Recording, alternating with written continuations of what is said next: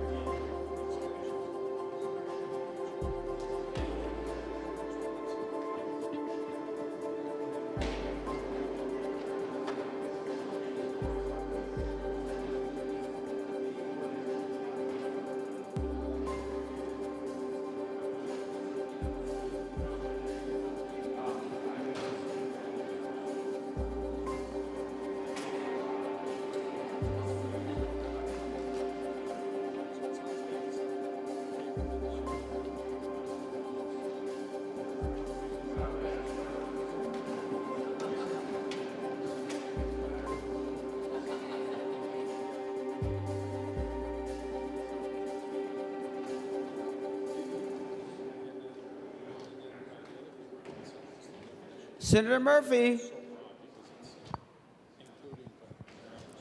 Thank you, Mr. President. I move that further proceedings under the roll call be dispensed with and that the Sergeant at Arms be instructed to bring in the absent members. On that motion, all in favor say aye.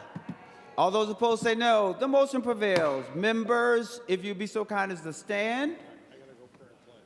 In our Senate tradition, we start with prayer, and today's chaplain is Reverend Amanda Ludeman from Grace United Methodist Church in Burnsville. And following the prayer, please remain standing for the Pledge of Allegiance. Will you please join me in this power of the pause in the tradition in which you stand? Holy source of wisdom and wonder, creator of a universe that is overflowing with diversity, beauty, and possibility, we pause in gratitude for both the privilege and the burden of public service.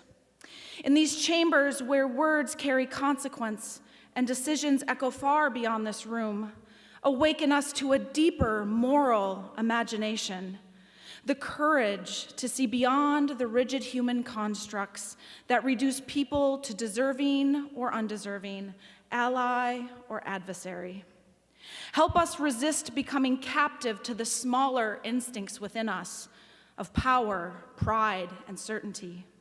Instead, Holy One, cultivate within us a discipline of deep listening, the humility to be teachable, the wisdom to remember that strong communities are not built by winning over one another, but by showing up for one another as each other's brother's keeper and each other's sister's guardian. Teach us to see the face of a neighbor before the label of opponent. Ratify within us our best selves that is rooted in your expansive heart. Legislate our higher selves into your being. And orient us always towards the better work, the work of cultivating communities where every constituent we serve can live with dignity, hope, and belonging. Amen.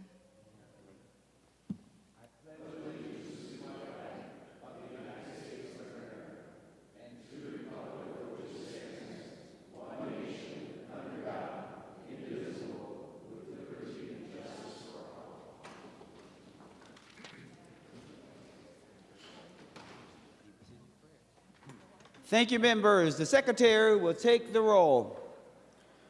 Abler, Barr, Bolden, Carlson, Champion, Clark, Coleman, Swadzinski, Dames, Dibble, Dornick, Draheim, Drazkowski, Duckworth, Farnsworth, Fateh, Frentz, Green, Grunhagen, Gustafson, Hochschild, Herr, Heinzman, Hemmingson Yeager, Hoffman, Holmstrom, Housley, Howe, Jasinski, Johnson, Johnson Stewart, Klein, Coran, Kroon, Kunish, Kupek, Lang, Latz, Liskey, Limmer, Lucero, Mann, Marty, Matthews, Mayquaid, McEwen, Miller, Mohammed, Murphy, Nelson, Verbaten, Pappas, Pa, Port, Pratt, Putnam, Rarick, Rasmussen, Rest, Seeberger, Utke, Weber, Wiesenberg, Westland, Westrom, Wickland, Zhang.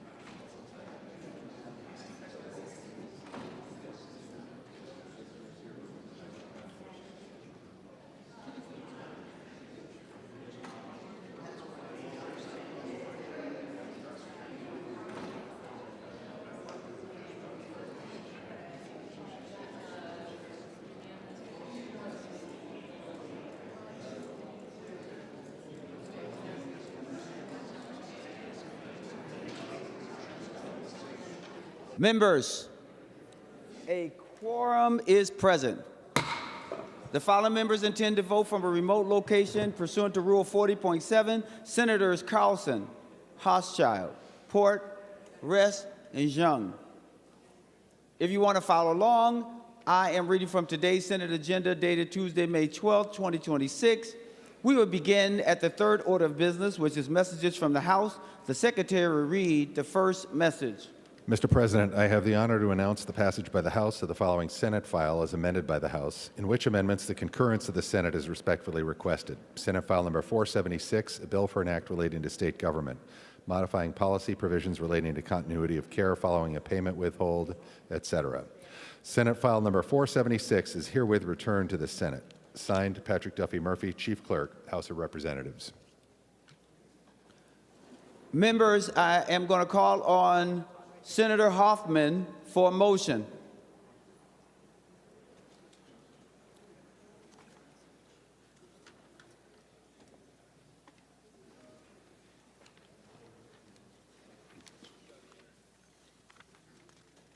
Mr. President, I move that we concur to the amendments by the House of Senate File Number 476 and that the bill be placed on its repassage as amended. Senator Hoffman, would you be so kind as explain the House changes to the bill? Mr. President, the House should know that we actually defended the Senate position on continuity of care, Mr. President. Thank you very much. It's a good bill. Vote green. Any other discussions? Seeing none, all in favor say aye. All those opposed say no. The motion prevails. The Secretary will give the bill its third reading. Senate File Number 476, a bill for an act relating to state government, modifying policy provisions relating to continuity of care, etc. Any other discussion before the Secretary takes the roll on final passage as amended by the House? Senator Rasmussen. Thank you, Mr. President. Would the bill author yield for a question? Senator Hoffman, will you yield for a question? He will yield for a question. Senator Rasmussen. Thank you, Mr. President, and thank you, Senator Hoffman. I know this bill in front of the body doesn't contain major program integrity provisions, and the idea that the Senate's been working on is that there would be a standalone program integrity bill coming to the Senate floor. And Mr. President, I was wondering if the bill author could update me on that process and when we can expect that here on the Senate floor. Senator Hoffman, to the question. Thank you, Mr. President. There are two There are two pathways that the integrity conversation is happening. One, of course, is in our budget bill. Wasn't in the We've always maintained that we were going to keep the integrity separate and then have a little bit which is in the budget side of it. So it's still in the works, Mr. President, and that's why we're doing what we're doing. Senator Rasmussen. Thank you, Mr. President, and thank you, Senator Hoffman. And when I look at the bill, I appreciate some of the changes that were made since we last saw it. And for me, the biggest issue isn't what's in the bill, it's what's missing, which is we only have a few days left before we adjourn for the year. And the Senate hasn't taken up a major program integrity package to address the issues that we see within our human services space. And I'm anxious to have that debate, to have that bill come here to the Senate floor. And I'm concerned that yet another day goes by when we haven't addressed that, given that this also has to pass the other body and will take some time to become law. Another concern I have, Mr. President, is it seems like the language in this bill would restrict the executive branch from taking action to prevent fraud that they did last year with the Housing Stabilization Services Program. And so the concern I hear from Minnesotans is they want us to stop fraud and hold those responsible accountable for the fraud that they've caused. And I still think we're waiting for that bill to come to the floor. Thank you, Mr. President. Any other discussion before we give before we vote on final passage of Senate File Number 476? Seeing none, the Secretary will take the roll for final passage as amended to Senate File Number 476.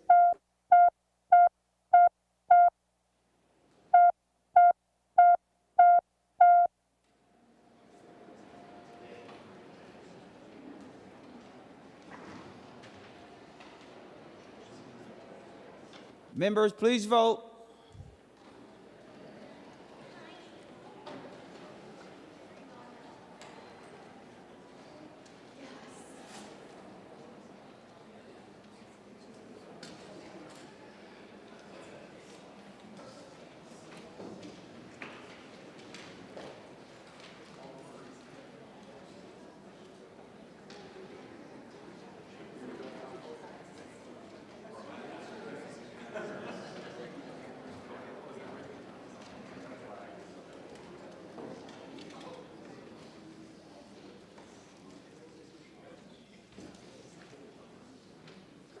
Senator Kunesh, for those voting pursuant to Rule 40.7.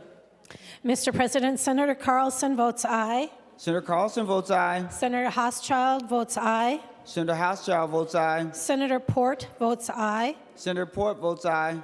Senator Rest votes aye. Senator Rest votes aye. Senator Zhang votes aye. Senator Zhang votes aye. And Senator Clark votes aye. And Senator Clark votes aye.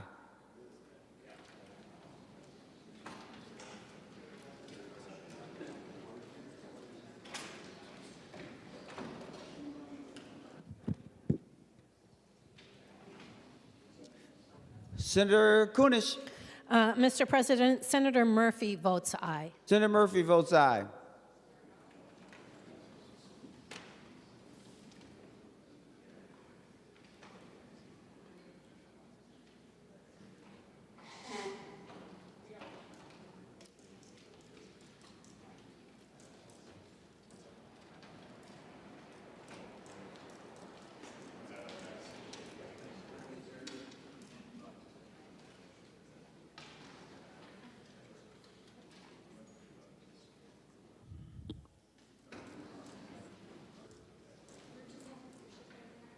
All members having voted who desires to vote, the Secretary will close the roll. There being 41 ayes and 26 nays, the bill is passed and its title agreed to.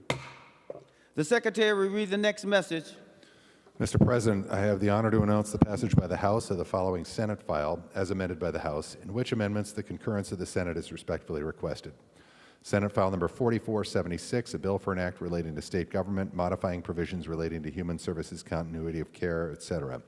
Senate file number 4476 is herewith returned to the Senate. Signed, Patrick Duffy Murphy, Chief Clerk, House of Representatives. I'll call on Senator Hoffman for a motion. Thank you, Mr. Chair. I move that the Senate do not concur in the amendments by the House to Senate File 4476 and that a conference committee of 4 members be appointed by the Subcommittee on Conference Committees on the part of the Senate to act with the like conference committee appointed on the part of the House. Thank you, Mr. Chair. Mr. President. Any discussions on that motion? Seeing none, all in favor say aye. All those opposed say no. The motion prevails. The Secretary will read the next message.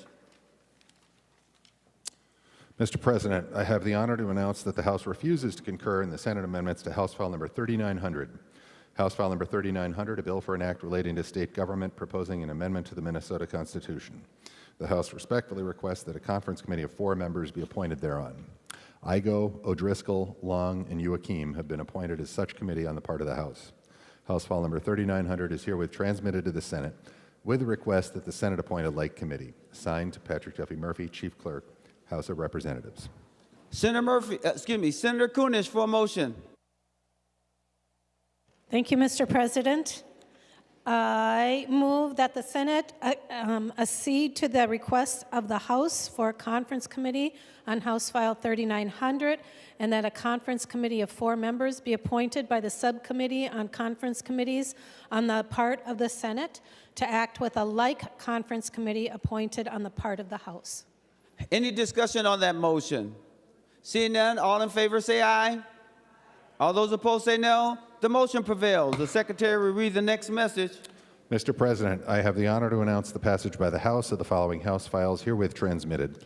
House File number 1695 and 4546. Signed, Patrick Duffy Murphy, Chief Clerk, House of Representatives. Members, no action is required. We'll now move to the 4th order of business, which is first reading of House bills. The House files have been given their first reading and referred as indicated. Moving down to the 5th order of business, which is reports of committees. I'll now call on Senator Murphy for a motion to adopt the committee reports.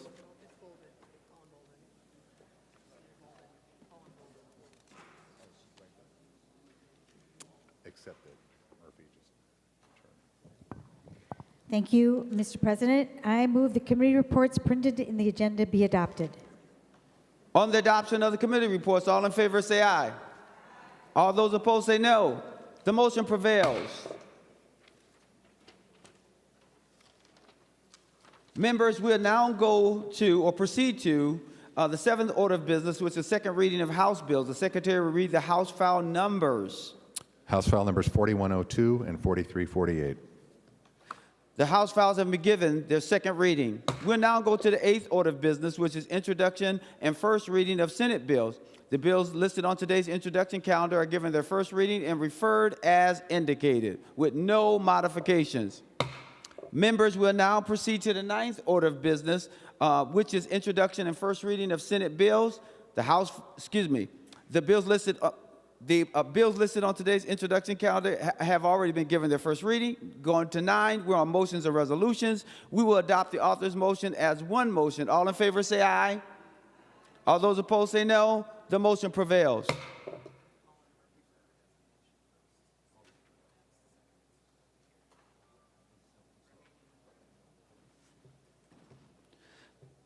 Remaining under motions and resolutions, I'll now call on Senator Murphy to designate special orders. Thank you, Mr. President. Pursuant to Rule 26, I designate the following bills be made special orders for immediate consideration. Members, the special orders list is on your desk.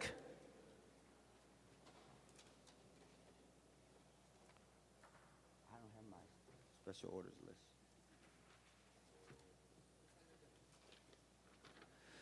The special orders list is on your desk. It's dated today. We will now go to Senator Dibble, Senate file number 4401. Senator Dibble. Thank you, Mr. President. Thank you, members, for the opportunity to present Senate File 4401, the second engrossment. Members, this legislation continues the legislature's work of responsibly implementing and refining Minnesota's cannabis regulatory framework following legalization in the adult use sector, which of course followed legalization for purposes of using cannabis as medicine. So this bill incorporates a broad package of matters brought to us by the Office of Cannabis Management. They are recommendations for implementation, what we refer to as streamlining reforms. There's a handout on your desk you can refer to about streamlining, licensing and endorsement modernization, local government clarifications, medical cannabis protections, enforcement tools, data practices, updates, and consumer protection, or excuse me, consumer product standards. Mr. President, members, I'll just do a very high-level walkthrough of the bill. The first part of the bill updates and clarifies the Office of Cannabis Management, so I'll refer to them as OCM's, powers and responsibilities, including authority relating to public health protections, labeling standards, potency limits, recalls, market oversight, enforcement, market stabilization.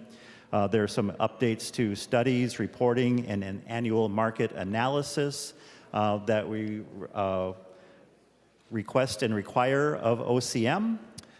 There is some measures having to do with local government coordination and authority to refine the relationship between OCM and local governments regarding a number of compliance issues and enforcement authorities and the like.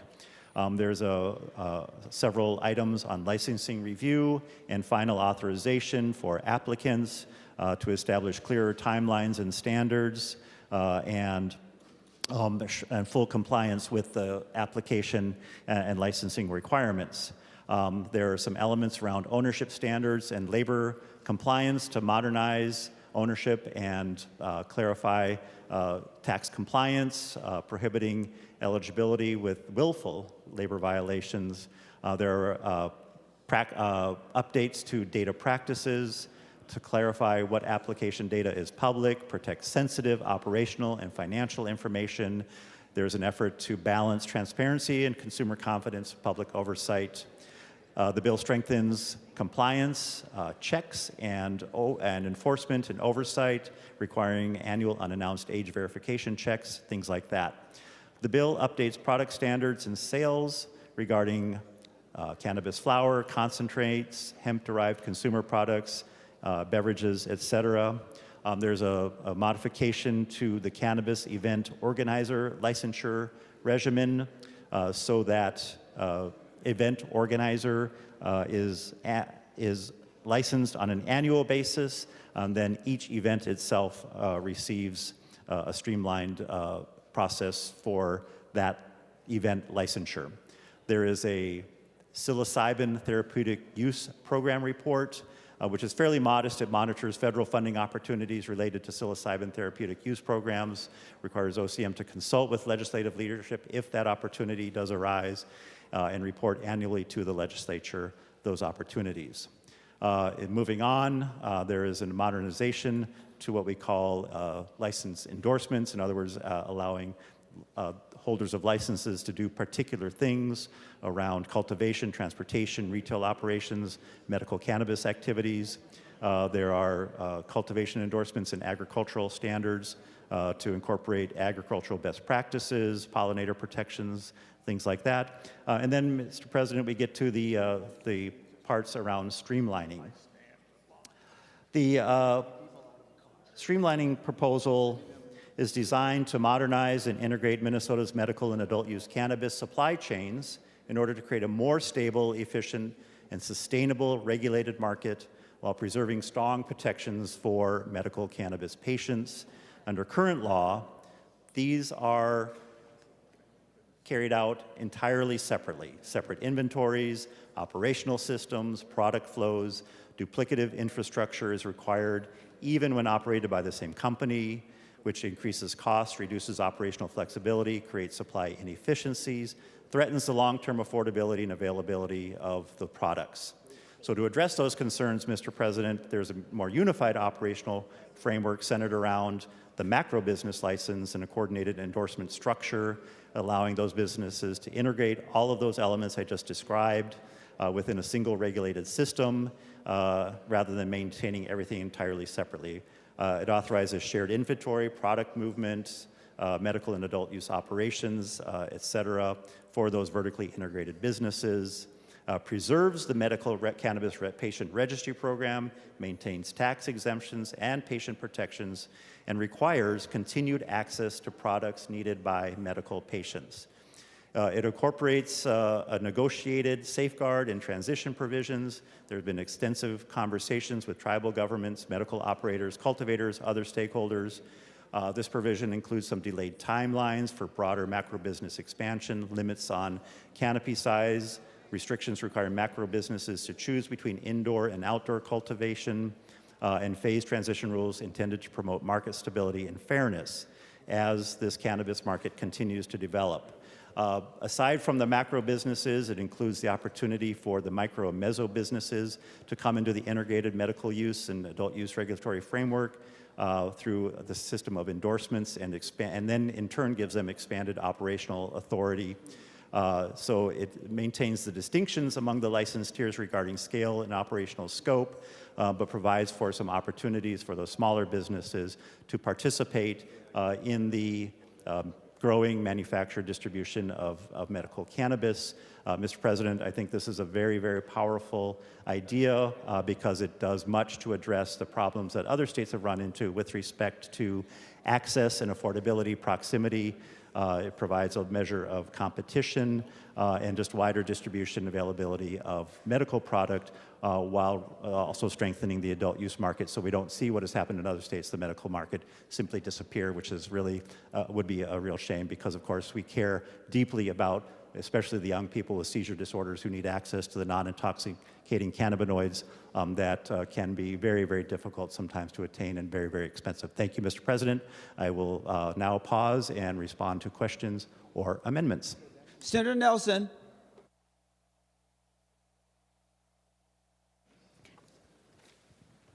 Thank you, Mr. President.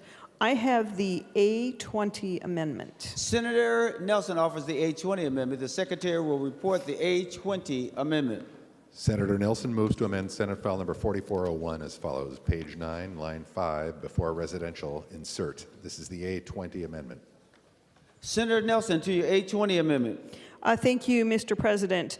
I just wanted to add some amendments that we had a brief hearing on think it was last year in Senator Dibble's committee, an informational type thing.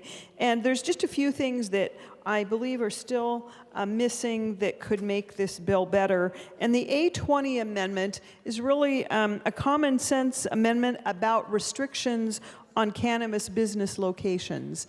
It just adds to those already restrictions that must be not within 500 feet of things like a daycare, a residential treatment facility, et cetera. The A20 adds a few more that are critically important. It also would restrict congregate housing for children, congregate housing for transplant recipients, and a hospital, with not allowing a cannabis site within 500 feet. And I do believe, I don't know if I attached it for you, but if you were to look at the cannabis-related visits, you would note that from 21 to 24, the rates have gone up. If you look by deciles, what was really concerning was seeing that those rates were really increasing in our kids.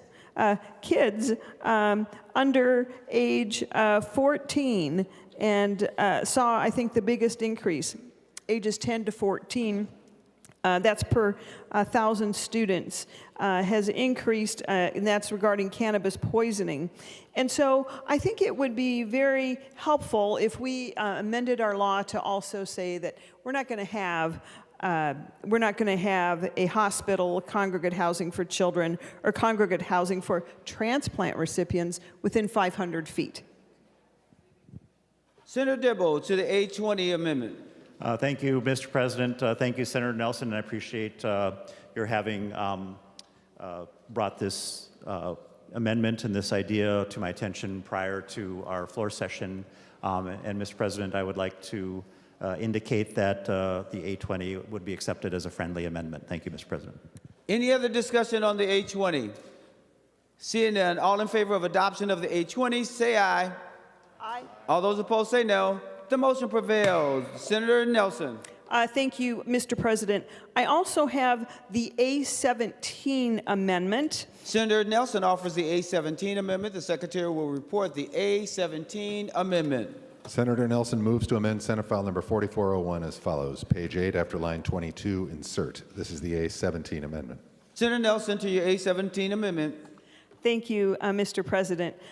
Members, the A17 amendment amends the current language which says that the Office of Cannabis shall not approve any cannabis product, lower potency hemp, edible, or hemp-derived consumer product and it already lists 7 places where these should not be, or these 7 product type things that should not be approved. This amendment simply adds 2 more. It adds number 8 and 9. And this amendment deals with flavors, and basically it just states that any cannabis products with added flavors like fruit, mint, menthol, vanilla, chocolate, spice, or other common food flavors, or the images or languages that would lead customers to believe that the product has a flavor other than the flavor of cannabis. And I know that this is something that we have spoken about in other areas as well. And I would encourage a green vote. You said a green vote. Are you requesting a roll call? No, I'm not. Excuse me. I'm just hoping it's added on. No vote. All right. Senator Dibble to the A17. Thank you, Mr. President. Again, thank you, Senator Nelson, for showing this language to me shortly before we went into floor session today. And while I do understand the motive and the intent behind the added language, I did want to report, Mr. President, to the Senate and for those listening, that the original 2023 bill, when we passed it, has quite a few guardrails and guidelines and protections against developing products, particularly in the adult use market, that are appealing to children. And further, we do empower the Office of Cannabis Management to take further steps in that respect. We have quite a bit already in place that deals with the subjects that Senator Nelson does raise. And I feel like I would need to understand this a little bit better. The other thing to remember with respect to flavoring is, especially as we go to streamlining, we start to bring these product types together, at least behind the point of sale. A number of these products are used by children for medical and for purposes that relate to pretty serious symptoms. And in some cases, flavoring might actually make the product more available, more useful, able to be used by children. So I just get a little bit concerned about that. So at this point, I would either request a no vote or an opportunity to speak further with Senator Nelson and in conjunction with the Office of Cannabis Management about this idea to see if there's some merit to this and we can accommodate the issues that she's bringing to light and she's concerning. But in lieu of that, I would request a no vote and a roll call. Roll call requested, roll call granted. Any other discussion before I go to the author of the amendment? Senator Nelson to the A17. Thank you, Mr. President. And I appreciate the discussion from my colleague. What I would note is that this is modeled after many of the things that we have done for tobacco. So the comment about streamlining certainly perked up my ears, but I also know that this is modeled after how we have limited flavors in tobacco. With that being said, a roll call was requested, roll call granted. The secretary will take the roll on the A17 amendment.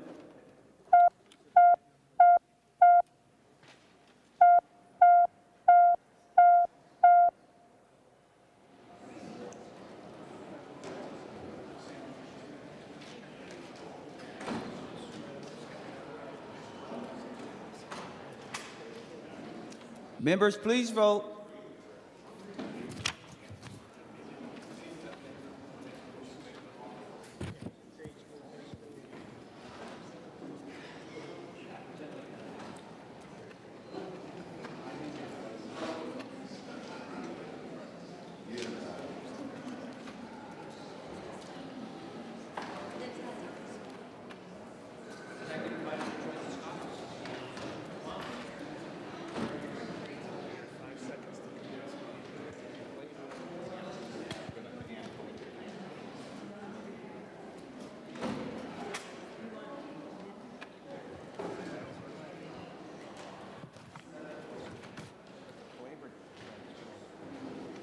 Senator Kunesh, for those voting pursuant to Rule 40.7.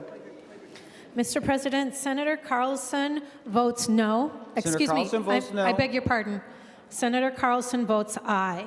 Senator Carlson votes aye. Wait a minute. So sorry. On the A17, Senator Carlson votes no. Senator Carlson votes no.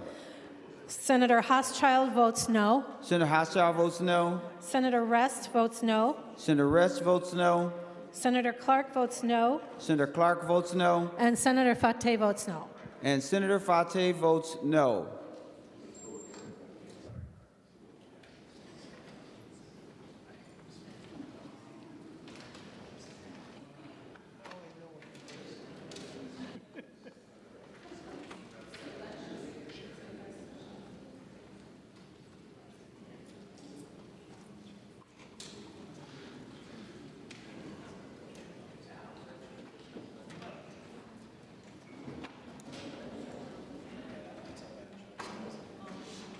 Senator Jasinski, for those voting pursuant to Rule 40.7. You're good. All members having voted who desires to vote, the secretary will close the roll. There have been 23 ayes and 40 noes. The A17 amendment is not adopted. Senator Nelson. Thank you, Mr. President. I have the A21 amendment. Senator Nelson offers the A21 amendment. The secretary will report the A21 amendment. Senator Nelson moves to amend Senate File Number 4401 as follows. Page 2 before line 5, insert. This is the A21 amendment. Senator Nelson to your A21 amendment. Thank you, Mr. President. This amendment has to do with potency and then the subsequent warning labels. There should be a handout on your desk that shows you the different types of cannabis products and what the current OCM rulings are, and what the A21 amendment suggests.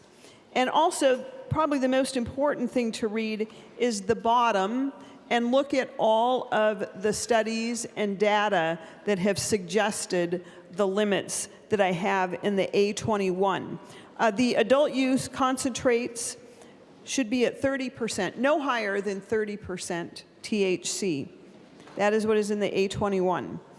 The topical and transdermal should be at 500 milligrams per package, and the OCM rule is twice that amount. What's interesting is there's no limit on flower, which is apparently one of the most potent, and that should be a 15% limit. And I'm saying should be based upon the research, the medical research.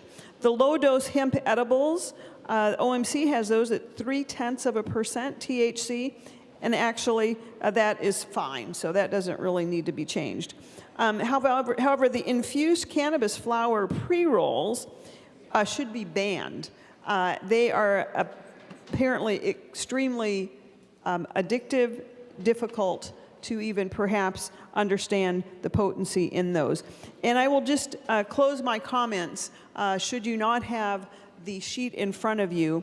As you would know, there is a strong association between higher THC content and increased harm, especially for cannabis use disorder, psychosis, and schizophrenia, anxiety, myocardial infarction, stroke, cognitive deficits, cannabis hyperemesis syndrome, low birth weight, and child poisoning. The higher the THC, the more challenging those disorders become.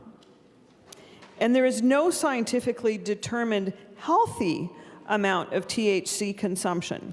So the goal of limiting the THC dose and content is harm reduction. And then I will not read all of this to you, but I do want you to understand the references. The Lancet Psychiatry, Volume 9, Issue 9. You'll have the page numbers on your paper, on your desk there. You can read that. That was the Cannabis Potency with Mental Ill Health and Addiction, a Systemic Review. Then we have the American Medical Association did a therapeutic use of cannabis and cannabinoids. And then the observational and experimental studies with the American Journal of Psychiatry did a systemic review about high-potency cannabis use and health. And JAMA also did a review association of high-potency cannabis use with mental health and substance use in adolescents.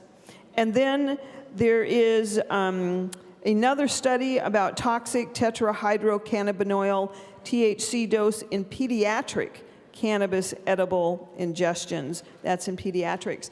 I would encourage you to support these limits that have come forth from the scientific medical community. We know and we have seen great increases in mental health needs. We've talked about it often on this floor. And we've tried to do many things to help and make sure that people get the supports and the help that they need when they need that. But one of the better things we should do in addition to trying to help people who are suffering from some of these issues, disorders, psychosis, schizophrenia, anxiety, cognitive decline, one of the things we can do is try and limit that up front or prevent that up front by increasing, or I should say in this case, aligning our limits for each of these products to what has been recommended by medical communities. I would encourage a green vote if there's a vote, but there might not be. Senator Dibble to the A21. Thank you, Mr. President. Thank you, Senator Nelson. And again, I'll thank you for showing me this amendment before we came into session this morning.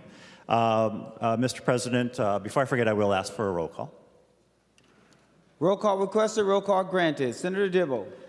Thank you, Mr. President. Senator Nelson also warned me yesterday that she's going to be bringing up these subjects, so I did have a little bit of time to confer with OCM, and so I'm a little bit smarter today than I was yesterday on this matter. Just very quickly with respect to labeling, the bill itself that we see before us does make some updates to existing labeling requirements to require consistent usage of the warning symbol established by the office indicating that the product is not for children, and in respect to labeling, the bill is some updates to existing labeling requirements, usage of the warning symbol. Product is not for children, and it provides information about the Minnesota Poison Control Center, which is a universal symbol. And there's also a universal symbol indicating that the package contains a product containing THC. It includes important packaging and labeling standards, along with the requirement that all retail businesses share additional warning and health information with consumers. Businesses may not have packaging to appeal to children. They're required to share information about impacts on driving and other health effects. All advertisements must include a warning specified by the office, and the law requires businesses to undergo age compliance verification checks, and that is strengthened in this bill. It empowers both local governments and OCM to take enforcement action when there are sales to minors. The concern is providing key safety information while avoiding what is termed label fatigue. Providing additional or too much information begins to overload consumers and dilute the impact. But we are always happy to continue working on these things. On potency, Mr. President, the law does include potency limits for a number of projects and tasks OCM with establishing the potency limits of others. They do so through the rulemaking process that, of course, has many, many rounds of public participation and input. Just very quickly, cannabis edible products are capped at 10 milligrams of THC. Liquid concentrate oils are designed for consumption through vaping are capped at 80%. Infused pre-rolls are capped at 50%. There is no limit on cannabis flower, which was mentioned because the product has a natural limit that caps out at around 30 to 35%. Again, the office is prioritizing education and enforcement, and there will be future rulemaking engagement. They will continue to evaluate efficacy of established limits, and they partner with a number of professionals in this realm, including the Poison Control Center, to ensure that everything and all decisions are well informed. I would request a no vote. Thank you, Mr. President. Senator Klein. Sorry about that, Mr. President. Mr. President, thank you and thank Senator Nelson for bringing forth this amendment. I had this exact bill sort of presented to me, and I authored it this year at the bequest of a constituent of mine who is a child psychiatrist and brought forth medical studies demonstrating exactly what Senator Nelson has described, that in states that have legalized, there's an increased incidence of psychosis, cannabis-induced psychosis, particularly among first-time users or child users. When I introduced the bill with the potency limits in particular, there was significant pushback from medicinal users, recreational users, producers, about the various difficulties that this would entail and the ways it would limit their options. And that part, I am concerned, is maybe not fully ready for prime time. The warning labels, I would say, have a great deal of merit. And Mr. President, I move that we divide the amendment. Okay, and how would you like it divided? From the beginning of the amendment to line 2.25, first half, and thereafter from line 2.26 to the end, and I would request that we deal with the second half of the amendment first. The author of the amendment has the right to divide the amendment, so I'm going to go to determine which portion of the amendment we take first or second. Senator Nelson, what's your pleasure? Mr. President, and number one, I want to say I was so focused on the potency, I forgot to mention the warning labels, which are incredibly important in this bill, and I appreciate my colleagues for having done that. And with that, I would say let us vote on the second half of the amendment first, which is the warning labels. I encourage a green vote. All right, any other discussion? We already know the division. We know that the author has decided which one we're doing first. I'm gonna have the secretary just report the division and what you're going to be voting on first. The division reads as follows. The first part is page 1, line 2 through page 2, line 25. The second portion of the amendment is, the first portion runs through page 2, line 24. The second portion from page 2, line 25 through page 4, line 24. So everyone clear? Senator Klein. If it's necessary, I request a roll call on both parts of the amendment. Roll call has been requested, and we'll make sure that it's done on both parts of the amendment. All right. Any other questions? You know what you're voting on? The secretary will take the roll.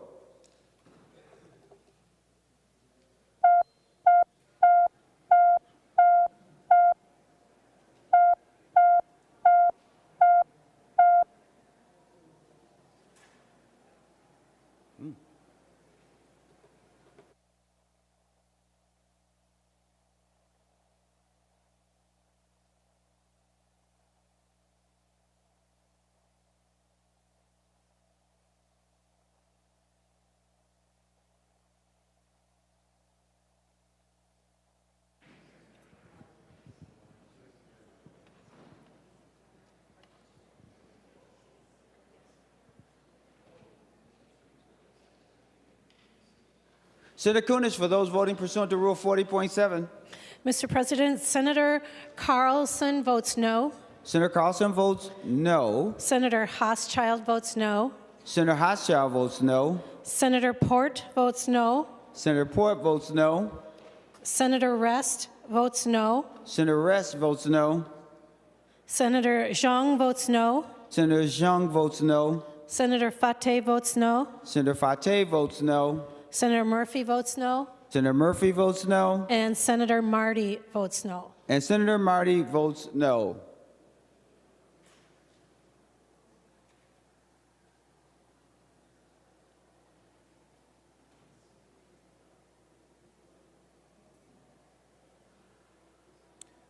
Senator Jasinski, anyone voting pursuant to Rule 40.7?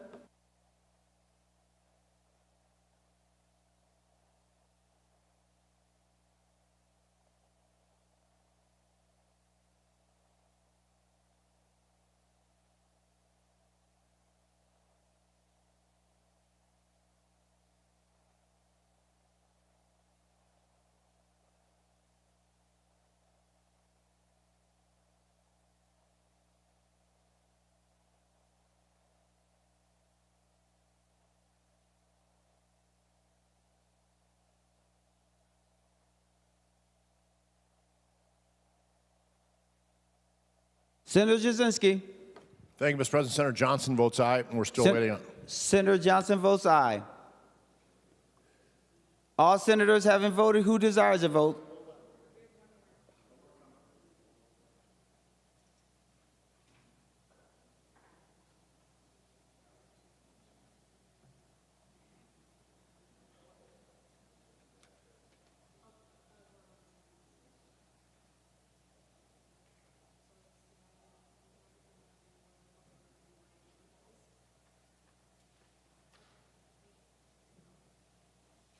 Senator Jasinski. Thank you, Mr. President. Senator Duckworth votes aye. Senator Duckworth votes aye. All senators having voted who desires a vote, the secretary will close the roll. There being 35 ayes and 32 nays, the first part of the division prevails. Members, we're now on the second portion of the division, and the secretary will report the division. Just the second part of the division. Just page 1, line 2. Okay. The first part of the division is from the A21 amendment, page 1, line 2, through page 2, line 24. And that would be the second part of the division. Senator Nelson, I saw you standing. Did you want to say something about the second part of the division? Yes, I just wanted members to know that the second part of the divided amendment is what I presented first, which has to do with the potency labels, or with the potency limits, which, as we know, are significant, and the research has been pretty clear on that. So I encourage a green vote. Senator Abler. Thank you, Mr. President. For the viewers at home, the second part is now the first part. So anyway, so follow the bouncing ball. And Mr. President, I want to thank people for letting the second part go on. I mean, the first part, which is the second part, that we just voted on. I think this is a topic that needs to be discussed. I think that, you know, Senator Szynski used the word cool, talking about some of the nominees for the Pelsby board. I think people think that smoking pot, doing all this vaping, do all this little rolled things is cool. And it's like, oh, it's amazing. And my dad did it, and he's fine. And it's just a different world, just to remind people. And so the discussion, and I did not prevail earlier when I had my concerns about this, but there are people that are going to come to great harm because they think this is no big deal. And they're not going to be aware in their exuberance to enjoy these various products that some are like hugely potent, and it actually could figuratively used to fry their brain to the point that they might not get over it. And I've met too many parents whose young adults did, that's not the technical term, Mr. President, but they were not the same, and they came to great harm. And so I don't know what the right potencies are. I don't know what the right labels are, but this bill is going over to be talked about. And so I think it would be very productive if these limits could be put in there for further discussion, so maybe one or more of them actually could be adjusted. After all, we are the ones who set up what the Office of Cannabis Management does. They don't get to make up their own stuff. We are the ones charged with that. So members, I urge a green vote on this, and please just let it be talked about. Thank you. Any other discussion? The secretary will take the roll on the second part of the divided amendment.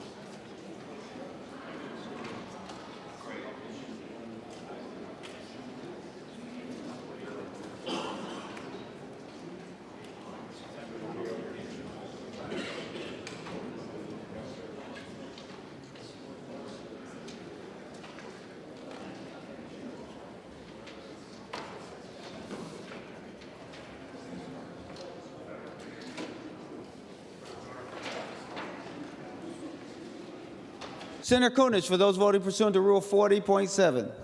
Mr. President, Senator Carlson votes no. Senator Carlson votes no. Senator Hochschild votes no. Senator Hochschild votes no. Senator Port votes no. Senator Port votes no. Senator Rest votes no. Senator Rest votes no. Senator Zhang votes no. Senator Zhang votes no. Senator Fateh votes no. Senator Fateh votes no. Senator Murphy votes no. Senator Murphy votes no. And Senator Marty votes no. And Senator Marty votes no.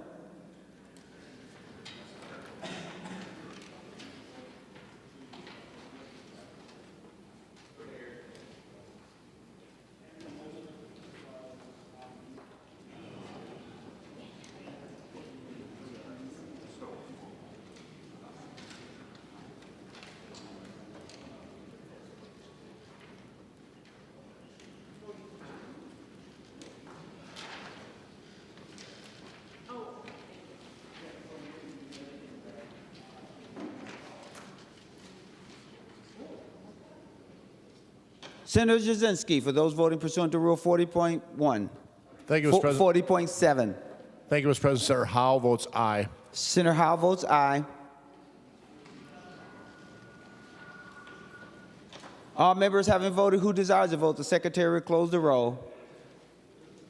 The portion of the division that goes from line 1.12 to line 2.24, there being 25 ayes and 41 nays, it does not prevail and is not adopted. Senator Rasmussen. Thank you, Mr. President. I remember back in 2023 when the original bill to legalize recreational marijuana passed through the legislature, and whether you were a proponent or an opponent of that effort, a lot of work, debate, and negotiation went into that, and to many of the policy choices that were made in a bill that I believe was hundreds of pages by the time it was signed into law. And one of the public policy choices that was made in that bill was around how do we preserve the medical marijuana market for Minnesota patients who need it at the same time as legalizing adult use cannabis. And one of the concerns that was brought up is when we look at other states' experience and you legalize recreational cannabis, is that the medical market can effectively disappear because there is such an incentive to move over to the recreational market, which is much larger than the medical market. And so in that original bill in 2023, there was a program that was effectively put into place to incentivize medical cannabis providers to continue providing supply to the market. And they would have had they have under current law from the 2023 bill, a 90,000 square foot canopy limit. But in order to meet that canopy limit, for every square foot of recreational cannabis they grow and produce, they have to have double the amount on the medical side. And the whole point of that original compromise in 2023 was to make sure that we had supply for Minnesota patients who have a medical provider who have prescribed them medical cannabis. In the bill before the body, it would take that canopy limit from 90,000 square feet and move it to 30,000 square feet, 1/3 of the original bill that was passed in 2023. And I think there's a number of concerns, Mr. President, to be had about that. One is the concerns that were raised in 2023 around patients' access to medical cannabis and what this could mean for their potential access. And then second, just an overall sense of fairness, that when we pass laws and we set rules, people make choices. They take jobs and move to different places. They invest tens of millions of dollars in capital to meet the current law. And now, just within a few short years of passing that original framework, to be changing it in such a dramatic way, I think is unfair, and it shows a hostile business environment here in the state of Minnesota. So to rectify that, Mr. President, I'd like to offer the A15. Senator Rasmussen offers the A15 amendment. The Secretary will report the A15 amendment. Senator Rasmussen moves to amend Senate File Number 4401 as follows. Page 76, line 1, after C, insert. This is the A15 amendment. Senator Rasmussen to your A15. Thank you, Mr. President. The A15 would look at the cannabis macro businesses that have a cultivation endorsement and a medical cannabis cultivation endorsement, and it would effectively allow them to continue to operate at that original 90,000 square foot canopy limit. This amendment will help preserve access for medical patients to medical cannabis. It will have consistency with the original law and respect investments and choices that have been made by businesses in this sector. And I think will also, for those colleagues of mine who are hoping to have a legalized market, there is a real constraint on supply right now, and this would also address those concerns. I'd ask for member support. Senator Dibble to the A15 amendment. Thank you, Mr. President. Thank you, Senator Rasmussen. And yeah, you put your finger right on the exact elements that are being discussed. As we consider streamlining and what's advisable in terms of, especially around the macro license, the incumbent medical providers, et cetera, who are looking to provide for both supply into the adult use market as well as maintain their presence in medical. And Senator Rasmussen, you're absolutely correct. What's happened in other states is that medical has kind of withered and died in some. And so we're trying really, really hard. That's the whole crux of the streamlining proposal, is trying to strike that balance and also create some incentives and some market signals, some economic signals and the like for the macros to continue to be able to provide for the kinds of efficiencies they need, as well as continue to manufacture the hard to and more expensive to supply really, really crucial medicines that young people need that I mentioned before, and sell into the larger marketplace as well. The idea behind reducing the canopy, of course, from the existing 90 that they're allowed, and also getting away from this crazy scheme that was developed kind of on the fly a couple of years ago, where they have to maintain separate grow operations even within the same facility, but be completely separate, and then change those according to some metric of previous year's sales. Very, very, very difficult to understand, much less comply with as well. But at the same time, Mr. President, the original goal and aspiration of the adult use law was to really make Minnesota somewhat unique in its establishing a market that had a lot of opportunity for Minnesotans, as well as a kind of a artisanal marketplace, if you will, or a kind of small operator, people who can be more nimble, more creative, more responsive, and aren't completely dominated by very, very large outstate actors that are extremely well financed, investment trusts and the like, that have come into other states and completely dominated. The existing medical providers started off as Minnesota companies, people we actually know personally, but they've since sold and they're now owned by very, very large external state operators. And the fear, of course, is that particularly in the limitation of the number of, there's a kind of a slowdown, if you will, limitation on the number of these licenses, is that the large operators will come in, flood the supply, and these are all vertically integrated businesses, keep in mind, so they're growing, they're manufacturing, they're packaging, they're distributing, and they're selling, all within their own company. And so they can really just kind of be a solo operator and exclude the rest of the market and kind of shove out the ability of the rest of the market to get up on its feet. 30,000 might not be right. I'm pretty sure 90,000 is too much. There's something in between there. Mr. President, I would actually, if I could offer a verbal amendment to the amendment. State your verbal amendment to the amendment. Mr. President, I would, on line 1.6, I would change 90 to 45. And, Mr. President, on line 1.17, I would change 17 to 45.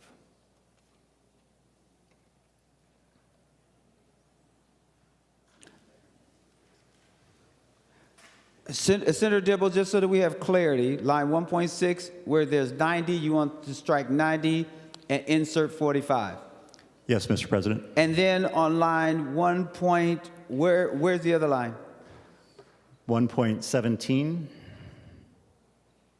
Where it says 90, you want to strike 90 and insert 45 again? Yes, Mr. President. Okay, thank you, because we thought we heard you say put in 17. So, okay, thank you. So the Secretary will report the amendment to the amendment. Senator Dibble moves to amend the A15 amendment as follows. On page 1, lines 6 and 17, delete 90,000 and insert 45,000. And Senator Dibble, just for clarity, there was initially, just so that you're clear, there was originally a roll call requested. Are you requesting a roll call on the amendment to the amendment? Yes, Mr. President. Amendment to the, a roll call has been requested, roll call granted. Now to your amendment. Thank you, Mr. President. The existing macros themselves have not even come up to this level of canopy yet. They're right around a little over, or right around 30-some thousand, maybe 35,000 square feet of canopy at present.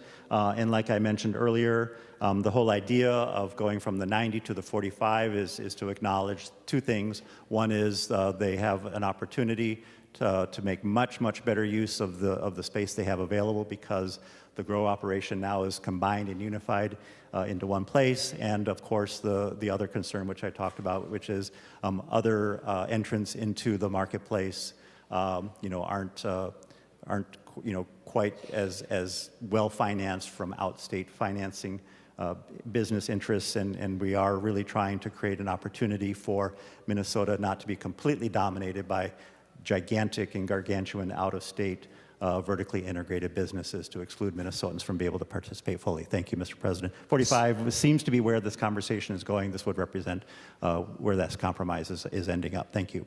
Senator Lucero, just for clarity, when we're on the floor and someone else is speaking, everyone else has to be seated or someplace else, because the floor belongs to whoever is speaking, and so that's just according to our rules, okay?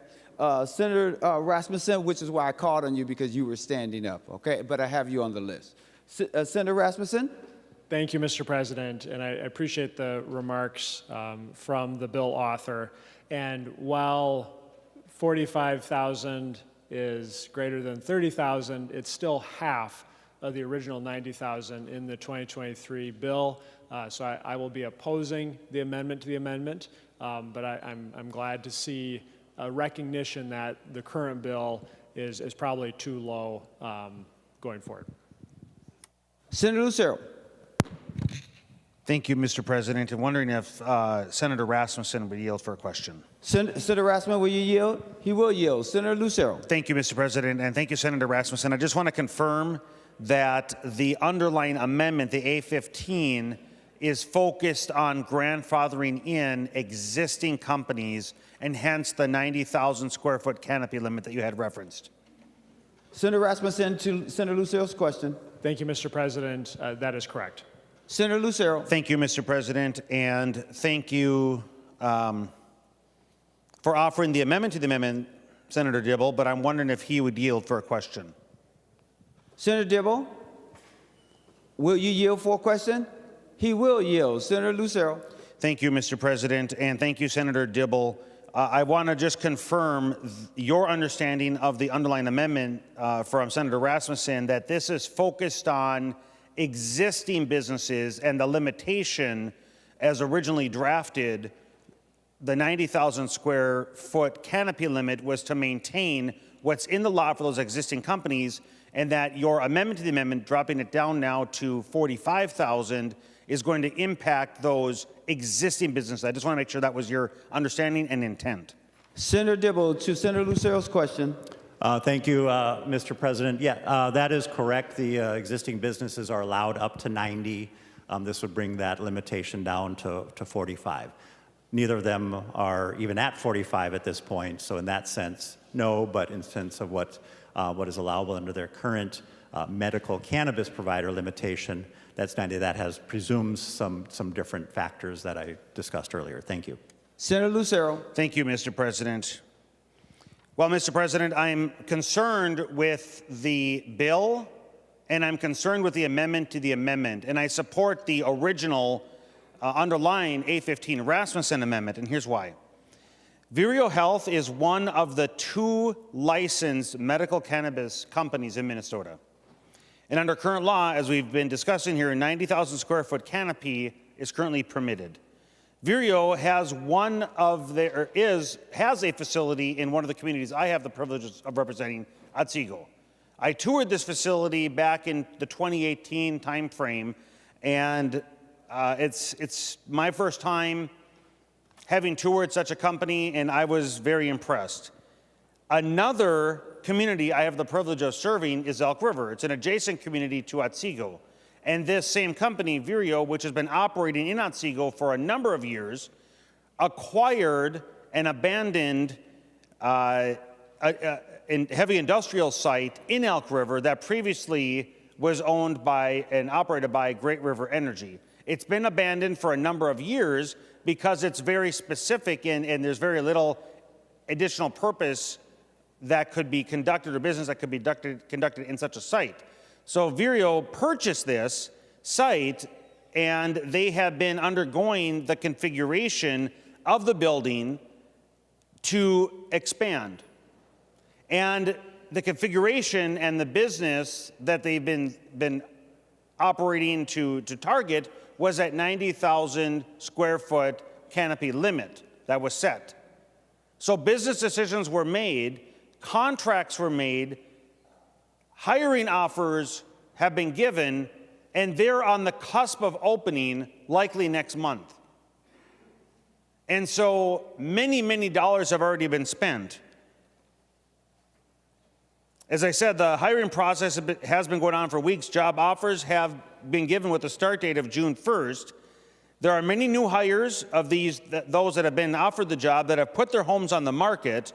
These new hires have made offers on new homes. The new hires have given their landlords the notice that they would not be renewing their lease. New leases have been signed, and current employees have given notice to their employers that they would be leaving their job. For the legislature to come in now and attempt to go from 90,000 square foot down to 30,000 and now raising it up to 45 is still adversely impacting the decisions that have been made under what was current law, 90,000 square foot canopy. If this goes into effect, the numbers won't work. And this site that had been abandoned for a number of years is going to likely be reabandoned or stranded because the business model is not going to work under 45,000 square foot limit.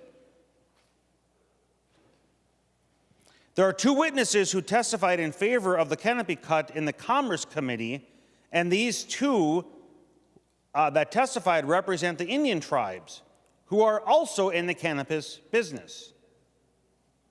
The competitors, the Indian tribes, ironically don't have any canopy limits.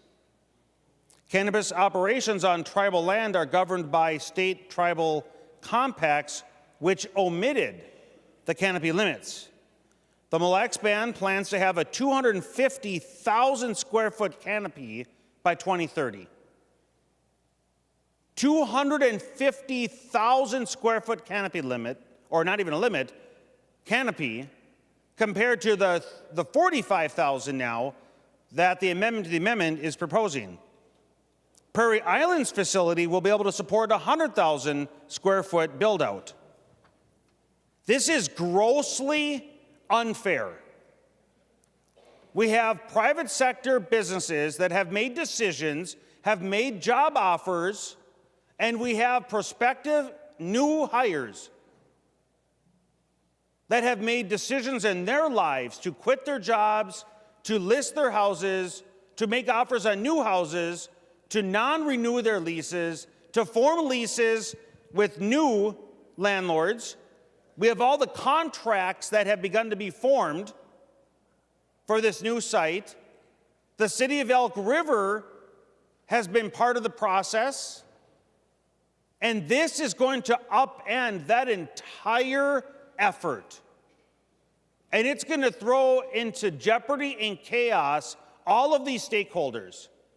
And so, Mr. President and Senator Dibble, that's why I asked Senator Rasmussen to confirm this is simply grandfathering in. And he confirmed that's what the underlying amendment would do. Grandfather in those companies like Vireo that were using the limit that was in statute to make decisions. This is cutting them off at the knees. Mr. President, would Senator Dibble yield for another question? Senator Dibble, will you yield? He will yield. Senator Lucero. Thank you, Mr. President, and thank you, Senator Dibble. Senator Dibble, I'm not sure if you are aware of the adverse impact that's going to happen, but are you concerned that if your amendment to the amendment does indeed become law, that the 45,000 canopy limit is going to have a gigantic detrimental impact to hundreds of people? Is there a concern, and what are your thoughts about potentially rectifying that situation? Senator Dibble to the question. Senator Dibble to the question. Thank you, Mr. President. I'll just remind the body that both of the what we refer to as the incumbents, the established medical cannabis company providers, that would be macros under the new licensing scheme, haven't even gotten to 45,000 square foot canopy. They're in the, somewhere in the low to mid 30,000 range. So this allows for a fairly substantial expansion. I'll also let members know that a number of additional license applicants have their licenses in process. So very soon there will be quite possibly anywhere from 6 to 8 additional large-scale 45,000 canopy, if this were to prevail, grow operations that would be available or in this state, hiring dozens, if not more people to do the work that they do in this vertically integrated system that they're able to tap into, provide both medical and adult use. And I'll just remind everyone that the 90,000 presumed is a very different kind of a scenario where there was not efficient use of the greenhouses, the grow space, the canopy, et cetera. And we'll also remind everyone that hundreds and hundreds of people will be working in this, in this marketplace in Minnesota at the micros and the mesos, and like I said, the emerging macros. Those are Minnesota businesses that we don't want to shove out before they even have a chance to get out of the starting blocks and get up on their feet and get those businesses started, which has happened in many other states. They don't have local people who are actually starting businesses, running businesses, hiring local people. Thank you, Mr. President. Senator Lucero. Would Senator Dibble yield for another question? Senator Dibble, will you yield? He will yield. Senator Lucero. Thank you, Mr. President, and thank you, Senator Dibble.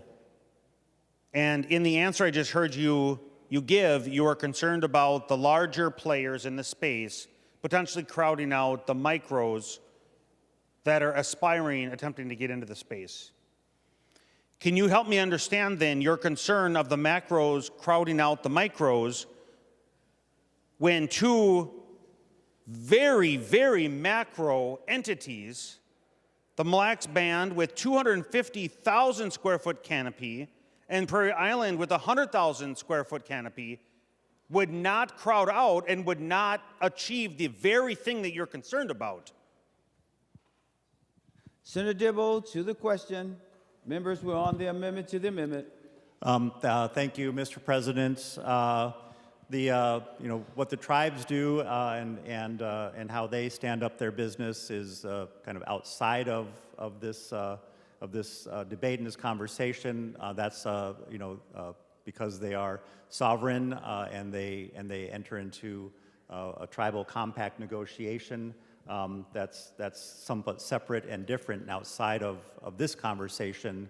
But I will mention, just parenthetically, Mr. President, that the idea, of course, was to allow for those who have been traditionally excluded by capital and by market force dynamics and other social dynamics to let folks to get into this industry in a way that allows for a greater shared prosperity for those who have otherwise struggled to fully participate in our larger economy. Thank you, Mr. President. Senator Lucero. Okay, Mr. President, thank you. Well, here's where we're at. Business in Minnesota is a tough business. Not only is it hard because of high taxes, not only is it hard because of the incredible, burdensome, crushing regulation, but there's a third element now. And here's the third element: changing the rules 3 or so weeks before you're about to open your business. How are businesses supposed to start or grow a business in Minnesota? How are jobs supposed to be created in Minnesota when the legislature changes the rules of the law a few weeks before you open your doors?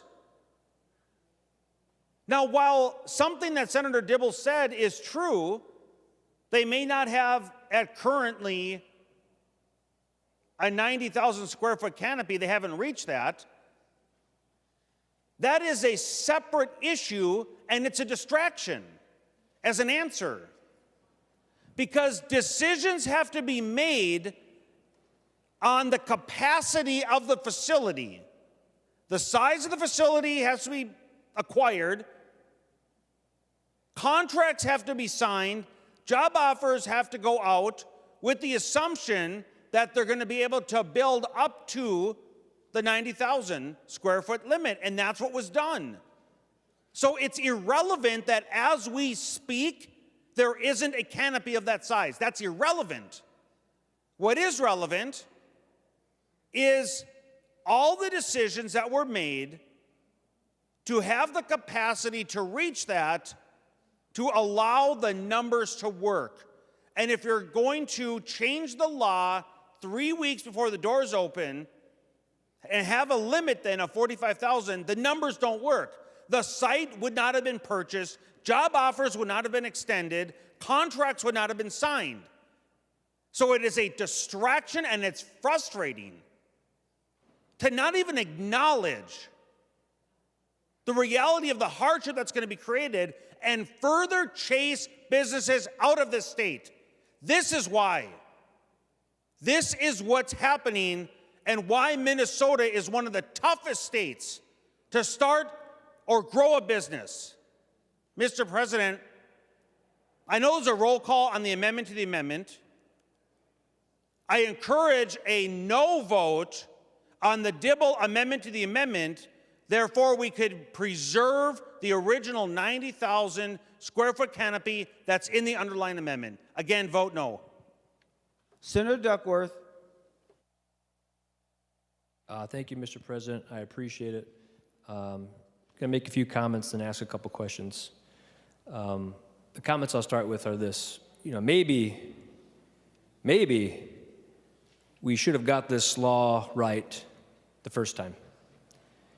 Maybe we shouldn't have rushed and pushed the original bill through the legislature without sufficient due diligence.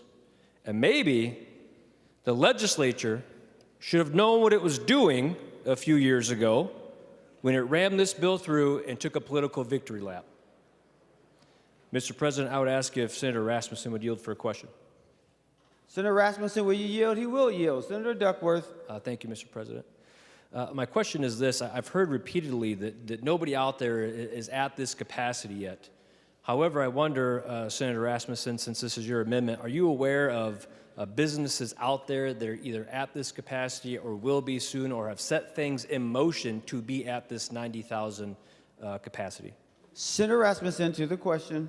Thank you, Mr. President. Yes, there are businesses that looked at the legal framework that was put in place in the 2023 cannabis law and planned for that. And so they have made investments, they have made job offers, they have commercial plans that would allow them to utilize that 90,000 square foot canopy limit that are now going to be adversely impacted if this bill goes through unamended.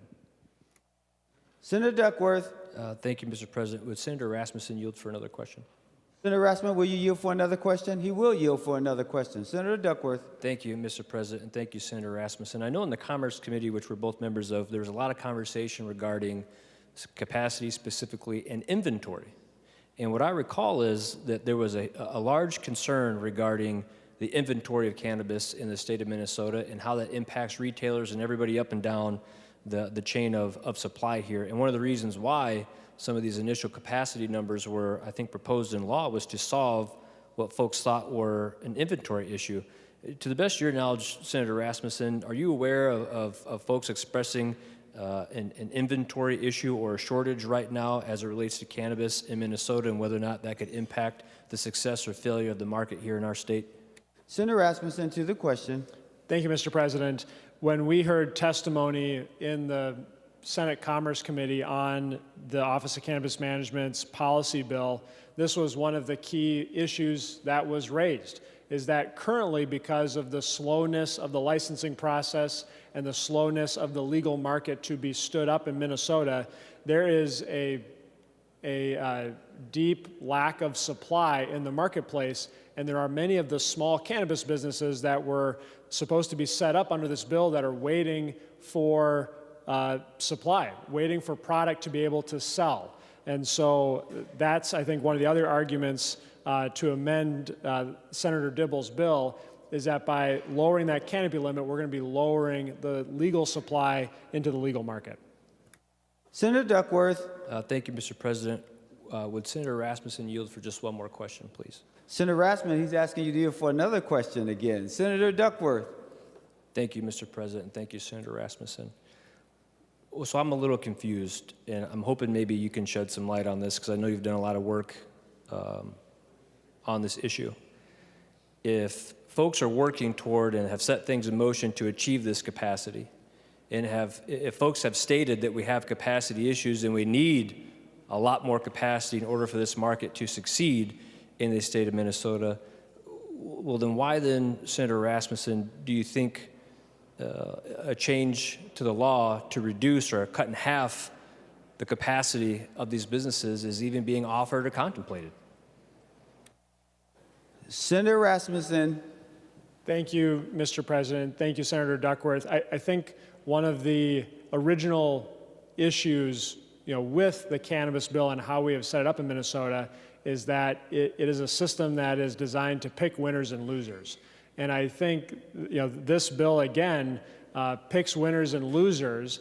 And unfortunately, it not only picks winners and losers, but it does it after the original framework was set. And so I think, again, you have different people that would like to limit competition within the market, that would like to limit the amount of canopy that their competitors are able to offer.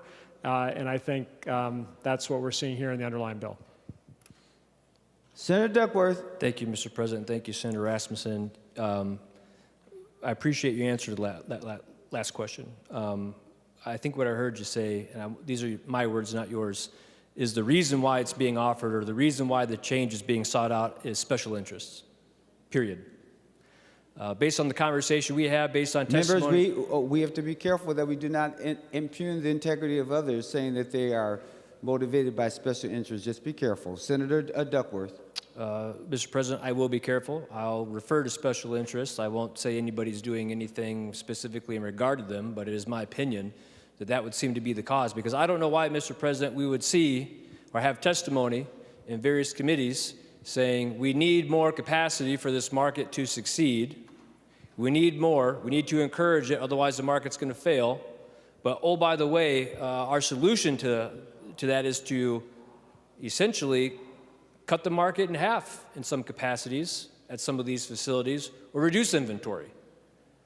So if people are telling me with a straight face we need more, but they're taking action to specifically do less, that's why I asked the question. Why would they do that? It does not make sense unless perhaps there are other interests at play. That's why I posed the question. And here's the deal, Mr. President. I'm not particularly passionate about cannabis. I know that probably won't surprise anybody in this chamber. However, what I am passionate about, and why I have an issue with this amendment to the amendment, is about the success of small business in Minnesota, period, and the environment that we create here in our state for businesses to succeed, or the lack thereof.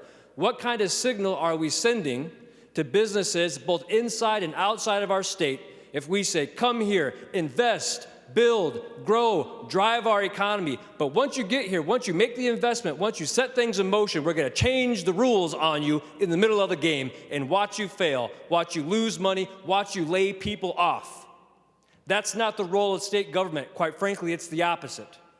That's why this amendment to the amendment should not pass and why the underlying amendment should pass, Mr. President. Are we going to take a stand like we say we're going to for businesses all across our state, or are we going to continue to watch every single headline that comes out of the newspaper on a weekly basis about the next restaurant, the next business shuttering its doors forever? Our state can't sustain it, and neither can the people of Minnesota. Stop saying one thing and doing another. Senator Coran. Thank you, Mr. President. I rise in opposition to the amendment. Senator Lucero and Senator Duckworth and Senator Rasmussen, they covered a wide variety of issues.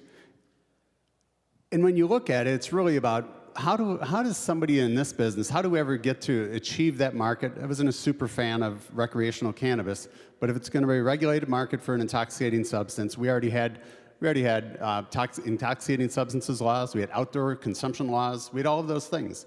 But then I heard the word, we chose a unique path. We did. We chose a unique path that said, well, what we're going to do is we're going to have a variety of favored businesses and disfavored businesses.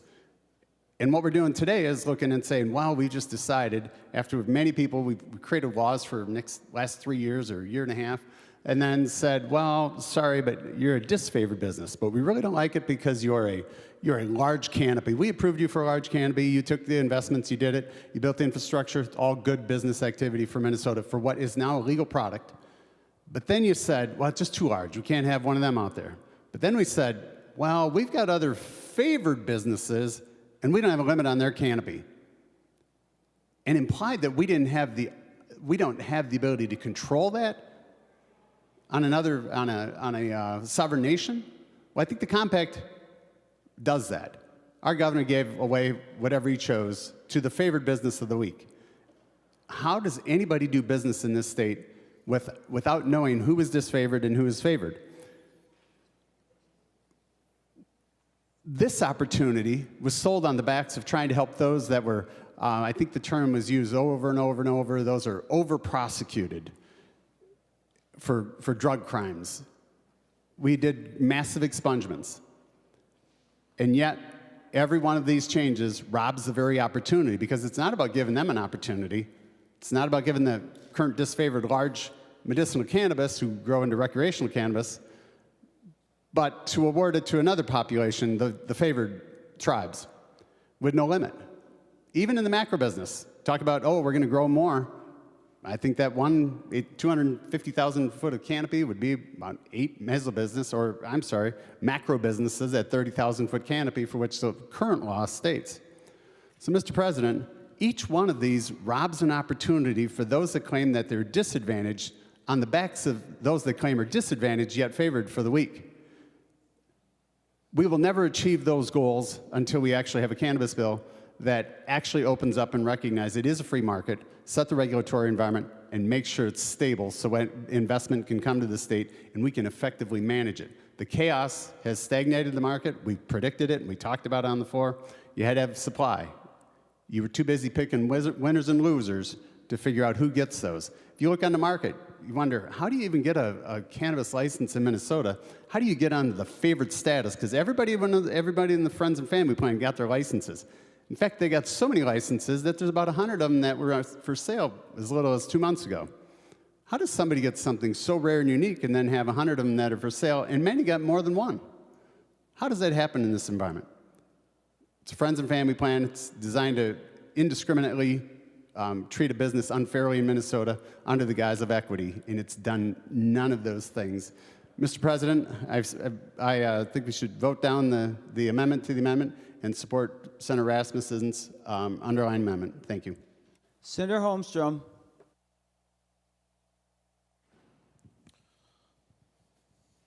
Mr. President, members, I rise in opposition to the amendment We heard credible testimony that businesses have made real decisions. They've invested millions and millions of dollars into this market.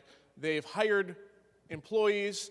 These employees have moved from great distances, sold their homes, entered into new agreements and leases, and now will be without jobs. It is unconscionable to come in at the 11th hour and change all the rules. And I heard something very interesting during debate. I heard that the tribes came to the committee to oppose this. Of course, they do not have the same restrictions. They can grow the canopy as large as they want.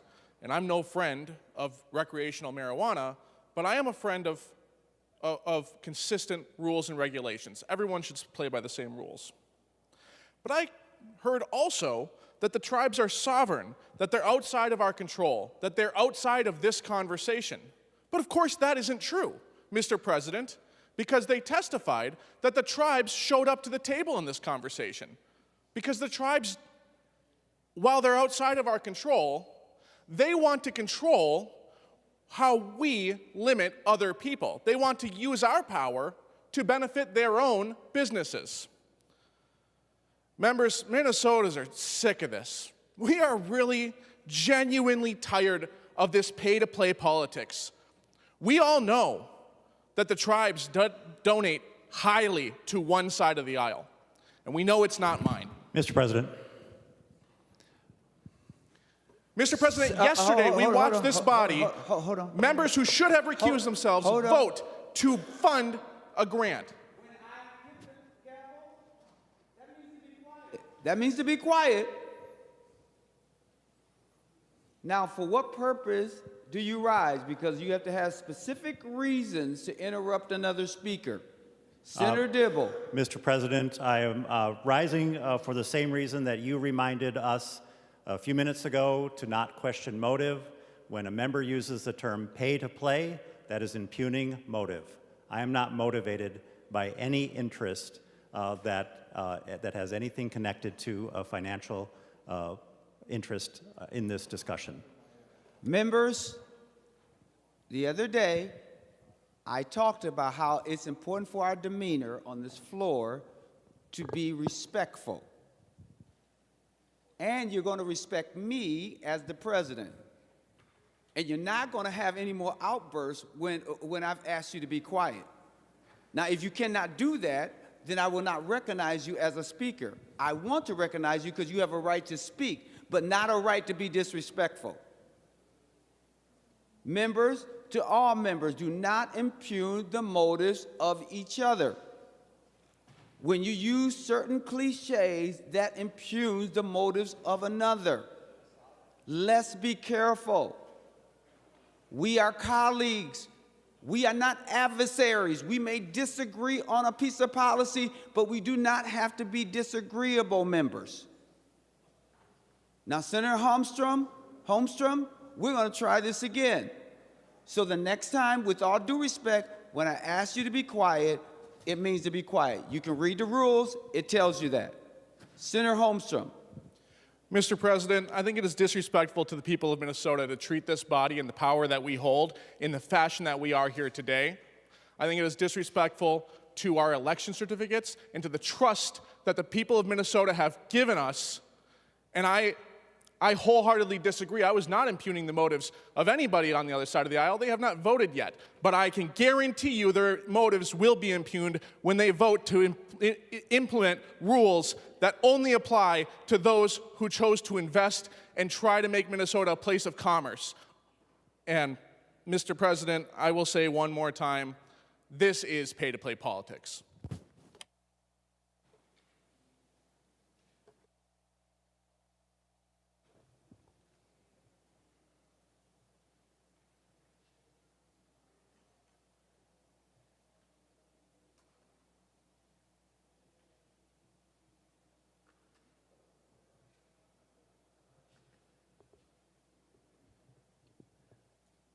I'll make this last statement, and then I'd like to see you once I'm done.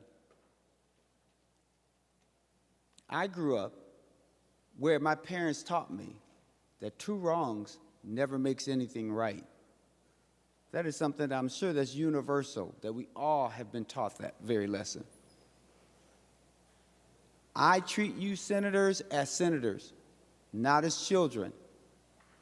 But I also expect us to behave as senators and not as children. You can make a point, you can say what you will, but there's a different way by which to say it to just make sure that we're being respectful. None of us should say to each other that we are playing, we are being paid to play. That is a derogatory statement. And I would hope that we all would think about that. Now, I'm going back to the list. Senator Rasmussen, would you like to say something? Senator Dibble, would you like to say something? Yes, Mr. President. Mr. President, I feel it's important for me to state very clearly that my sole focus, the whole reason I have agreed to even take on the cannabis package last year and the cannabis package this year. You might have noticed I didn't participate in much of the adult use debate in 2023 because I was the chief author of the medical cannabis bill in 2014, which is something I've worked on since I was a very young person, knowing and being very, very close to dear friends of mine who suffer from symptoms that could not be addressed by traditional pharmaceuticals in any meaningful way and further cause even greater harm and problem. And they only found relief from accessing cannabis, forced into the illegal market, the illicit market, becoming lawbreakers, exposing themselves possibly to toxic substances, not knowing what they were buying.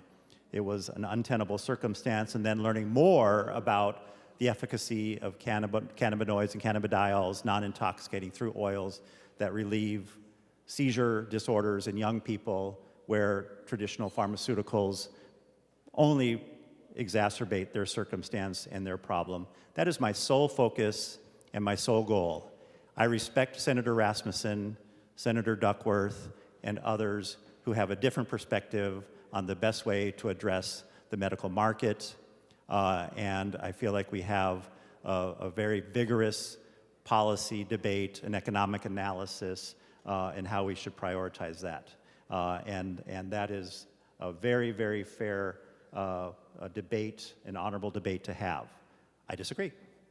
This is how I disagree. This is why I disagree. And I'll just read some notes here. This license type's current canopy allocations are based on a bifurcated supply chain. Under the current system, a med combo license holder can cultivate up to 60,000 square feet of medical canopy, then up to half of that medical canopy for additional adult use. Because they are grown and manufactured separately, they are not equivalent to a joint canopy of fungible product that can be used to meet the highest market demand. There has been a conversation that's been going on for the better part of a year now. And this conversation about moving to 45 because of those dynamics and those facts has been an active conversation, and it was very clearly indicated by the Office of Cannabis Management that the streamlining proposal that was a collaborative, community-wide, stakeholder-wide conversation, the bill that they were going to write was going to result in a recommendation of the largest macros to come in to a 45 square foot total canopy where the entire grow operation was unified. So that's what happened. The businesses, so let me just talk for one moment about what the current circumstance is. Based on current licensed cannabis businesses in Minnesota, there's approximately 120 square feet in medical and about 250 to 300 square feet for adult use. There are a large number of businesses coming online in the nascent market who are allowed to cultivate. There are 50 applicants For the cultivator license, which allows up to 30,000 square feet in adult use canopy, 100 applicants in the mezzo business, which would allow for 15,000 square feet in adult use canopy, and 6 applicants for the med combo business, which would allow up to 30,000 square feet in adult use, moving up to 45, of course, under the changes that are contemplated. A total potential of over 3 million square feet in adult use canopy. Does not include the over 1,800 applicants for the micro business license types, which allows up to 5,000 in adult use. There will be attrition, of course, but there is significant potential for meeting supply currently in the licensing system already. And Mr. President, I'll go on further to say that the estimated, as the market ramps up, the estimated need will be about 1.2 million that would be needed to meet the growing market demand in the near-term foreseeable future.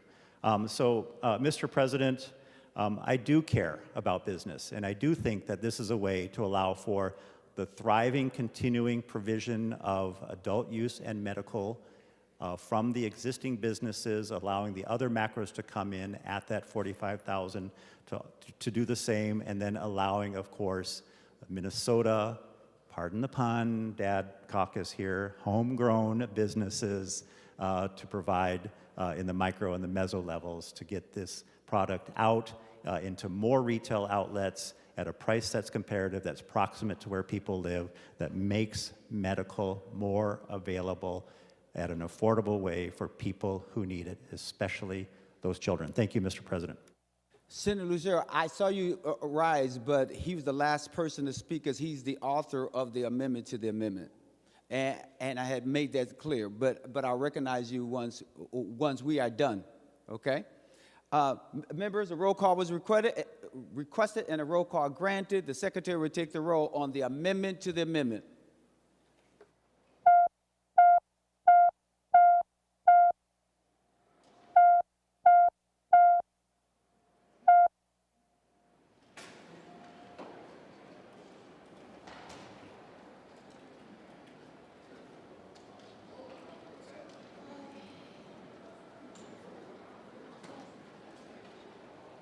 Members, please vote.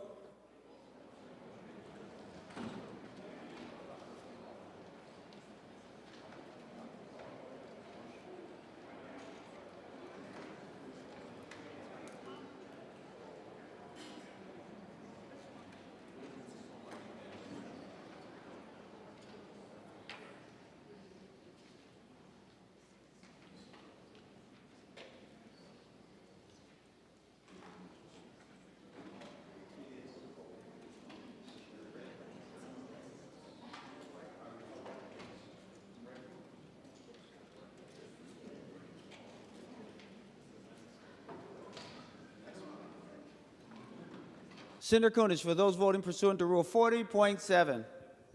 Mr. President, Senator Carlson votes aye. Senator Carlson votes aye. Senator Huschild votes aye. Senator Huschild votes aye. Senator Port votes aye. Senator Port votes aye. Senator Rust votes aye. Senator Rust votes aye. Senator Zhang votes aye. Senator Zhang votes aye. Senator Murphy votes aye. Senator Murphy votes aye. Senator Marty votes aye. Senator Marty votes aye. And Senator Westland votes aye. And Senator Westland votes aye. And lastly, Senator Putnam votes aye. And Senator Putnam votes aye. Senator Jasinski, for those voting pursuant to Rule 40.7. Thank you, Mr. President. Senator Heinzman votes no. Senator Heinzman votes no. Thank you, Mr. President.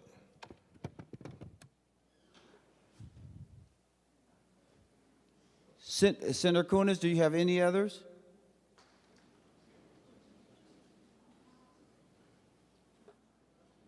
If not, I'm not saying that you have to. I'm just making certain. Let me double check here. While you're double checking, I will recognize Senator Jasinski. Thank you, Mr. President. Senator Johnson votes no. Senator Johnson votes no. Mr. President, Senator Fateh votes aye. Senator Fateh votes aye. All members having voted who desires to vote, the secretary will close the roll. There being 33 ayes and 33 nays, the amendment I'm sorry, 34 ayes and 33 nays. The amendment to the amendment is adopted. We're on the underlying A15. And I did, Senator Rasmussen, you want to go before I recognize Senator Lucero? Because he was standing. I just want to make sure I recognize him. Senator Lucero? I think it's a moot point now, Mr. President, but what I was going to share with you and the body, and specifically Senator Dibble, was I agree. Going back to the conversation of 2014, of the pain management and the alternative options that people should have. I agree with you, Mr. President and Senator Dibble. One of the greatest frustrations I have is the strangulation, in my opinion, of options that are largely controlled or influenced by the pharmaceutical industry. I'm in favor of these alternative forms of medicine, and there's a wide variety of them.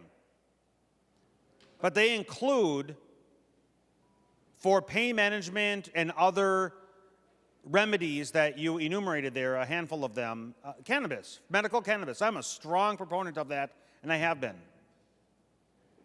Which is the reason why I was very much in favor of the business that's in my district, in Otsego, in that space. And even back then in 2014, and then we made some changes, as you probably recall, 2015-16 timeframe, but it was still a very challenging, highly regulated area. And this same company, who's been in that space since the beginning in Minnesota, in my community, who's now made decisions based on law, are adversely impacted by the very same person, member, who originated that or was part of that movement back in 2014. And it's very deeply frustrating because the amendment that we're now on, as amended, unfortunately, is simply to allow the grandfathering in or recognizing those businesses that have made decisions, invested millions, and are weeks from opening, and they're not going to be able to function. And it's going to create not just an adverse impact to that new facility, right? It's the whole business. And it's frustrating that we have these conversations. You know, there were only 9 members of the majority in here when we had that conversation. Very frustrating that there isn't even an interest to have the conversation, or at least to listen to others have the conversation. And so it obviously is amended now, but there are negative impacts, and the people who made decisions to, as we already said, list their home, give their 2-week notice, what are they supposed to do? There wasn't even an acknowledgement or recognition of these people. Very frustrating, Mr. President. Senator Rasmussen. Thank you, Mr. President. While I opposed and am disappointed that the amendment to the amendment was adopted, that would bring the canopy limit to now 45,000. The 45,000 is an improvement over the 30,000 square foot canopy limit in the bill author's underlying bill. So I will be supporting the amendment as amended, but would just ask, Mr. President, that the bill author continue to think about the implications of this, both in terms of the medical market and what signal it sends to businesses that have decided to invest, to families who've decided to move to Minnesota, and how we can avoid unfairly disrupting organizations and individuals that are simply trying to play by the rules that were set by this legislature. And so I'd ask for members to support that amendment and would request that the bill author continue to look into this issue. Thank you. And Senator Rasmussen, just so that I'm clear, earlier I announced that there was a roll call requested on the A15. Was I wrong?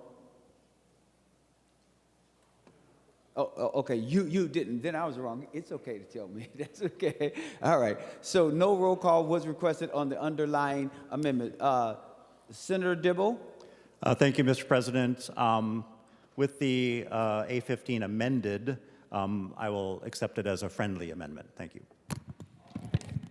All in favor of adoption of the... Is there someone else? Senator Gruenhagen? Well, thank you, Mr. President. Yeah, I was just going to say, you know, really the discussion we've had here about the businesses and stuff and the square footage and changing the rules in the middle of the game for some business owner, it just argues for local control, okay, which I have a good friend who lives out in Colorado. They legalize marijuana, but counties and cities can regulate whether or not and how far from schools and everything else they want in their county. And that just makes much more sense versus a one-size-fits-all and mandate that comes from the state. It causes problems, like we're hearing here today. The other thing I'd say is that, well, I'll save that for third reading. Anyway, but I guess I would say that this discussion is a good argument for local control, which we should do. Unfortunately, this bill doesn't do that. Thank you, Mr. President. And members, just so we're clear, when I heard that Senator Gruenhagen wants to speak, it was already after the author of the amendment has spoken, and I don't usually like to do that because I always think the author should have the last word. So with that being said, I will self-correct, and next time, I'm sorry, Senator Gruenhagen, after the author has spoken, then I will not call on another. With that being said, all in favor of adoption of the A15, say aye. All those opposed say no. The motion prevails. The A15 is adopted. Any other amendments? Seeing none, the Secretary will give the bill its third reading. Senate File Number 4401, a bill for an act relating to cannabis, modifying cannabis business, hemp business, and cannabis event organizer license and endorsement provisions. Third reading. Now, Senator Gruenhagen. Well, thank you, Mr. President. Mr. President, is Senator Dibble would yield for question? Senator Dibble, will you yield? He will yield. Senator Gruenhagen. Oh, thank you, Senator Dibble. Yeah, my question is, we've heard the discussion about potential businesses that are going to open in a few weeks and that have invested a lot of money, whether it's millions of dollars or hundreds of thousands of dollars. Is there anything in your bill that would grandfather in people who've already made this type of investment subject to the laws that were enforced at the time they made the investment? Is there anything in your bill that would allow them to grandfather in? Senator Dibble, to the Gruenhagen question. Thank you, Mr. President. Mr. President, members, I'll just go back to some of my earlier comments. We know what the existing level, what the size of the largest growers are in the state, and they are they're over what we came onto the floor with, but now under the Rasmussen Amendment as amended.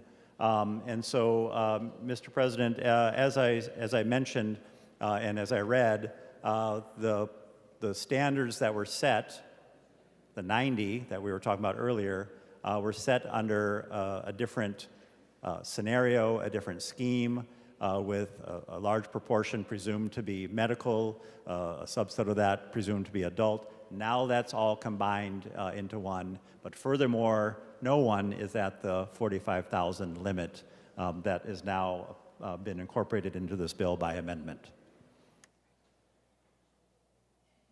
Senator Gruenhagen.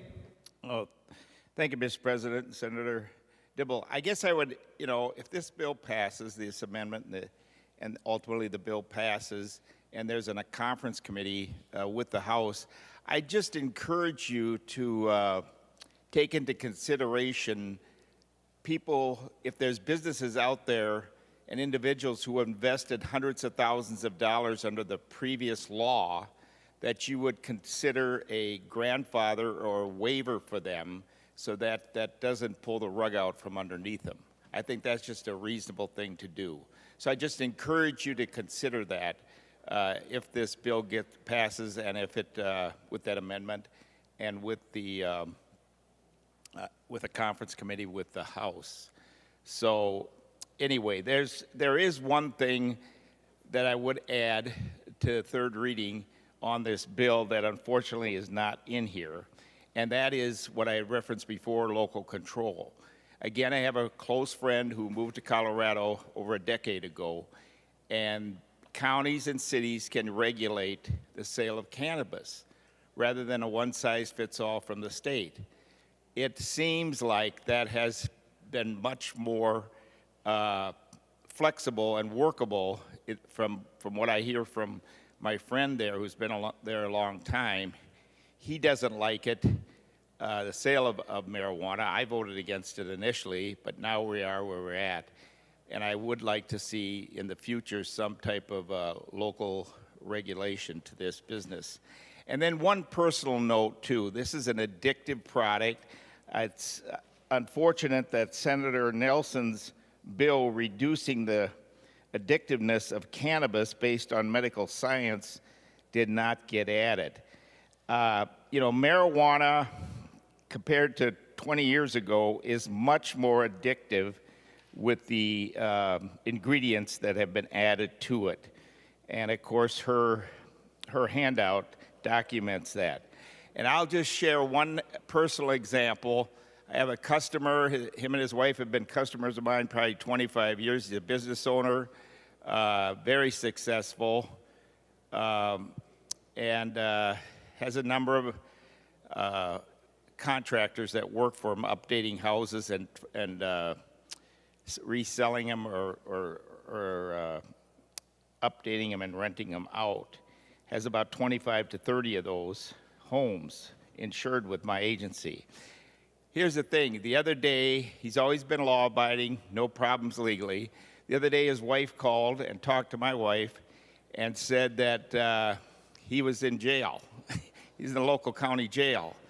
So she asked him what happened, and here he had been purchasing and smoking marijuana.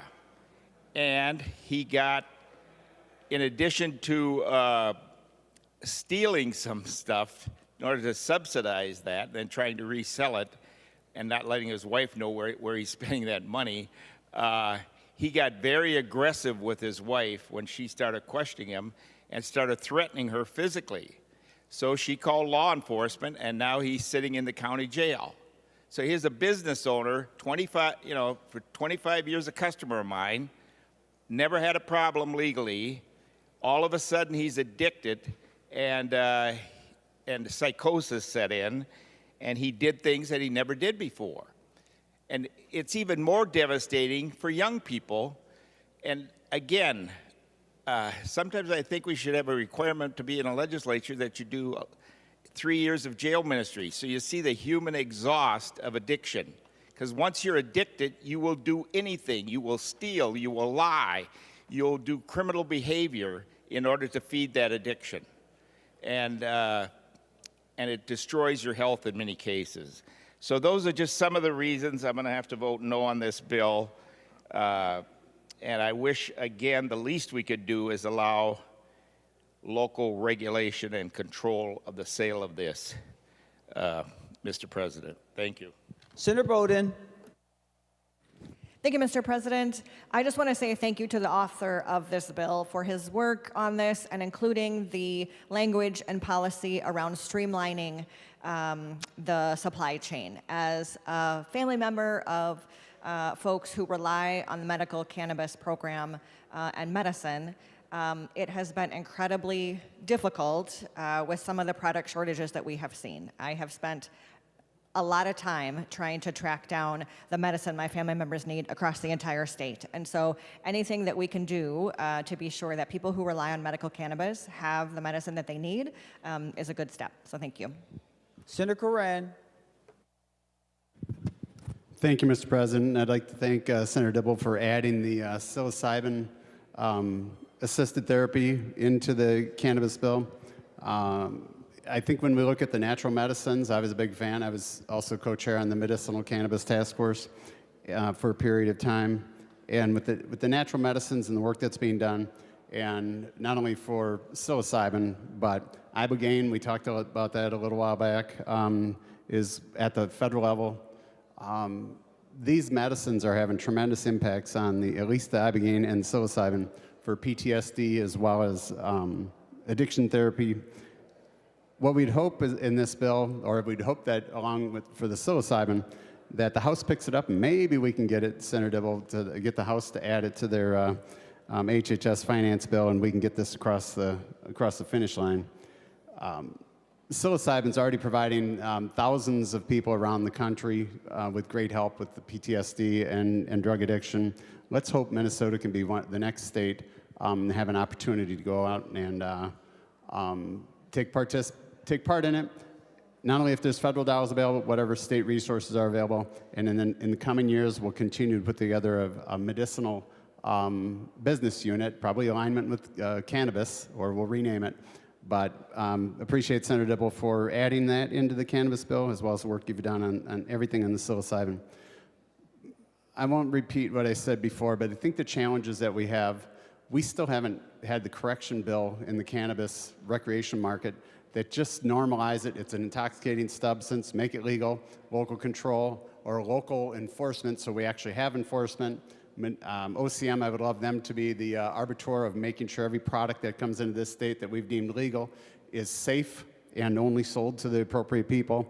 We'll get there. I don't think this bill gets us there, Mr. President, and unfortunately I won't be able to support it. Thank you. Members, any other discussion before final passage as amended to Senate File number 4401? As you know, the last person we hear from is the author, but I want to make sure that I've given more than enough time for someone else who might want to say something. Seeing none, Senator Dibble, you are in between us and a vote. You are the last voice that we Thank you, Mr. from. President. I only have 20 minutes worth of comments, so I'll just very quickly thank you very, very much for the vigorous debate. I'll just reemphasize that I respect everyone here and the perspective that they bring and the analysis they bring to this work. Thank you, Senator Cran, for mentioning again the psilocybin work that you've done along with Senator Uma Verbaeten, and I'm very, very encouraged about the potential for those substances to treat the things you just mentioned, treatment-resistant depression, PTSD, chemical addiction, and the like, and look forward to more conversation, more work in that realm as we go forward. And I just want to bring us back, members, to the handout that's on your desk, the proposal to streamline Minnesota's medical and adult use supply chains that have 4 key provisions: safeguards the medical cannabis supply and patient protections, encourages businesses to participate in the medical cannabis market, ensures fairness between cannabis licenses, and finally, the crux of the debate that we had today. Please read this part closely. Element number 4 balances opportunities for larger and smaller businesses. It's pro-business, it's pro-employee and pro-employer and pro-investment to support the streamlining proposal. Macro businesses can cultivate and manufacture the same amount of product allowed under current medical cannabis combination license. Members, the canopy is a little bit of a red herring conversation. This allows them to continue to manufacture the same amount of product and have up to 8 retail locations equal to the current number a medical cannabis combination business may have. So thank you, Mr. President, members. Appreciate a green vote on Senate File 4401. The Secretary will take the roll on final passage as amended to Senate File number 4401. Members, please vote.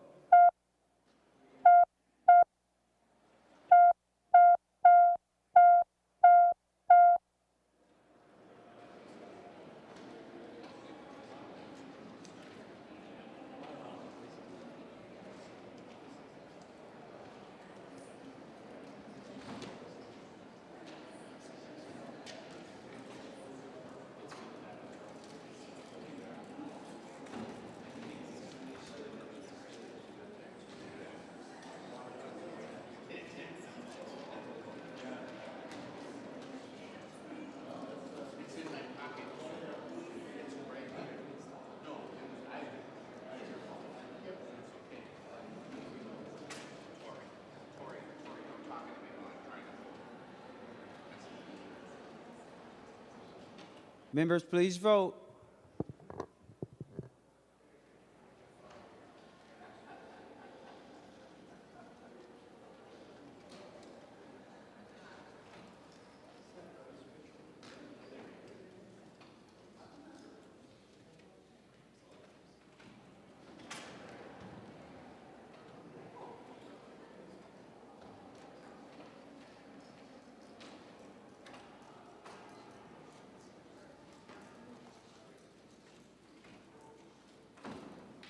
Senator Jasinski, for those voting pursuant to Rule 40.7. Thank you, Mr. President. Senator Heinzman votes no. Senator Heinzman votes no. And thank you, Mr. President. Senator Johnson votes no. And Senator Johnson votes no.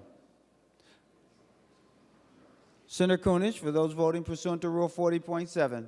Oh, were you done, Senator Jasinski? Okay. Senator Kunesh.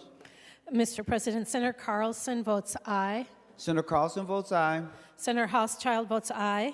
Senator Hauschild votes aye. Senator Port votes aye. Senator Port votes aye. Senator Rest votes aye. Senator Rest votes aye. Senator Zhang votes aye. Senator Zhang votes aye. Senator Murphy votes aye. Senator Murphy votes aye. Senator Marty votes aye. Senator Marty votes aye. Senator Putnam votes aye. Senator Putnam has voted. Okay. Senator Fateh votes aye. Senator Fateh votes aye. And Senator McQuaid votes aye. And Senator McQuaid votes aye. All senators having voted who desires a vote, the secretary will close the roll. There being 34 ayes and 33 nays, the bill is passed and its title agreed to. Members remaining under motions and resolutions, Senator Latz for a motion. Mr. President, I move that the foregoing recommendations and conference committee report on Senate File 4760 be now adopted and that the bill be repassed as amended by the conference committee.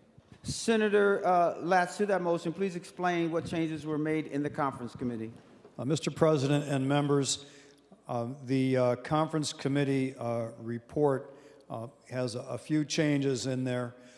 There were provisions that were added in conference committee that came from the House. One was relating to prediction markets. This was Senator Marty's Senate file. There's a provision from Senator Hoffman that relates to removing identifying equipment and insignia from emergency vehicles sold to the public, but the provision that's in the conference committee report was narrowed to only law enforcement vehicles. There's a provision relating to survivor benefits eligibility when a public safety officer dies in the line of duty from an exposure-related cancer provision. That was a Senate file that was authored by Senator Seeberger and co-authored by Senators Howe and Duckworth. There was a provision relating to the Armor Task Force that was almost identical, but there was an agreement to add the fire chiefs to the task force. There's an administrative hearings modification for human rights cases. It has to do with the notification piece that is in the bill now. Senator Limmer's provision relating to Minnesota Correctional Industries Program and requiring prevailing wages to be paid, or wages that are paid outside in the community rather than having Bencor paying less than the commercial wages out in the community. There were a couple of changes made to the domestic violence provisions. One is the 28-day hold or a window for arresting without a warrant from the incident was reduced to 14 days. There were some changes in the cross-references to the Danco and domestic assault statutes, simply to clarify, to just make pure cross-references rather than changing the standards a little bit and creating would have been a conflict between the statutes. And then Senator Holmstrom's provision relating to a community supervision working group is in there. There are a number of pieces. Senator McQuaid, Lucero, Fateh, and Limmer's provisions relating to reverse location information was removed from the, that was a Senate-only provision. And then there was no agreement to be able to include that. And then Senator Howe's provision relating to smoke alarms was also removed. The House would not agree to take that. There were a couple of other provisions that were removed because they had already passed as standalone bills by the House and the Senate. One was Senator Westland's Department of Corrections policy bill relating to substance abuse care. Senator Clark's BCA policy bill had a number of provisions. We already passed that separately. Senator Limmer's bill relating to private detectives or protective agents. Senator Lang's bill relating to the coercion crime causing great bodily harm had a penalty enhancement provision. Senator Duckworth's provision regarding gift card fraud inclusion in organized retail theft. And Senator Gustafson, Kroon, and Umer Verbeten's provision relating to action to terminate an interest in a contract for deed of a perpetrator of domestic abuse or sexual assault. Those provisions had all passed separately, so there's no need to include them in the conference committee report. That concludes my summary. I'm happy to answer questions, and I appreciate your support. Any further discussion on the motion? Senator Limmer. Thank you, Mr. President. Senate File 4760 represents a lot of work and a bipartisan effort regarding a variety of policy decisions that were made throughout this session. I'd like to thank Senator Latz for the work that he's done on this, but truly it was a bipartisan effort. My role was on the conference committee, and it does represent a number of provisions that in a very difficult financial year, I think we did good work on it, and I would urge members to vote in favor of the bill. Members, we are on the motion to adopt. Seeing no further discussion, all in favor say aye. All those opposed say no. The motion prevails. The Secretary will give the Senate file its third reading. Its third reading. Senate File Number 4760, a bill for an act relating to public safety, modifying provisions regarding data protection, domestic abuse, victims' rights, license revocation, etc. Third reading. Any further discussion? Seeing none, the Secretary will take the roll.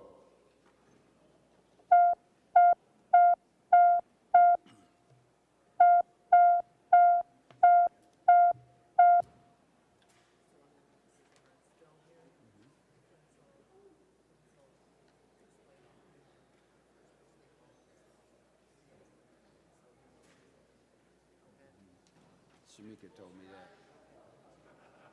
Thank you. Members, please vote.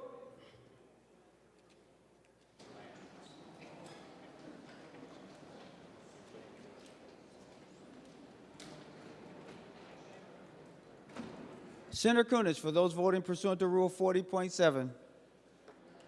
Mr. President, Senator Carlson votes aye. Senator Carlson votes aye. Senator Housechild votes aye. Senator Housechild votes aye. Senator Port votes aye. Senator Port votes aye. Senator Rest votes aye. Senator Rest votes aye. Senator Zhang votes aye. Senator Zhang votes aye. Senator Murphy votes aye. Senator Murphy votes aye. Senator Marty votes aye. Senator Marty votes aye. And Senator Fateh votes aye. And Senator Fateh votes aye. Senator Jasinski, for those voting pursuant to Rule 40.7. Thank you, Mr. President. Senator Heinzman votes aye. Senator Heinzman votes aye. Senator Johnson votes aye. Senator Johnson votes aye. Senator Housley votes aye. Senator Housley votes aye.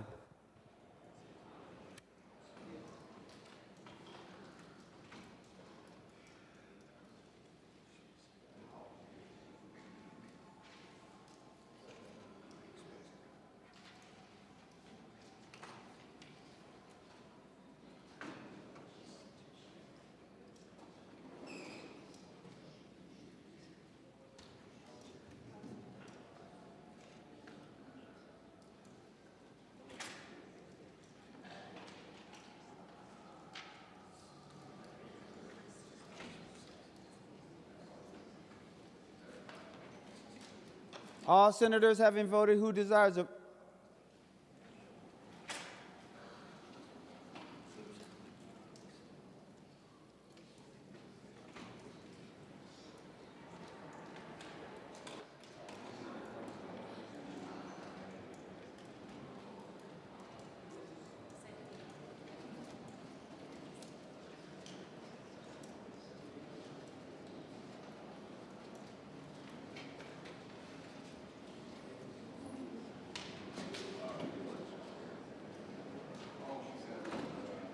Members, we're under a roll call vote. No talking at our desk, please.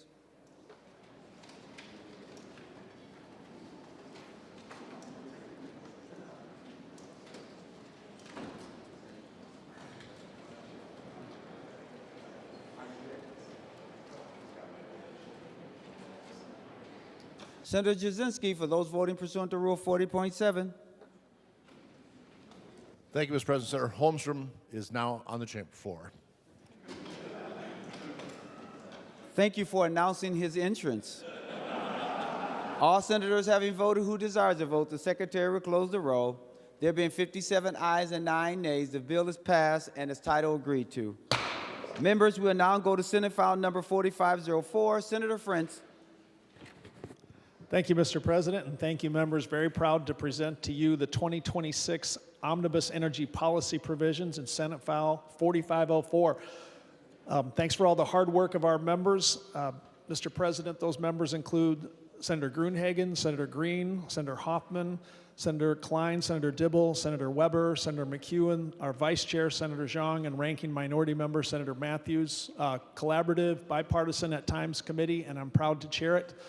Members, the bill before you also represents the work of staff members who don't get enough thanks. They include our counsel, Olivia Severson. Thank you to fiscal analyst Daniel Mueller. DFL Research is Cassie Tomerdahl. GOP Research is Greg Exley. Committee pages are Sharu Soloff and Josephine Pacheco. 2 interns, Freeman Boda and Julia DeWitt. We have, of course, Mr. President, my talented, hardworking colleagues, the committee legislative assistant, Travis Ernest, and the committee administrator, Tyler Klein. Here now, then, members, the policy provisions in Senate File 4504. First, the policy provisions and technical changes from the Department of Commerce. Members can read about these in the summary. The Minnesota Climate Innovation Finance Authority changes. This is a Senator Zhang bill in which we change the way the Green Bank makes loans and provide different permission. And then a Senator Kupek provision. This is the plug-in solar, which received quite a bit of discussion in our committee. Members, the plug-in solar would allow individual apartment dwellers to plug in solar on their balcony, thus the term balcony solar. I look forward to a discussion of that. Received confirmation this morning from IBEW that they are neutral on that provision. Mr. President, there are a lot of reasons for us to move forward on the policy provisions here, but allow me to quote a former GOP Senate Majority Leader who said, Minnesota energy should be reliable, affordable, and clean. And with that, Mr. President, happy to take amendments or have discussion on this very fine bill. Senator Hoffman.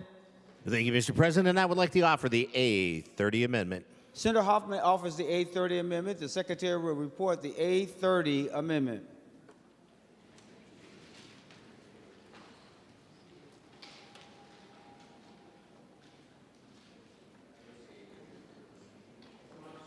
Mr. President? Senator Hoffman. It's the A29 amendment. I'm a little too fast the in my A29 math. amendment. Thank you for clarifying that because you had our front desk staff panicking.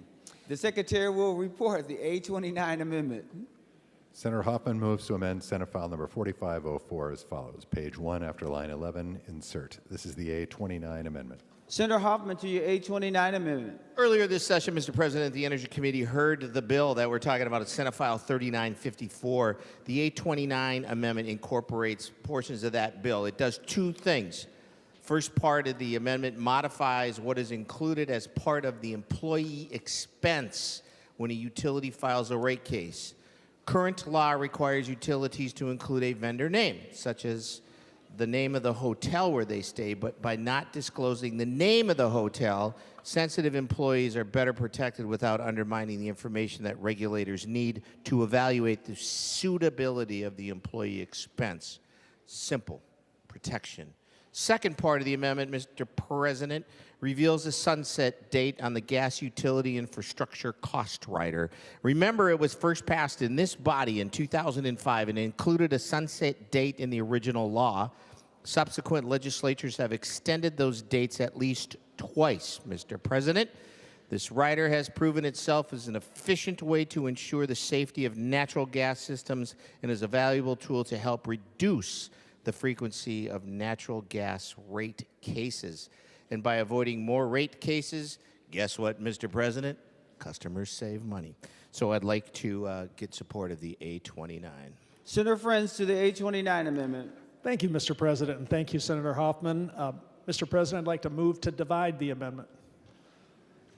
Let me see if it can be divided.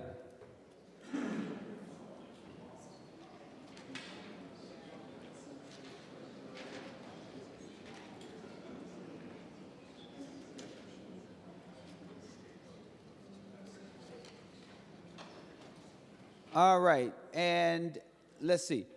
You are the author of the bill, so you can tell us how you like to take this. Thank you, Mr. President, and thank you, Senator Hoffman. I believe to divide the amendment the way I would request would be to separate it at lines 2.15 and everything after 2.16 on, if that's the right way to describe it, the date of the change of the sunset.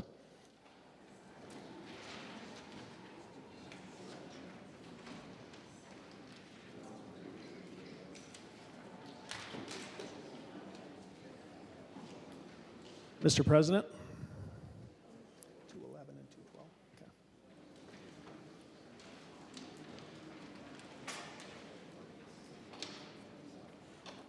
Okay, Senator Frentz, two things. One is I do think that it can be divided. If it's going to be divided, it would be after 2.11, so it would be 2.12 until obviously the end.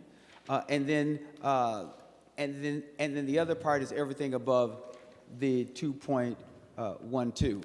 Now, you are not the one who decides if we take it first or second, or what we take first or second. So if there's something else that you want to say before I turn to Senator Hoffman. There is, and thank you, Mr. President. After I moved the division, council informed me that a better place to divide the amendment would be to do just what you said. Thank you, Mr. President. That's why we get paid the big bucks up here. Even though we don't take that to the bank, you all. Okay? All right. So Senator Hoffman, you get to decide. So, Mr. Senator President, Hoffman, hold on one second. You get to divide. You get to decide if we're going to take which portion first or second. Senator Hoffman. well, Mr. President, I firmly need to be explained to me in a manner that I understand the divisional process that he just did, because I looked and I got confused twice because he changed his mind twice. So if you could, Mr. President, in a fifth grade type teaching moment, help me and others understand what's trying to be done here. All right. So there was a request to divide the amendment, and we did see that it could be divided. So we did clarify that. So point one, or the first part, is everything above line 2.12. So everything above 2.12, that would be one part, and then everything below, starting at 2.12 and below, that would be the second part. So you just have to decide if you want to take everything below 2.12 first, or if you want to take everything above line 2.12 first. Senator Hoffman. Mr. President, 2.12 first. So the Secretary is going to report the division starting at line 2.12. The Secretary will make the report. The first portion of the A29 amendment will be page 2, lines 12 to 20. All right, that is the first portion, from line 2.12 until 2.20. Senator Hoffman, were you trying to say something else? That's why it sometimes helps if people would sit down when they're not talking, because that helps me to understand who's first or second. So Senator Hoffman, once you finish, if you would sit down, that'd be great. Senator Hoffman. I love the animation of the hands, Mr. President. That's actually pretty amazing. Maybe somebody should put some music to that. Members, on your desk is a letter from IBEW, LIUNA, the Minnesota Pipe Trades, and the International of Local 49ers. These are our union brothers and sisters in the field. And read that letter. And then with that, I would hope everybody supports the amendment. Senator Matthews. Point of parliamentary inquiry, Mr. President. Please state your point. Senator Matthews. Mr. President, I'm reading the amendment and the section that we'll get to 2.11 and above. I'm not seeing any statutory changes. No new language. If you look at line underlined. 1.25, it strikes the words, plural, the vendor name. So that is where it is. Senator Matthews. Thank you for that clarification, Mr. President. To the portion that is in front of us, I would encourage members to support this portion of the Hoffman amendment. Senator Frentz. Thank you, Mr. President, and thank you, Senator Hoffman, for this portion of the A29 amendment. Members, this has to do with the way that we allow a rider, that is natural gas infrastructure, that falls into one of two categories. Either existing right-of-way, where they're simply replacing the natural gas infrastructure, or a requirement of federal, state, and local laws that the changes must be made. Mr. President, in my opinion, members of this chamber should vote their district on this portion of the amendment. It's true that it is related to natural gas, which is a fossil fuel, and some Minnesotans have questions about that. But in my opinion, this is a common sense way to approach this particular rider, which saves time, makes the process move more quickly, and avoids the more costly rate cases. I'll be a yes on this portion of the amendment, Mr. President, and again, urge members of the chamber to vote their own districts however they see that. Thank you, Mr. President, and thank you, members. Senator Abler. Well, thank you, Mr. President. I was doing pretty good till Senator Hoffman got me confused. So we're doing the second part first, right? Thank you. Let me clarify where we are with everyone.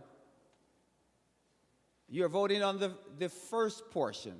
The first portion is lines 2.12 to 2.20. That's the first portion. That is what you're voting on. Okay? Senator Dibble. Thank you, Mr. President, members. Thank you, Senator Hoffman, for the amendments. I definitely am a strong supporter of the trades. There's no doubt the folks at LIUNA, IBEW, Pipe Trades, and the 49ers are very good and close friends, and I strongly believe they should continue to do this work. The question here is how exactly would the financing mechanisms work vis-a-vis ratepayers and justifying these kinds of expenditures through either a rate case or outside of a rate case. And members, I'll just call your attention to the letters distributed by Senator McEwen, one from the Citizens Utility Board and one from Fresh Energy, in which they argue, I think fairly persuasively, that it's very, very important to maintain our gas distribution system, do all these repairs, et cetera, but within the existing formulations we have for bringing the justification and recapturing the work that is done so that ratepayers aren't exposed potentially to uncontrolled, unpredictables, and substantial cost increases, for example. CUB points out that the typical Minnesota household has used 23% less gas in the last 5 years, but paid 32% more for the service because of increased infrastructure spending. So, Mr. President, it's just a matter of how we make sure that the utilities themselves can manage to the costs, manage for risk, have that incentive to manage for risk so that we're not exposing the ratepayers to undue burden and undue cost. Fully support the trades, think this work is important to be done, but just with the regular mechanisms that we have in place. Thank you, Mr. President. Senator Rarick. Thank you, Mr. President, and I stand to support the amendment, the portion that's in front of us. First, members, the work we're talking about here that will go into the rider is work that's required of these utilities to perform. This isn't something that they just decide they want to do. This is upkeep that has been mandated federally that they do so that these systems are safe. And Mr. President, we also have been watching things, these thermal energy networks working through it. I know it's not in this bill, but it is in another bill, and we are looking to mimic the very same language. We are putting in a rider in these thermal energy network provisions, and we're looking to just go to the same date with this rider, and it's a rider that's currently in place that is set to sunset, but it has been working well. And many people will tell you, Mr. President, that actually by removing this rider, going through the whole process of a rate case will actually increase costs more. So this makes sense to continue this rider and match the sunset date that we're looking at with these thermal energy networks. So I would recommend members to vote yes. All right, members, we're getting ready to vote. All in favor of the portion 2.12 to 2.20, all in favor say aye. Aye. All those opposed say no. The motion prevails. All right, members, we are now, we can't have any outbursts on the floor, people. All right, members, we are now on the second portion, which is everything above line 2.12. So the specific line where there's the change is right at line 1.25. The secretary will report the second portion. The second portion of the 829 amendment runs from page 1, line 1, through page 2, line 11. Any other discussion? Senator Hoffman, to that portion. Thank you, Mr. President. Just to save everybody the pause that you did, it was almost like a 0.3 second pause, like you were doing an accented quarter note just before you wrote some song that maybe won a Grammy. I would like a roll call on this, please, Mr. President. Roll call requested, roll call granted. Senator Frentz. Thank you, Mr. President, and thank you, Senator Hoffman, for the other portion of the 829. Members, I would consider this a reasonable and friendly amendment. Thank you, Mr. President. Any other discussion? Do you still want the roll call, Senator Hoffman? I'm okay. Thank you, Mr. President. Love a roll call. I don't know what that means. Do you want the roll call or not?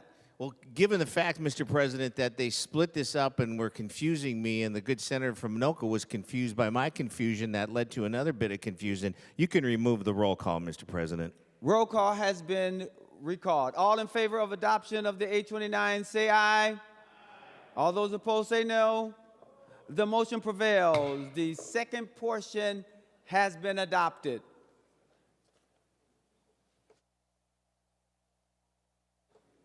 Oh, I'm sorry.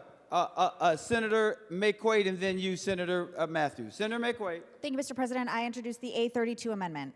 Senator McQuaid offers the 832 amendment. The secretary will report the 832 amendment. Senator McQuaid moves to amend Senate File Number 4504 as follows. Page 12, after line 17, insert. This is the 832 amendment. Senator McQuaid, to your A32 amendment. Thank you, Mr. President. Members, the A32 amendment is a data center moratorium and a requirement that a report must be submitted on data centers that analyzes the impacts to our communities, energy usage, water usage, noise and light and water pollution, and the cumulative impacts of these things. I mentioned before that the very first hyperscale data center in Minnesota will be built nearest to my constituents. I can report back to you that the city of Rosemount, where this data center is being built, just passed a one-year moratorium on data centers. The other city I represent, Eagan, has also passed a one-year moratorium on data centers. The city of Apple Valley, the third city I represent, has not approved one at all. We see city after city in the state of Minnesota understanding the negative consequences or the ununderstood consequences of these mega billion-dollar, multi-billion-dollar international corporations coming into our community, cowing our city councils with NDAs, and then building these massive data centers with no assurances that anything they say they're going to do is actually going to happen. For example, Mr. President, a lot of these data centers will say, oh, we're going to use a closed-loop water system. And we'll say, great, can we see the technology and how you plan to do that? And they'll say, no, it's a secret. But we promise the worst companies in the entire world that steal our data and harm our children, we should trust them to build the largest buildings right next to our houses, and that they're not going to pollute our land and our water and drive humming noises and lights into our house all the time. Mr. President, it is entirely possible that all of these multi-billion-dollar billion-dollar tech corporations run by these megalomaniac billionaires have found God and are finally willing to act wonderfully and are going to be good neighbors in our communities. It is entirely possible. But Mr. President, we should find out that that is true before we let them buy up land and land and land and land and move in right next door to us to make sure that they're going to be the good neighbors that they say they're going to be under these NDAs because their projects are so good they need to be a secret. We need to know that. Minnesotans are demanding that we do this, and it is so imperative that we find out the true consequences of data centers before any more are built in the state of Minnesota. Senator Frentz. Well, thank you, Mr. President, and thank you, Senator May Quaid, for the A32 amendment. I'm going to ask members to vote no on this amendment for a number of reasons that I hope you find helpful. First of all, earlier this session, appreciated the chance to connect with Senator McEwen and Senator May Quaid and discuss the 2025 language that the data center bills were included in the tax bill, including nation-leading water reporting language. I appreciated those two good senators concurring with me that that's probably true, and that I respect their position that they wish it went further. But members, that language was negotiated with all stakeholders and, of course, was debated in the Commerce and Energy committees of this fine institution. On water pollution, I would say, Senator May Quaid, I have to politely disagree. There's never been any claim that it pollutes water. There is no toxicity or chemicals involved in the water, so I politely protest at the suggestion that data centers pollute water, but Mr. President, let's get down to it. These are some of the most valuable buildings in the world. Do we want to put up a sign in Minnesota that says, please don't do business in our state? I think we don't. And one of the reasons is because of economic development and the value of small and large businesses. That includes the impact on local property taxes, Mr. President. Do you know the impact of a data center on a county's tax rolls? It's profound. There's a proposed data center in Nobles County in which they've said that $20 million will inure to the benefit of that county. I live in a rural part of the state, Mr. President. I understand choices that we make between economic development, environmental concerns. I respect those, Mr. President. But the 2025 language included a few things which didn't get mentioned in the amendment's author.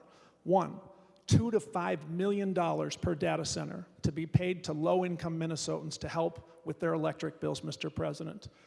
We fight over a lot of things in this chamber. Members of both parties want people who have a little less to get a little help. $2 to $5 million for low-income energy assistance per year per data center.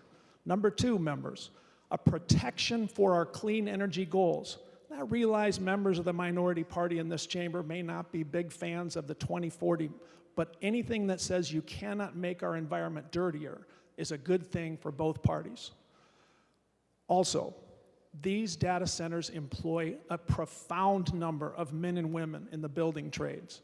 I recently heard on the floor of the Senate, Mr. President, that we want working men and women to have jobs and to have hours, and so do I. Do you know where a data center of 1 million square feet ranks in creating jobs? About the same as your average $1 billion bonding bill, that's where. I know a friend of mine in the other party who stood on this floor not too far from him, Mr. President, and said this bonding bill is jobs, jobs, jobs, and so are these data centers. I appreciate the permitting process here in Minnesota. That includes water permits, air permits, the DNR, MPCA. I do acknowledge the question about non-disclosure agreements, and I've said publicly, including in the Star Tribune, I'm open to more discussion about that, and I'm glad to see the progress. Mr. President, let's talk progress. Pine Island just announced a new data center. Google will be building this. Do you know the impact on our clean energy goals? I'm going to tell you. 1,600 megawatts of wind and solar and battery, and Google is paying for every penny of it. Every penny, Mr. President. Do you know where 1,600 megawatts ranks in our state's clean energy goals? The entire state only has 3,000 megawatts of solar over 25 years of building it. So this one data center in this one outstanding small town community is building about half the clean energy we've built in the last quarter century.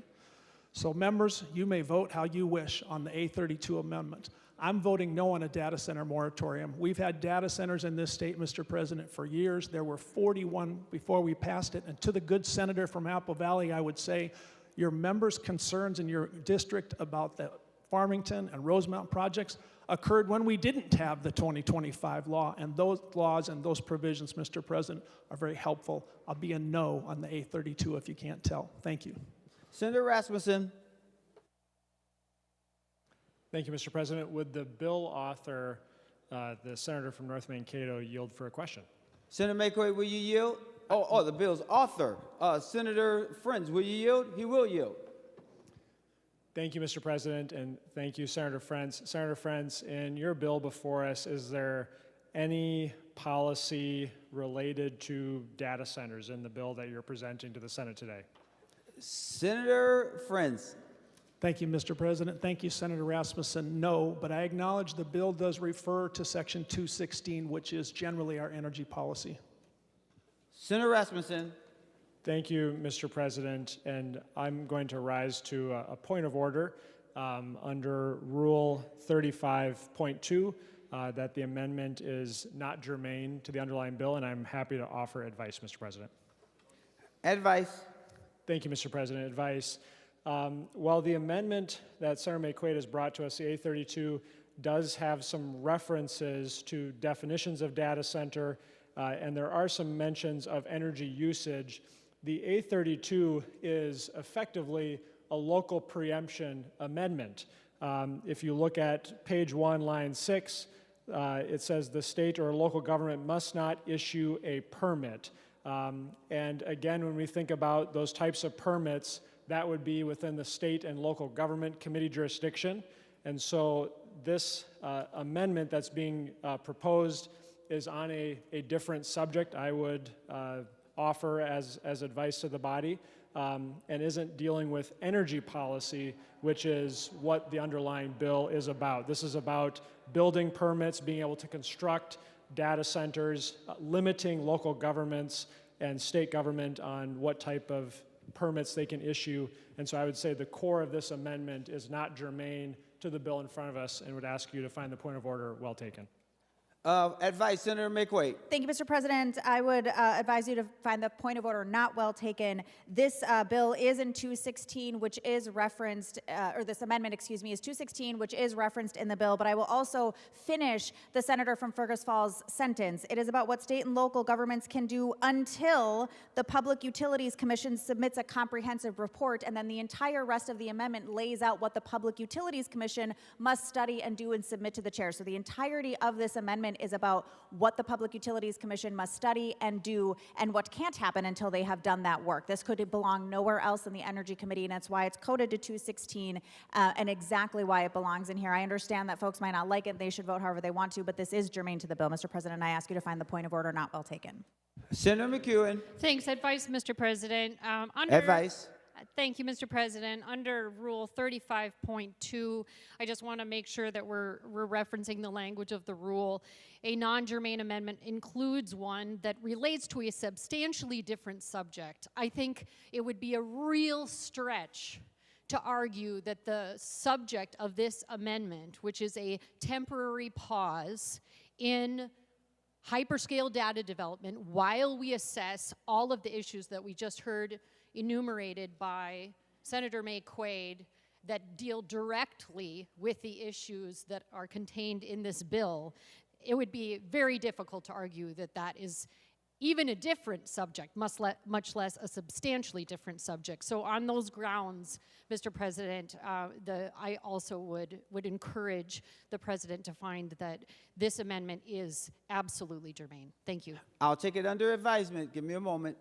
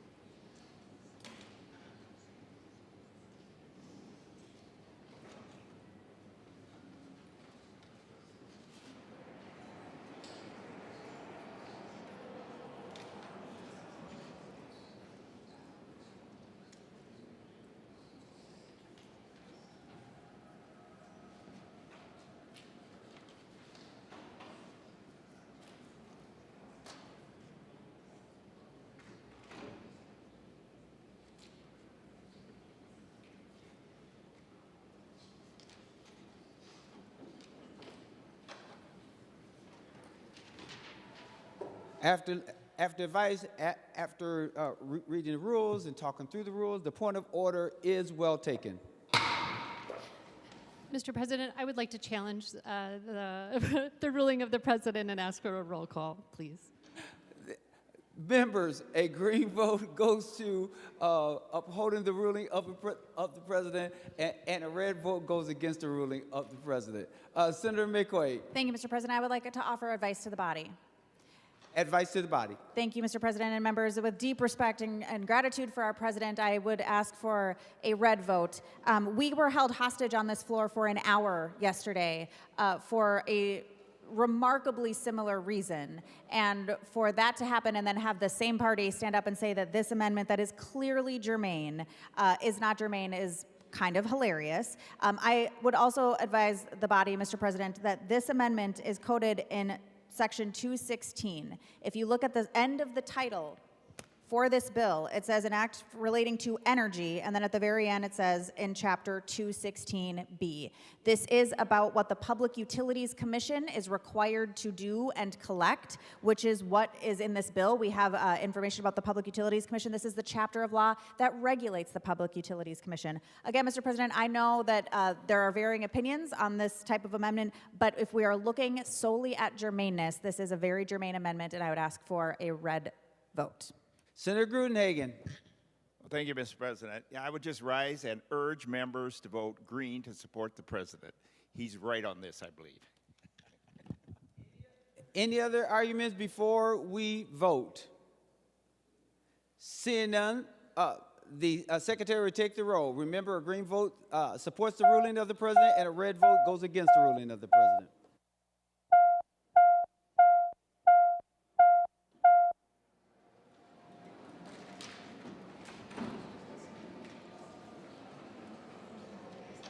Members, please vote.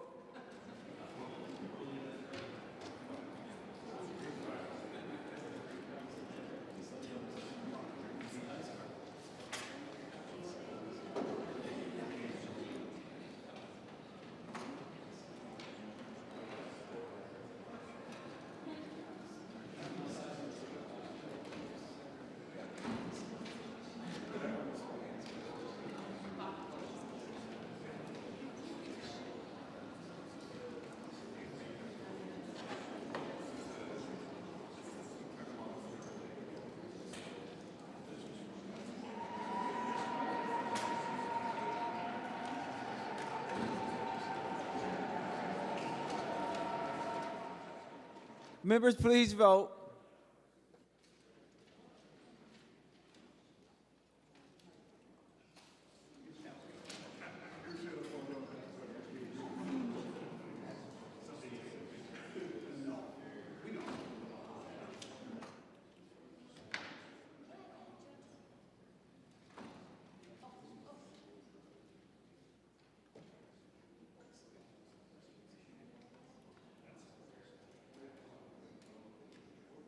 Senator Kunis, for those voting pursuant to Rule 40.7. Mr. President, Senator Carlson votes no.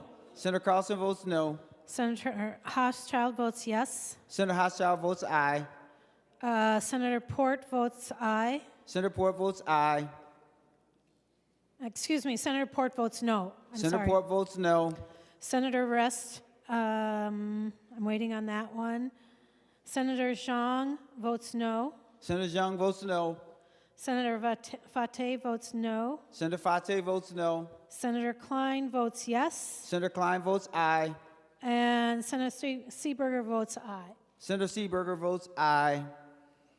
And we're just waiting on a couple more.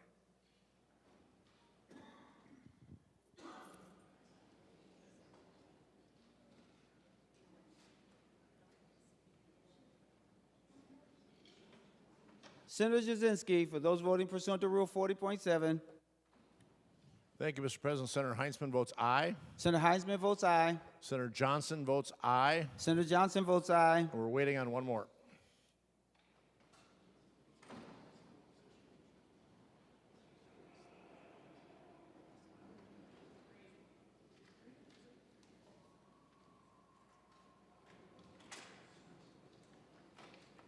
Mr. President. Senator Jasinski. Senator Duckworth votes aye. Senator Duckworth votes aye.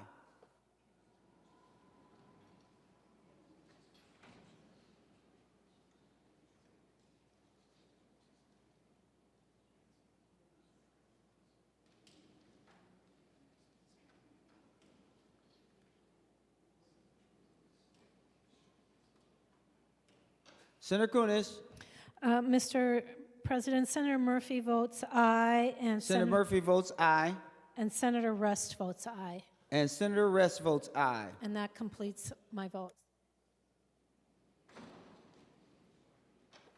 All senators having voted who desires to vote, the secretary will close the roll. There being 47 ayes and 17 noes, the decision of the president is upheld. Senator Matthews.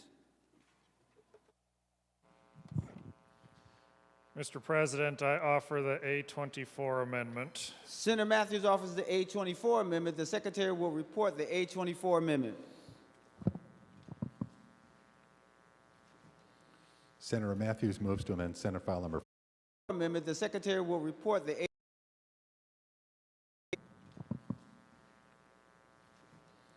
Senator Matthews moves to amend Senate File Number 4504 and 20 insert. This is the A24 amendment. Senator Matthews to your A24 amendment. Thank you, Mr. President. This is familiar to many on our floor and to many in the Energy Committee because I have continued to give this stat every year for a number of years. But now that it's 2026, we are 14 years away from the implementation of the 2040 blackout bill that this chamber adopted a few years ago. And we do not have a concrete plan in place of how we are going to adequately fund the energy needs that we will have in the state of Minnesota, especially when it comes to our baseload generation, because the state's direction that we have been pushing them to go is to wind down coal plants, to throttle back many of our gas plants, to not have any new nuclear facilities built due to the nuclear moratorium, and to just build a lot of solar and wind in the state. And as I've been reminding our members, we will be running right smack into a math problem if we get to a place where the demand of what the residents of Minnesota need to consume electricity is much greater than the supply that we are generating. And we'd likely in that scenario be forced to be purchasing a lot of our bulk and baseload energy from other states that welcome and utilize all of those baseload power generations. So the A24 amendment is to repeal the nuclear moratorium in the state of Minnesota to give us that tool that we need to have in the toolbox for what the energy generation needs to be planned for, constructed, and built here in the state to meet those needs. And being 14 years away from the implementation of these standards is not a long period of time at all. This is something that we should have done years ago, but this is another opportunity that I'm giving to the body to put this tool back in the toolbox with the 2040 blackout bill having been enacted into law.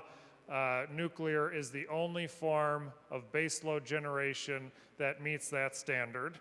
So I'm encouraging members to support the A24 amendment and would request a roll call.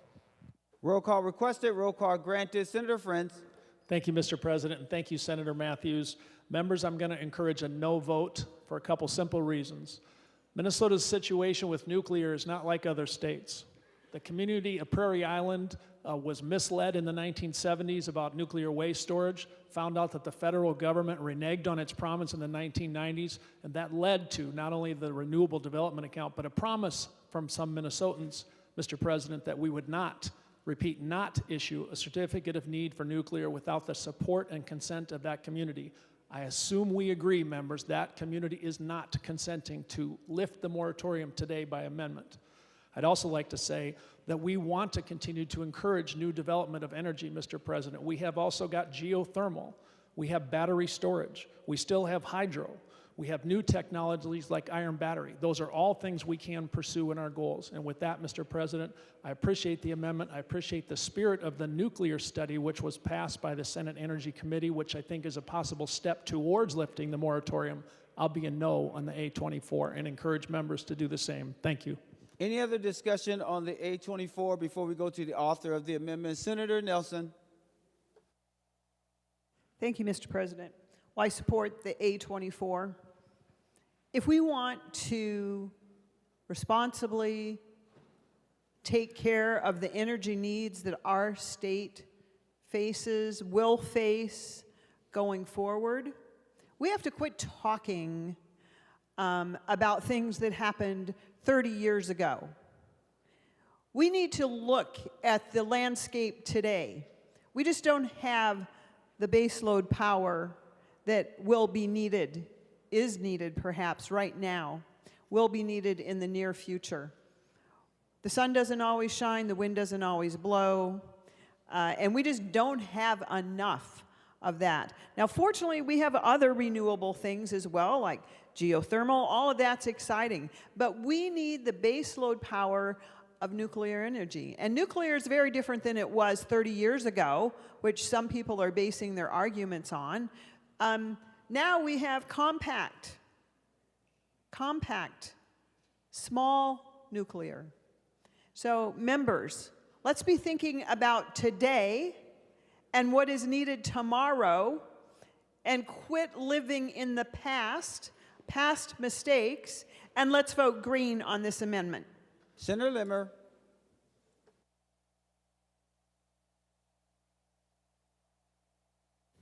Thank you, Mr. President. Senator Nelson said it right. A lot of things have happened since 30 years ago. 30 years ago, when we discussed nuclear power, we were putting spent uranium rods in casks on the campus of Prairie Island Nuclear Power Plant. Guess what? They're still there. And they're going to be there for maybe another 1,000 years. But like I said, a lot has happened since the last 30 years, especially in the technology of nuclear power. Do you know that they have nuclear power plants now that consume the radioactive uranium rods? 95% of the uranium rods are consumed in the process of making energy. And the spent fuel rods from 30 years ago that are sitting in the casks all over the country can be integrated into the fuel supply of new uranium rods, and they too can be consumed in the process. Nuclear power is not something to be fearful of anymore. In Europe, which I might say is a lot more environmentally conscious than the United States, they're using these type of nuclear power plants all over Europe and Eastern Europe. Many are smaller. They serve small regional areas, which if there ever was a problem with nuclear power, it's contained to a very small region. This is a time as we're looking down the road, knowing that we've committed ourselves from 30 years ago, relying on an old perspective of what energy sources were at that time. We're running off a cliff in the next 14 years. We need the base power. Those data centers that we just talked about, they're going to need the power. They use a tremendous amount of power. But of course, we didn't vote on that, although we wanted to have a year to study it. But this body said, no, okay, but then you better have a solution because we're running out of time. And as Senator Matthews said, it takes a while to get a nuclear power plant stood up. Now, we've got some. They rebuild them in process every 20 years. every part in a nuclear power plant. The existing nuclear power plants are rebuilt with new parts. You walk in, it's almost a new power plant any day you walk into a power plant. But that's the old style. The new style is that we have new technology. It's not something to be fearful of. It's something to examine, study, and make sure we have enough power in this state, hopefully to attract businesses. Businesses that will provide a prosperity for our people. If you don't have power, you're not going to have business. If you don't have business, you're not going to have jobs. And what we've created in the state of Minnesota, with all of the resources that we have and the compassion that we apply in government programs, will be no more. This is a time to make a decision, and it's a time to lift the moratorium on nuclear power in the state of Minnesota. Thank you, Mr. President. Senator McEwen. Thank you, Mr. President. Would Senator Matthews stand for a question? Senator Matthews, will you yield? He will yield, Senator McEwen. Thank you, Senator Matthews. Senator Matthews, does the Prairie Island Indian community approve of the amendment that you have brought before the Senate today to repeal the moratorium? Senator Matthews, to the question. Mr. President and Senator McEwen, I've communicated with them over many years about this topic. I did not consult with them today about this amendment, and I'm sure that the position that they've expressed to us before has not changed. Nonetheless, I've decided to bring forth this amendment anyways today for today's bill without specific discussions about the A24 amendment. But they are largely familiar with the topic, and I'm familiar with their position at this point as well. Senator McEwen. Thank you, Mr. President, and thank you for that, Senator Matthews. Senator Matthews, can you tell the body when the last time is that you consulted with the Prairie Island Indian community about this topic? Senator McEwen is asking you to yield. Will you yield? All right. Sorry. To the question, Senator Matthews. Mr. President, Senator McEwen, we have discussed nuclear issues multiple times this session. Don't have the calendar date in mind of when the last instance was. Senator McEwen. Thank you, Mr. President. Thank you, Senator Matthews. Will Senator Matthews continue to yield? Senator Matthews, will you continue to yield? He will continue to yield. Senator McEwen.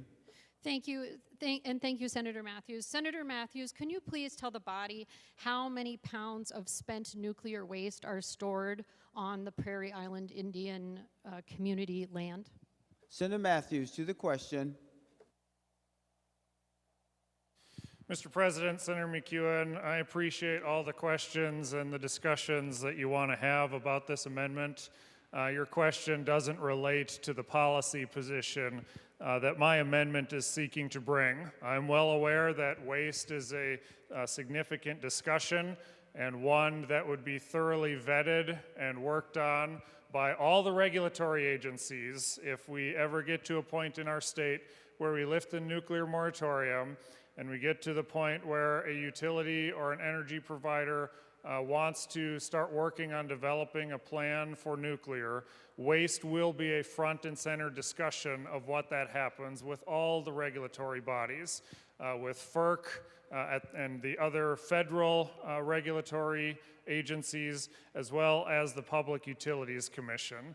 And none of that is being skirted or shortchanged or being dealt with in any way in this bill, in this amendment. My amendment is simply a policy change of lifting the prohibition of the Public Utilities Commission not being allowed to issue certificate of needs. So you're welcome to continue going down onto other topics, but that's going far afield from the policy that my amendment is bringing forward. Senator McEwen.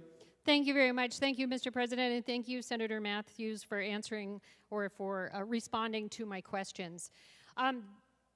The answer is that the Prairie Island Indian community has about 1.5 million pounds of spent toxic nuclear fuel on its land, or almost 1,000 tons.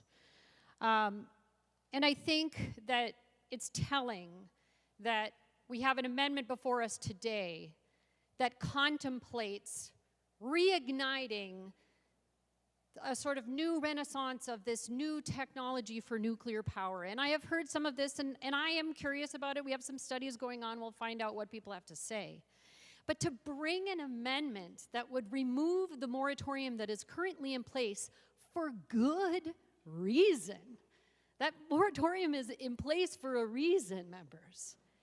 And one of the reasons that it is in place has a lot to do with the 1.5 million pounds of toxic spent nuclear fuel on the Prairie Island Indian Reservation. And members, I know we heard earlier a comment that there's this new technology where we could take all of this spent nuclear fuel sitting all over the country. But of course, members, we know that the spent nuclear fuel is not just peppered around the country.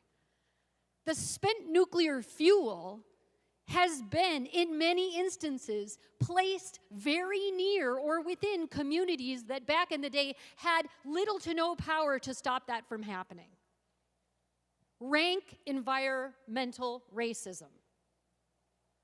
So to bring an amendment to just do away with the moratorium, just go ahead and start permitting stuff without reckoning with this first, without dealing with it at all, is, members, I think, profoundly disrespectful to the people who have to deal with and manage this spent nuclear fuel and bear the burden of that for our state and have for years.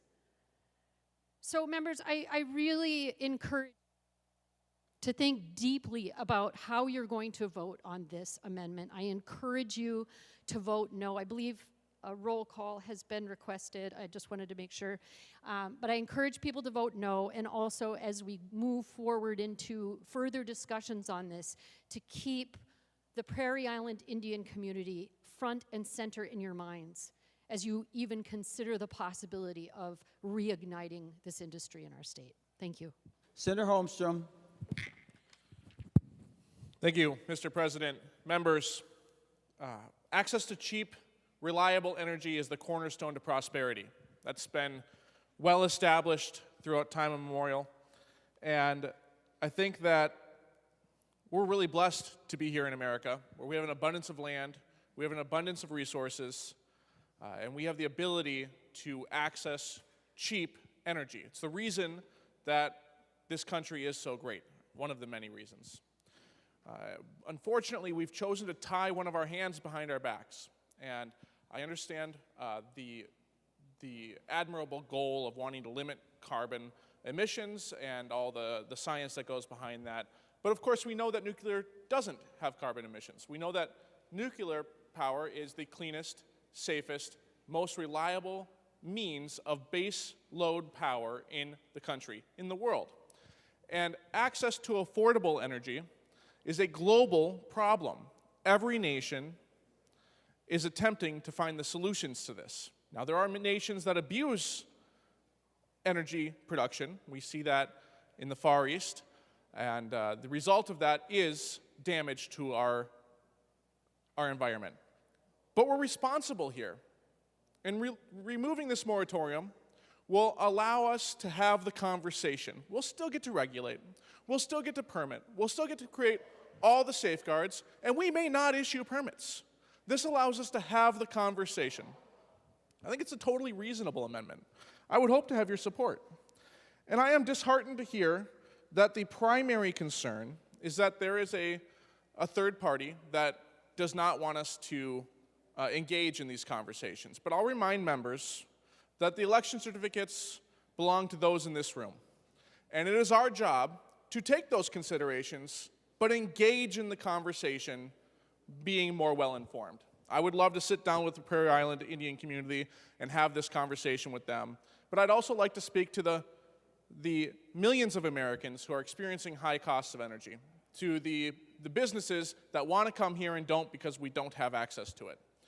And I think that the best way for us to move forward is to open the dialogue. So please vote yes on this amendment.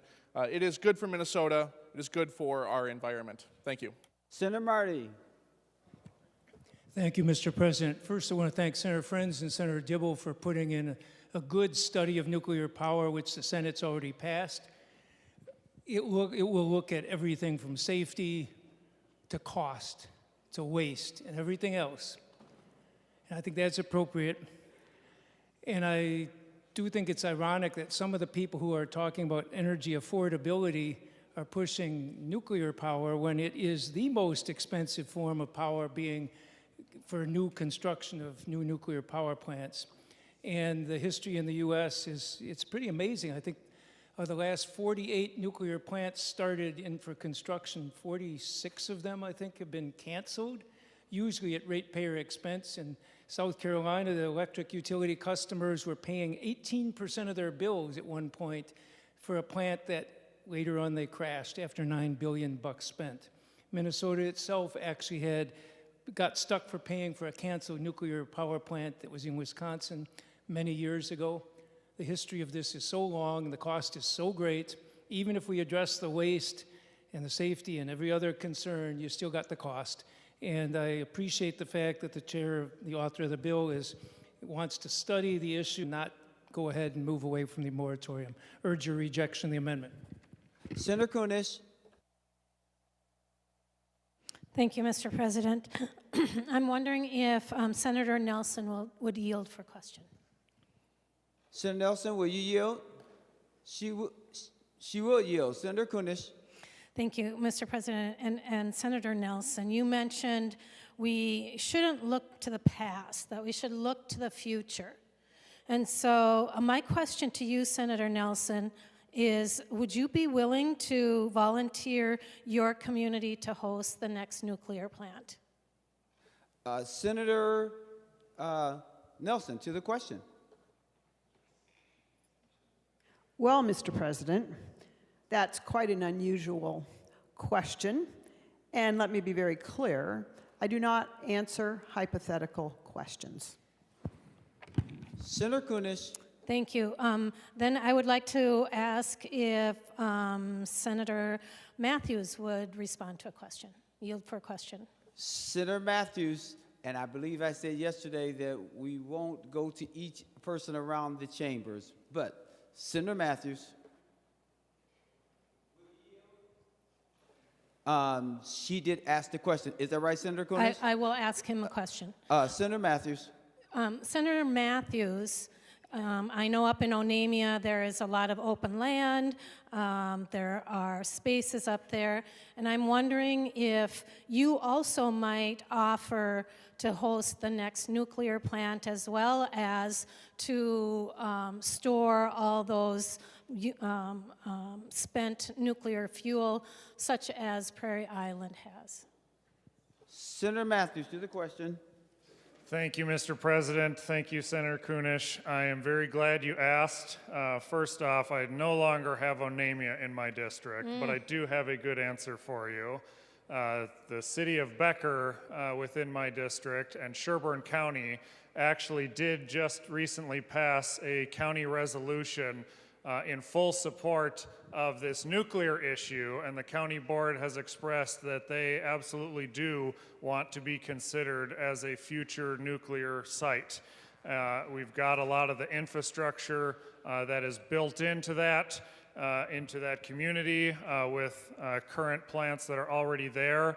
I'd be happy to get that documentation from my local county if you would like it and pass it along to you. But I am glad to report that yes, in fact, communities in my district do want to look at nuclear being an option and being a host facility in our area.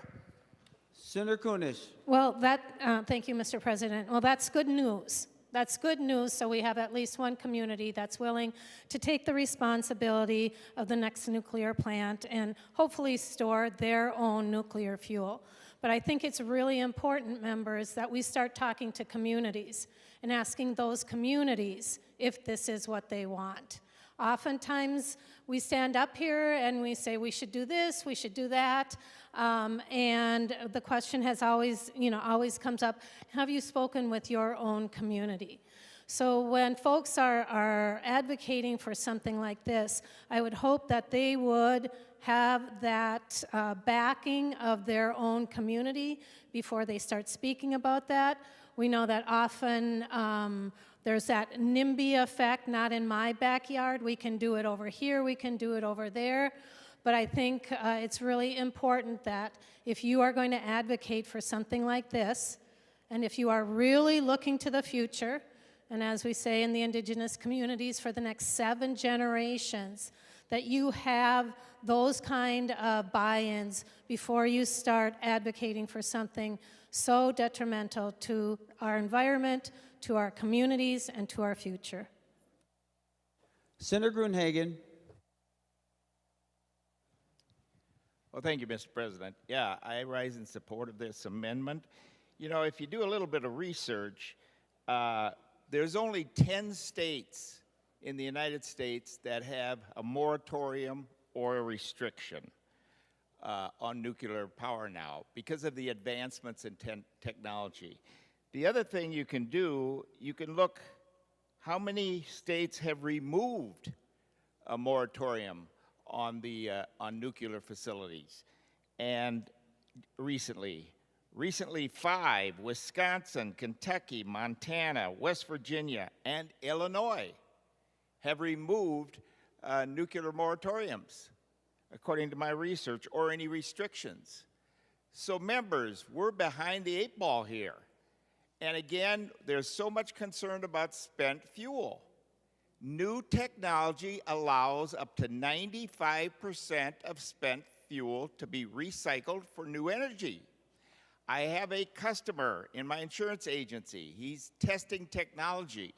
He goes all over the country working on nuclear power plants.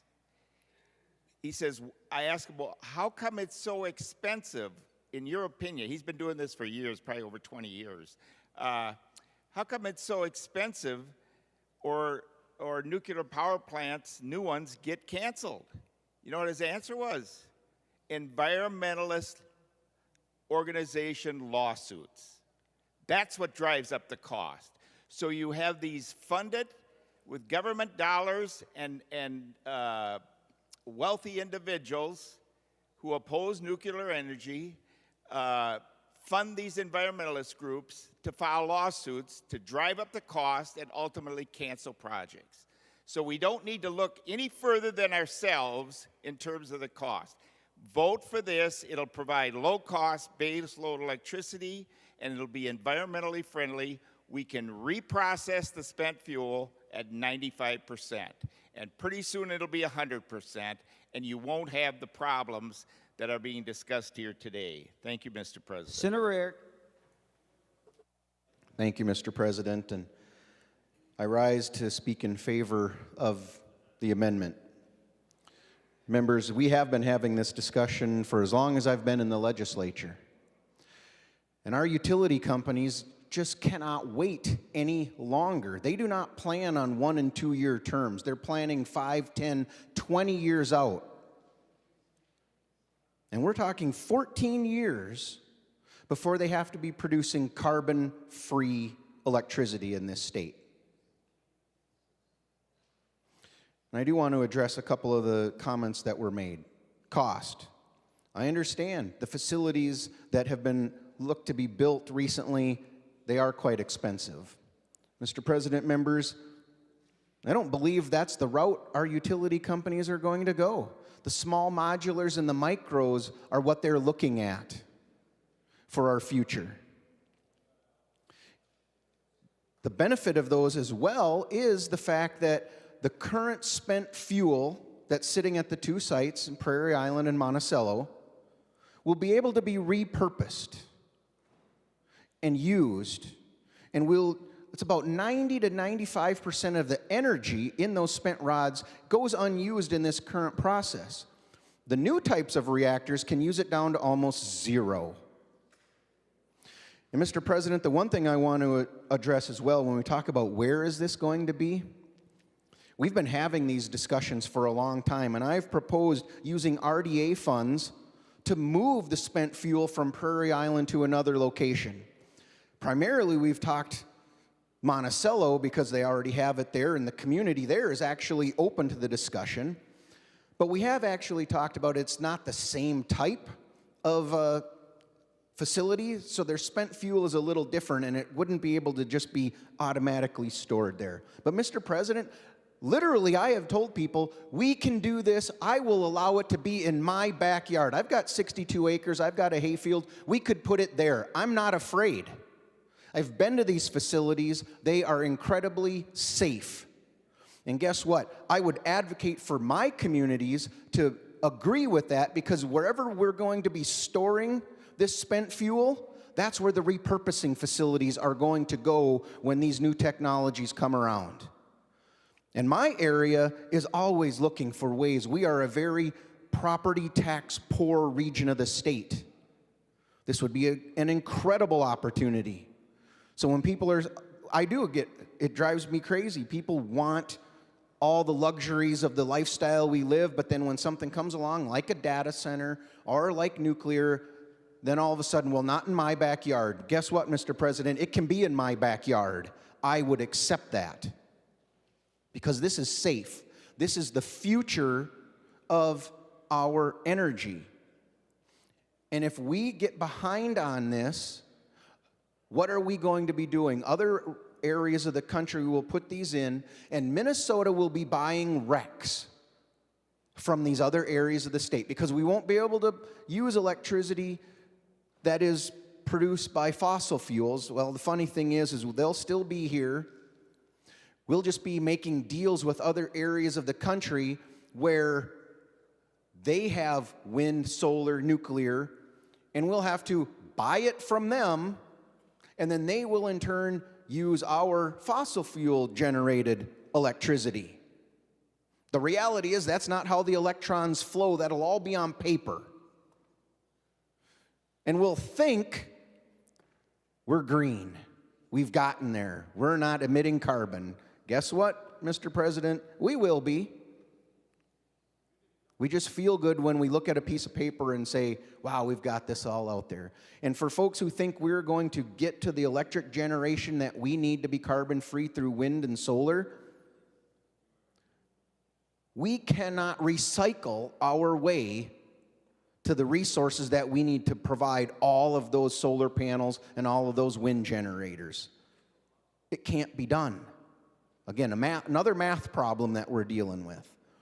The resources will have to come from somewhere. And right now, where that's coming from in the world are places that have zero environmental protections and very few worker protections. So if we truly want to be environmental activists looking to make this planet better, and I agree, I have 3 things that I look at when we talk about our energy future. We absolutely need to be cleaner, and our technology is getting us there. But if we mandate things too quickly, we tend to lose the other 2 pieces, and that's reliability and affordability. The base load power is absolutely necessary, especially in a state when we hit temperatures 30 below zero. We have to allow our utilities the ability to plan for the future. And we heard the comment about, I get it. When we think about it in pounds, 1.5 million pounds of spent fuel seems like a lot. But this is incredibly dense material. In Minnesota, the spent fuel is stored in an area less than the size of a football field. Nationwide, all of the spent fuel could probably be stored in a facility the size of one of Walmart's largest warehouses. That's what we're talking about. And like I said, Mr. President, this spent fuel, there is a future use for it. Repurposing it for these new nuclear technologies that will allow us to become carbon-free, that will allow us to put this generation in places where our fossil fuel generation has already happened, so that we don't have to come back and talk about how are we going to put all the transmission lines in place for all this new source of generation, because it can go right where the old sources were, unlike wind and solar. Mr. President, we've been dragging our feet on this for so long. We have been working with Prairie Island, and we will continue to work with Prairie Island. But I believe taking the moratorium away, allowing us to start actually working towards these new technologies, actually puts us in a better place, or puts Prairie Island in a better place. It will get that spent fuel out of there. That is part of the discussions. And again, so many of these discussions about where is it going to be, how are we going to get there, our utilities aren't willing to join into that discussion very deeply until this moratorium is gone. Because it's all futile discussion until the moratorium has been removed. Members, vote yes on the amendment. Members, any other discussion before I go to Matthews, who's the author of the amendment, before we vote? Seeing none, Senator Matthews, to your 824 amendment. Thank you, Mr. President, and thank you, members, for a very good discussion here on the floor. I'd encourage members to sit back and look and see how a lot of the arguments even presented here today have just fallen apart in this context of what we should do with our nuclear and our energy future. Mr. President, this has not been a partisan issue nationally. There is a dwindling number of states that still have a nuclear moratorium in place because many of the states that have had them are now revisiting the issue and are repealing them and removing them from their laws. And some of the most recent examples that have just happened in the last year or two are the notably blue states like Illinois and New Jersey. Both of those states have recently undergone legislative changes that have repealed their nuclear moratoriums and have put this tool back in the toolbox. And members on the Energy Committee will often know, as I bring up the MISO numbers and the MISO statistics about how this energy plays into our overall generation. And I want to give members some good news here today, and I think even folks behind me would see this as good news. What's currently being generated right now as we speak on the MISO grid, because we have a very windy day outside and we also have a very sunny day outside, we are seeing some of the highest wind and solar generation right now on the MISO grid in real time. The two together encompass about 43%. And that's a very high number. That is much higher than most average days that I see when I check the statistics in real time from time to time. Because that amount is so high, the three main base loads right now in real time at about 3 in the afternoon on this weekday here in our state, coal, gas, and nuclear are generating about 50%. And that's a low number to the average because it often runs around 70 to 75%. I expect even by this evening, when the sun goes down and the wind will likely die down, we'll see that number go back to the average of about 70 to 75%. When we have extreme cold temperatures in the middle of winter where we get to 20, 25, 30 below zero, I have seen that number go about as high as about 88, almost 90% of the energy that is being generated to help our communities keep their houses warm and get through cold snaps in the wintertime. 88, almost 90% gets generated by sources that are most disliked by members in this chamber. Generation from coal, from gas, and from nuclear. And yet none of us would ever think about going door to door on a balmy 30 below morning around the neighborhood and picking 8 or 9 houses out of every 10 of who gets their energy shut off in order to make the remaining energy survive for the last 1 or 2 houses. That's not what we're tasked with. We're tasked with providing enough electricity for all Minnesotans for all the ranges of the temperatures that we face here in the state of Minnesota. You've seen the arguments fall apart about community support as my community, and I believe a growing number of others, will be looking at, hey, we need this for a multitude of reasons, whether it's energy infrastructure, whether it's local jobs, whether it's property tax revenue. We have already started to see some, and I believe we'll see a lot more grow of those that will be open and welcoming to this discussion. And then to the waste, as I said before, this is definitely and clearly will be in whatever planning would go forward. And I want to correct one thing that the bill author said about promises that have been made. I believe it'd be a correct characterization that that's a promise he personally has made, but I would disagree with that being a legislative-wide promise about how we would handle situations going forward. And I have continued to work with communities like Prairie Island for many years as we've discussed this. I'm sure we will continue to do so into the future. But the time is now. We're only 14 years away from the 2040 mandate, and Minnesotans can expect to see increased and rising energy prices, and part of that is due to the unnecessary mandates that this chamber has imposed upon Minnesotans, especially without then providing the requisite tools and supplies for how we would build other energy generation like nuclear in order to fill that void. So I appreciate the discussion we've had on this, and I would ask members to support this amendment. Thank you, Mr. President. The secretary will take the roll on the A24 amendment.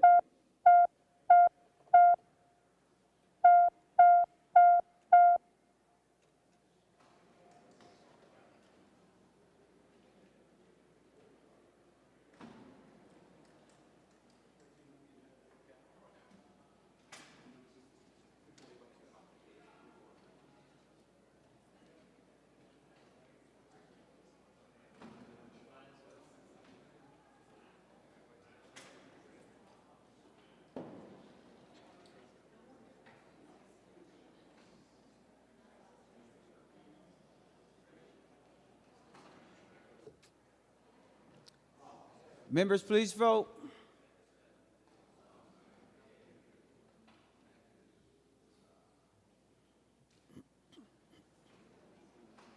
Senator Kunesh, for those voting pursuant to Rule 40.7. Mr. President, Senator Mayquade votes no. Senator Mayquade votes no. Senator Ann Johnson Stewart votes no. Senator Johnson Stewart votes no. Senator Seeberger votes no. Senator Seeberger votes no. Senator Klein votes no. Senator Klein votes no. Senator Fateh votes no. Senator Fateh votes no. Senator Zhang votes no. Senator Zhang votes no. Senator Rest votes no. Senator Rest votes no. Senator Bolden votes no. Senator Bolden is here. Oh, I'm sorry, I did not mean Bolden. Senator Port, I'm sorry. Senator Port does not, votes no. Senator Port votes no. Thank you. Senator Hochschild votes no. Senator Hochschild votes no. Senator Murphy votes no. Senator Murphy votes no. And Senator Carlson votes no. And Senator Carlson votes no. Senator Jasinski, for those voting pursuant to Rule 40.7. Thank you, Mr. President. Senator Duckworth votes aye. Senator Duckworth votes aye. Senator Heinzman votes aye. Senator Heinzman votes aye. Senator Johnson votes aye. Senator Johnson votes aye. And thank you, Mr. President. Senator Rasmussen votes aye. Senator Rasmussen votes aye. All senators having voted who desires to vote, the secretary will close the roll. There being 32 ayes and 35 nays, the A24 amendment is not adopted. Senator Gruenhagen. Thank you, Mr. President. Yeah, I would like to offer the A25 amendment. Senator Gruenhagen offers the A25 amendment. The Secretary will report the A25 amendment. Senator Gruenhagen moves to amend Senate File Number 4504 as follows. Page 1 after line 11, insert. This is the A25 amendment. Senator Gruenhagen to your A25 amendment. Well, thank you, Mr. President. Yeah, this amendment, what it does, it removes the 100 megawatt cap on hydroelectric power, which is base load power. You know, I did just a quick search on the internet of the states around us, and all of them allow for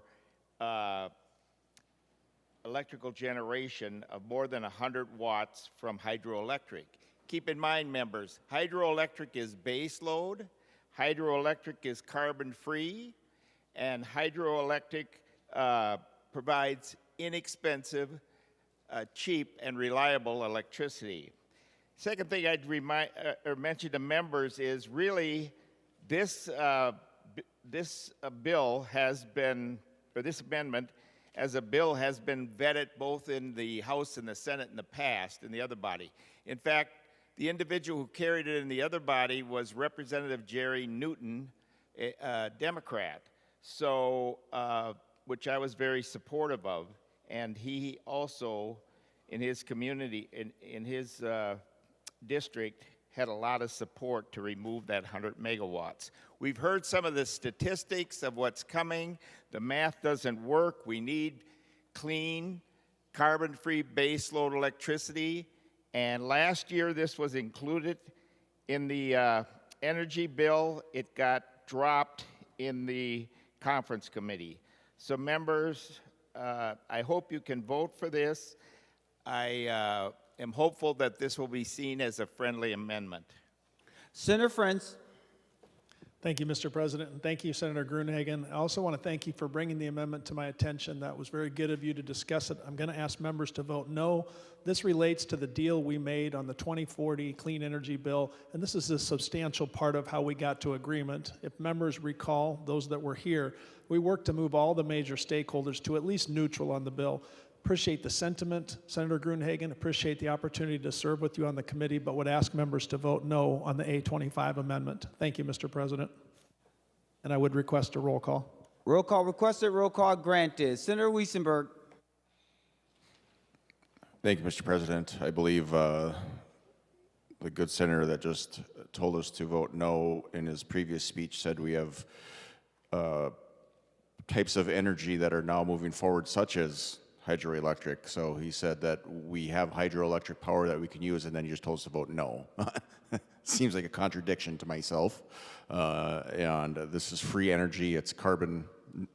It's just free energy. We're using water to generate electricity. It doesn't cause any harm to our damage. This is actually better than windmills, which, you know, harm birds and eagles and things fly into them and die, where a hydroelectric dam is just using the rotation of the earth and the water moving and creating power. It's really simple. It's as simple as that. Vote yes. Any other discussion before we go to the author of the amendment? Seeing none, Senator Westrom. Mr. President, I would rise in support of this amendment also to allow hydropowered dams over 100 million to provide us clean, reliable energy, 100 megawatts of hydropower energy. Members, just to keep this cap artificially, because some legislative and other interest groups negotiated something 2 or 3 years ago, is not a good reason to put that policy in place. If hydropowered electricity at 99 megawatts is somehow clean energy, but 101 megawatts of hydropower electricity is now not clean energy, I think we have to go back to the drawing board. And Senator Frentz, I think you could get this also. And everybody here should understand that 101 megawatts of electricity from hydropower from that same water molecule in a river that is free-flowing, kinetic energy that gives us free electricity, except for the equipment we have to put in place to catch that power. And the beauty of hydropower is that same energy, let's just say the Mississippi, starting up near Bemidji where the headwaters are, you could capture energy over and over and over and over and over and over and over and over and over, all the way down to Minneapolis. And then you could catch energy coming into the Northwest Metro, out of Elk River and Monticello. And then you could have another dam with hydropower electric many times over as it flows through the Twin Cities, if we wanted to. I'm not suggesting you would, but I hope I can point out the idiocracy of state law saying hydropower over 100 megawatts is somehow not clean renewable energy, but if it's under 100 megawatts, it is clean renewable energy. That defies logic, members. So if you're logical, vote green on this amendment. Let's get it corrected in statutes and improve the policy for all Minnesotans. Going forward, we should embrace more hydroelectric power in this state as baseload, clean, renewable energy. But let's have a logic test here on this amendment. Vote green if you have logic and realize hydro-powered electric over 100 megawatts is the same megawatt if it's same electron as if it was under 100 megawatts. Because it's almost silly that we're even discussing this. And it's almost silly that grown adults have put into policy in our state statutes that somehow hydropower electric over 100 megawatts isn't clean, reliable energy. Let's correct this wrong. Let's put this state on the right path and capture that free-flowing baseload hydroelectric power like they have done in Manitoba and many other places that border Minnesota that also send those powers, those electrons and that electricity into our state for us to use. Why don't we start generating it here rather than outlawing it like the Democrats did under the 2040 bill that makes no sense and defies logic. So if you've got logic, vote green and get rid of this illogical rule and statute. And if you don't have logic and you vote red, you'll probably flunk the logic test here today. Members, any other comments before I go to the author of the amendment? Senator Grudenhagen, your last couple comments, buddy. Oh, thank you, Mr. President. You know, the other thing I'd just share, members, is in the Energy Committee last year, we had testimony by the department that 36% of Minnesotans can't pay or are struggling to pay their energy bill. I want you to think about that, members, because this is your constituents and mine. 36% of Minnesotans, according to the department, can't pay or are struggling to pay their electricity bills. Okay? That's where we're going. That's only 14% away from 50%, okay? Should we count off by twos? 1, 2, 1, 2, 1, 2. Every other person can't afford their energy bills. That's the direction we're going, besides the fact that the wind and solar are not baseload, they're not reliable, they don't provide cheap baseload electricity. Hydro does. There's absolutely no reason that we should leave this in force. Let's do what's best for our constituents and eliminate this cap and provide some clean, carbon-free baseload electricity that is inexpensively priced. Please vote green. Thank you, Mr. President. The Secretary will take the roll on the A25 amendment.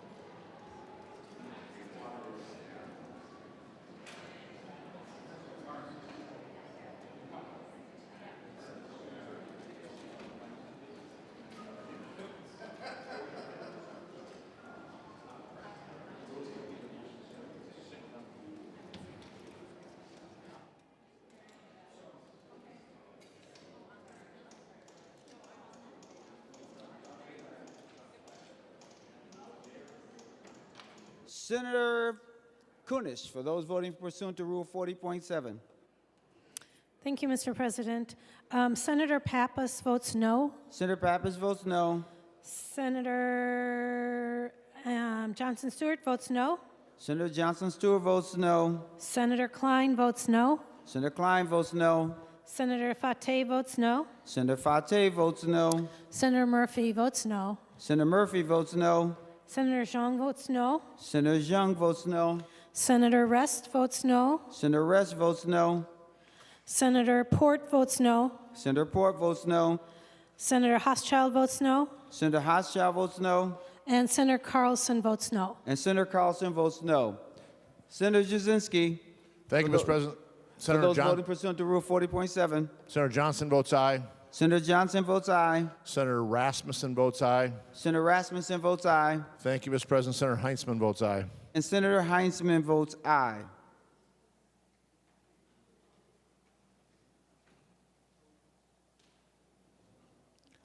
All senators having voted who desires to vote, the Secretary will close the roll. There being 32 ayes and 34 nays, the A25 amendment is not adopted.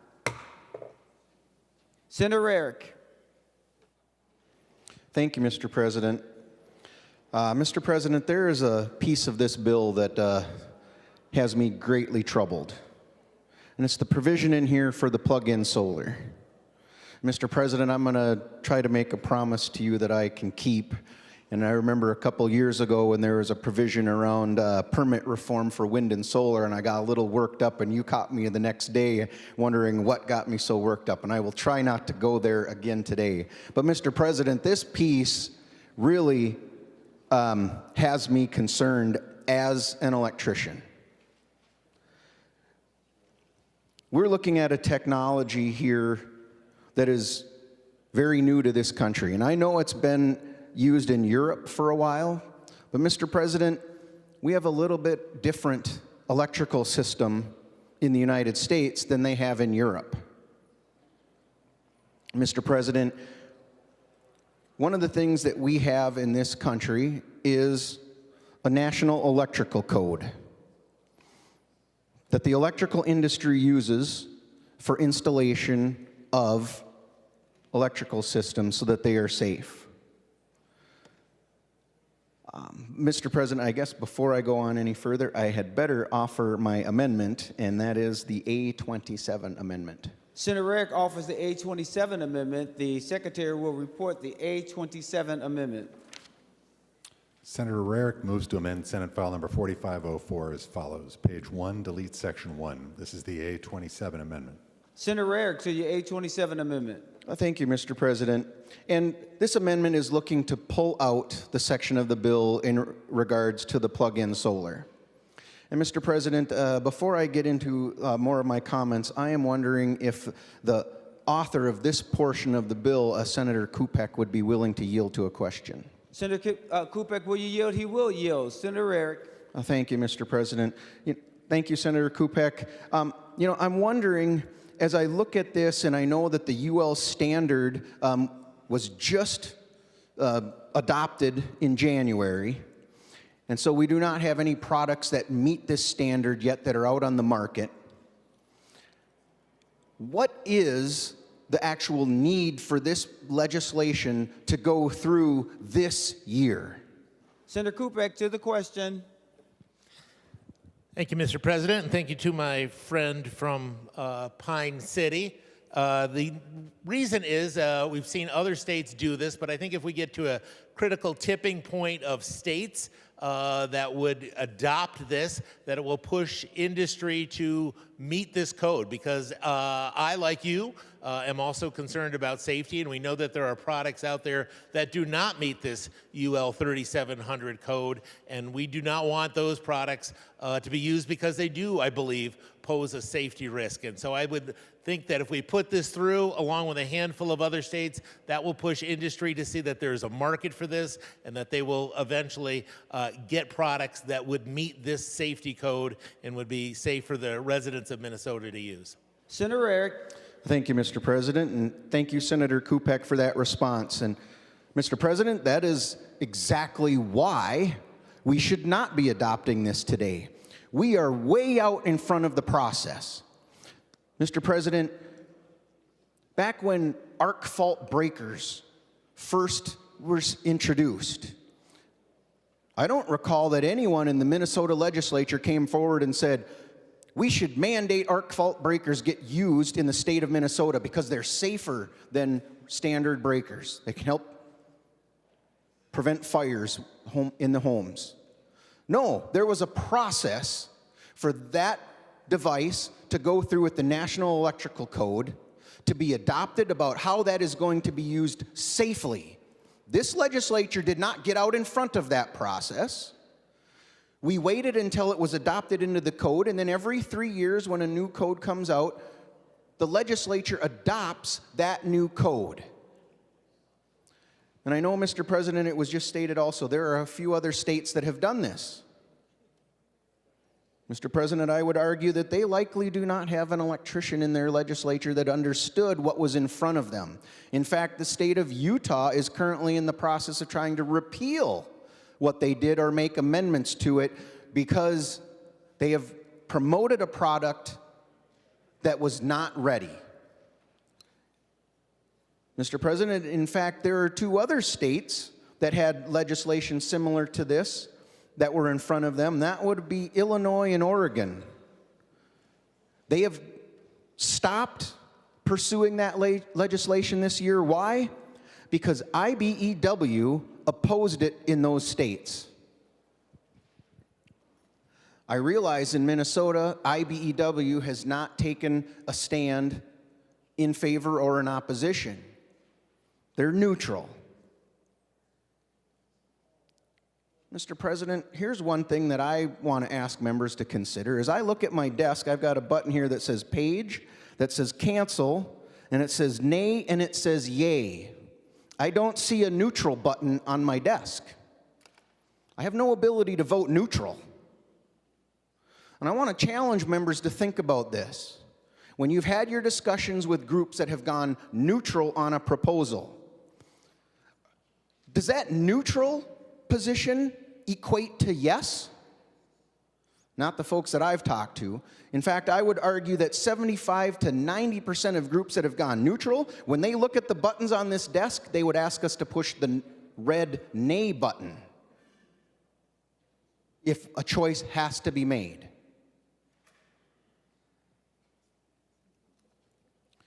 Mr. President, as this proposal started coming forward this summer, I started engaging in it and looking at it, and I've worked with and talked with a number of electrical inspectors. I've talked with people at NECA, the National Electrical Contractors Association.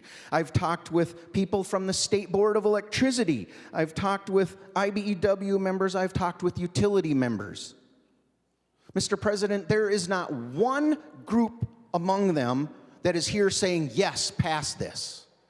In fact, the utilities have been telling people, no, don't do this. And one of the things that they were asking for, if it would go forward that might get them to neutral, was that they would have to be notified. That provision's not in what's in the bill that's in front of us. So guess what? Our utilities are opposed to what's in front of us. The State Board of Electricity did take this up the other day, maybe 2 weeks ago. But they know that it's in the process, and they're actually, a member at the Department of Labor and Industry has submitted to NFPA, who does the National Electrical Code, to review this and consider it in their code process as it goes forward. That is the process that needs to be followed. The point of passing this legislation is to encourage industries to come and start marketing in Minnesota. But there is no product to market in Minnesota. The UL standard was just adopted in January. There is no product in manufacture right now that could possibly meet that standard. Nothing has been made, nothing has gone through the actual test to prove that it meets the standard. And here's one of the things that was brought up in testimony, was that, well, part of that UL standard is that it requires an individual to install it who is qualified. Well, Mr. President, I challenge someone to think about this and say, what is the enforcement mechanism for a UL standard? There isn't one. A UL standard rates a device to say it's safe. But for a UL standard to say it must be installed by a qualified individual, there's no way to enforce that. There is no entity to enforce that. The enforceable mechanism would be for it to be in the National Electrical Code. Mr. President, it's not there. Many people want to believe, and as what has been marketed, you see this solar panel that's got a cord on it and the end that everybody would be familiar with, that you could plug into any receptacle around your home. Well, guess what, Mr. President? That doesn't meet the UL standard that was adopted in January. This is not like a coffee pot. This is not like a vacuum cleaner. This is like a generator. Mr. President, I do want to take one part here. And for people who want to try to argue this point that this is like a coffee pot or a vacuum cleaner, or that we should be able to plug it in wherever we want, this is where the safety issues come in, and this is why IBEW in Oregon and in Illinois were opposed, and it's actually why there is great concern amongst electrical inspectors and NECA and actually IBEW in this state as well. This idea that we're going to plug it in somewhere, we're going to plug it into an outlet. Well, how does the National Electrical Code define an outlet? It is a point on the wiring system at which current is taken to supply utilization equipment. At that outlet, we would be plugging into a receptacle. How do we define receptacle? A contact device installed at the outlet for a connection of an attachment plug or for the direct connection of electrical utilization equipment. There it is again. We're connecting in utilization equipment. What's utilization equipment? Equipment that utilizes electric energy for electronic, electromechanical, chemical, heating, lighting, or similar purposes. That utilizes electricity. That means it uses electricity. It does not supply electricity back into the system. It is using electricity. So here is where the ultimate concern comes from, that many people probably don't quite understand. Your main electrical panel in your home, that's where all your breakers are. They're sized to protect the wire that's run in your house. So if I have a 20 amp breaker feeding wire in my house that's rated for 20 amps, that's the maximum amount of current that can flow on those wires in my house. But if I now take this solar panel and plug into that same circuit, and I can generate 10 amps of power off of that solar panel, guess what, Mr. President? I can now have 30 amps of power on wiring that's rated for 20 amps in my home. Guess what that is, Mr. President? That is a fire hazard. It's also a safety risk for the electrician who might have to come and work on the house. There is a process, and I believe we will get to a place in time where these solar panels will be something we can market. But it was talked about in the introduction of the bill that this is for folks in apartments and they can put it on their balcony. That's why it's called balcony solar. Well, guess what, Mr. President? Part of that UL listing says it cannot just go right into that receptacle that's on the wall right now for this specific reason I just talked about, because it'd be on the backside of the circuit breaker. So what are we going to do? You're going to have to hire an electrician to run a dedicated line from that balcony to wherever the electric panel is in that apartment. What do we think that's going to cost? And how many apartment complexes are going to approve that work to actually be done? We're misrepresenting to the people what this is and how you're going to use it and where you're going to use it. Mr. President, I have spoken with a number of folks, and I was recommended to chat with somebody by the chief author from the other body. And I continue to talk to everyone along the way, and so I called this person. And he was strongly advocating for it. And as the phone conversation went on, I found out he's developing the technology that helps make this safe for interconnection. And I just couldn't help but realize I'm talking to someone who has a very high self-interest in making sure this gets out and he can start marketing his product before anybody else.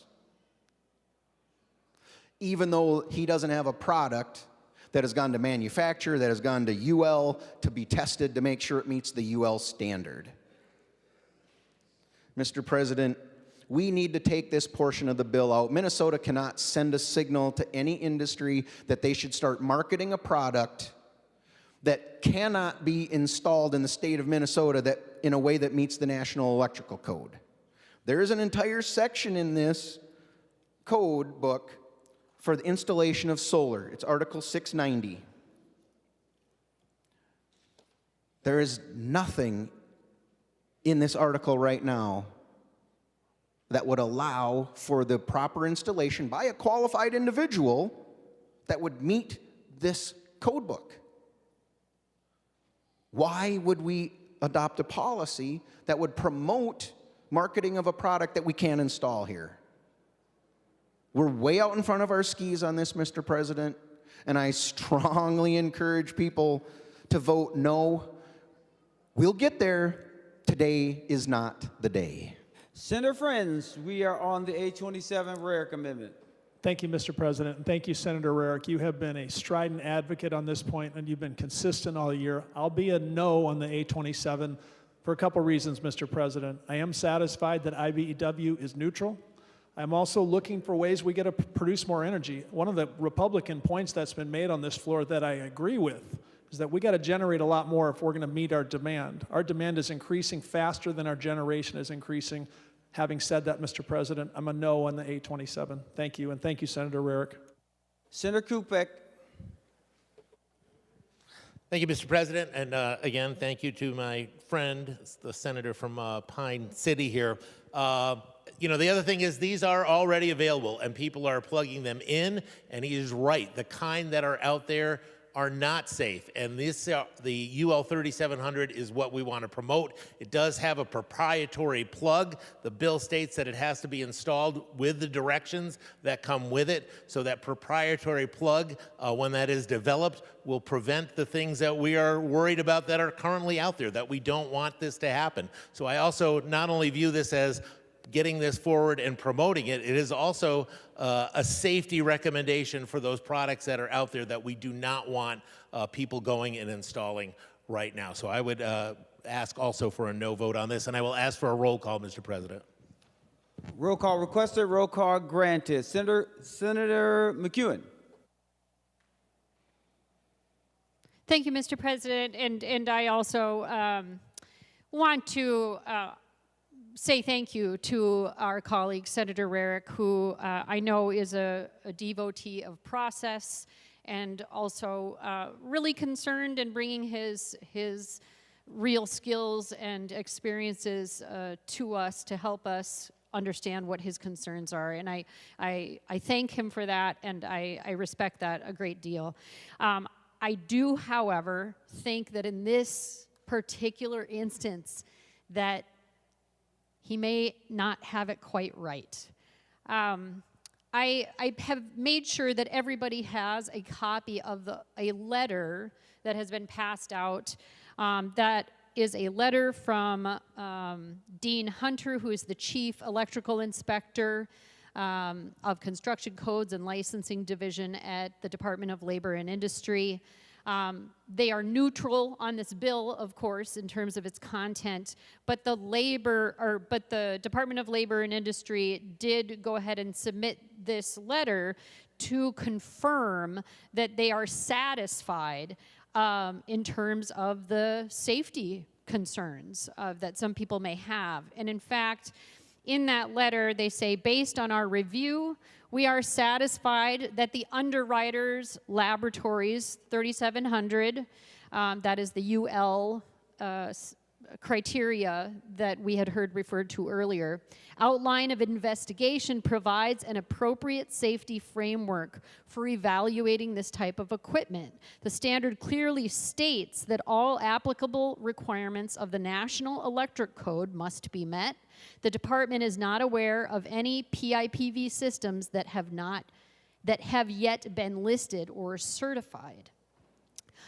So I just want to make sure that people understand. I wanted to look back and see what some of these concerns may be in Utah around the bill that they did pass. And as I understand it, you know, Utah, a very deeply red state, and this passed, I believe, unanimously from the Utah legislature and was signed into law. I think right now, from what I'm seeing, they're going back and looking at how some of the interaction of these plug-in scenarios interact with their electrical grid, some of the larger issues, net metering, and so some of that is what I'm seeing that they're looking back at. But I am aware that a number of states have followed suit and have instituted their own regulations around plug-in solar, including Maryland, Virginia, and Maine, that have all passed legislation to allow this type of very convenient solar. And I know, members, I have received a number of emails from people in my district and across the state saying, please go ahead and do this. And it really is across the political spectrum. People are interested in being able to lower their electricity bills and really owning their own power generation and having that independence. And I think it really is something that we can all get behind. I did want to reiterate one of the things that I heard earlier, which is one of the most important things I think for people to consider is that these systems currently are being sold right now. So people are buying them online. That is why we need this legislation. We need this legislation to exactly begin to do what and address some of the concerns that we've heard. Because our legislation requires products be UL 3700 certified, which addresses the concerns, again, that we have heard. So what we don't want are people buying these machines online that don't meet the kind of safety certifications that we would want them to have. So knowing that both the Chief Electrical Inspector with DLI has said, hey, this doesn't, I don't see any major problems with this. I think we should be good to go with this.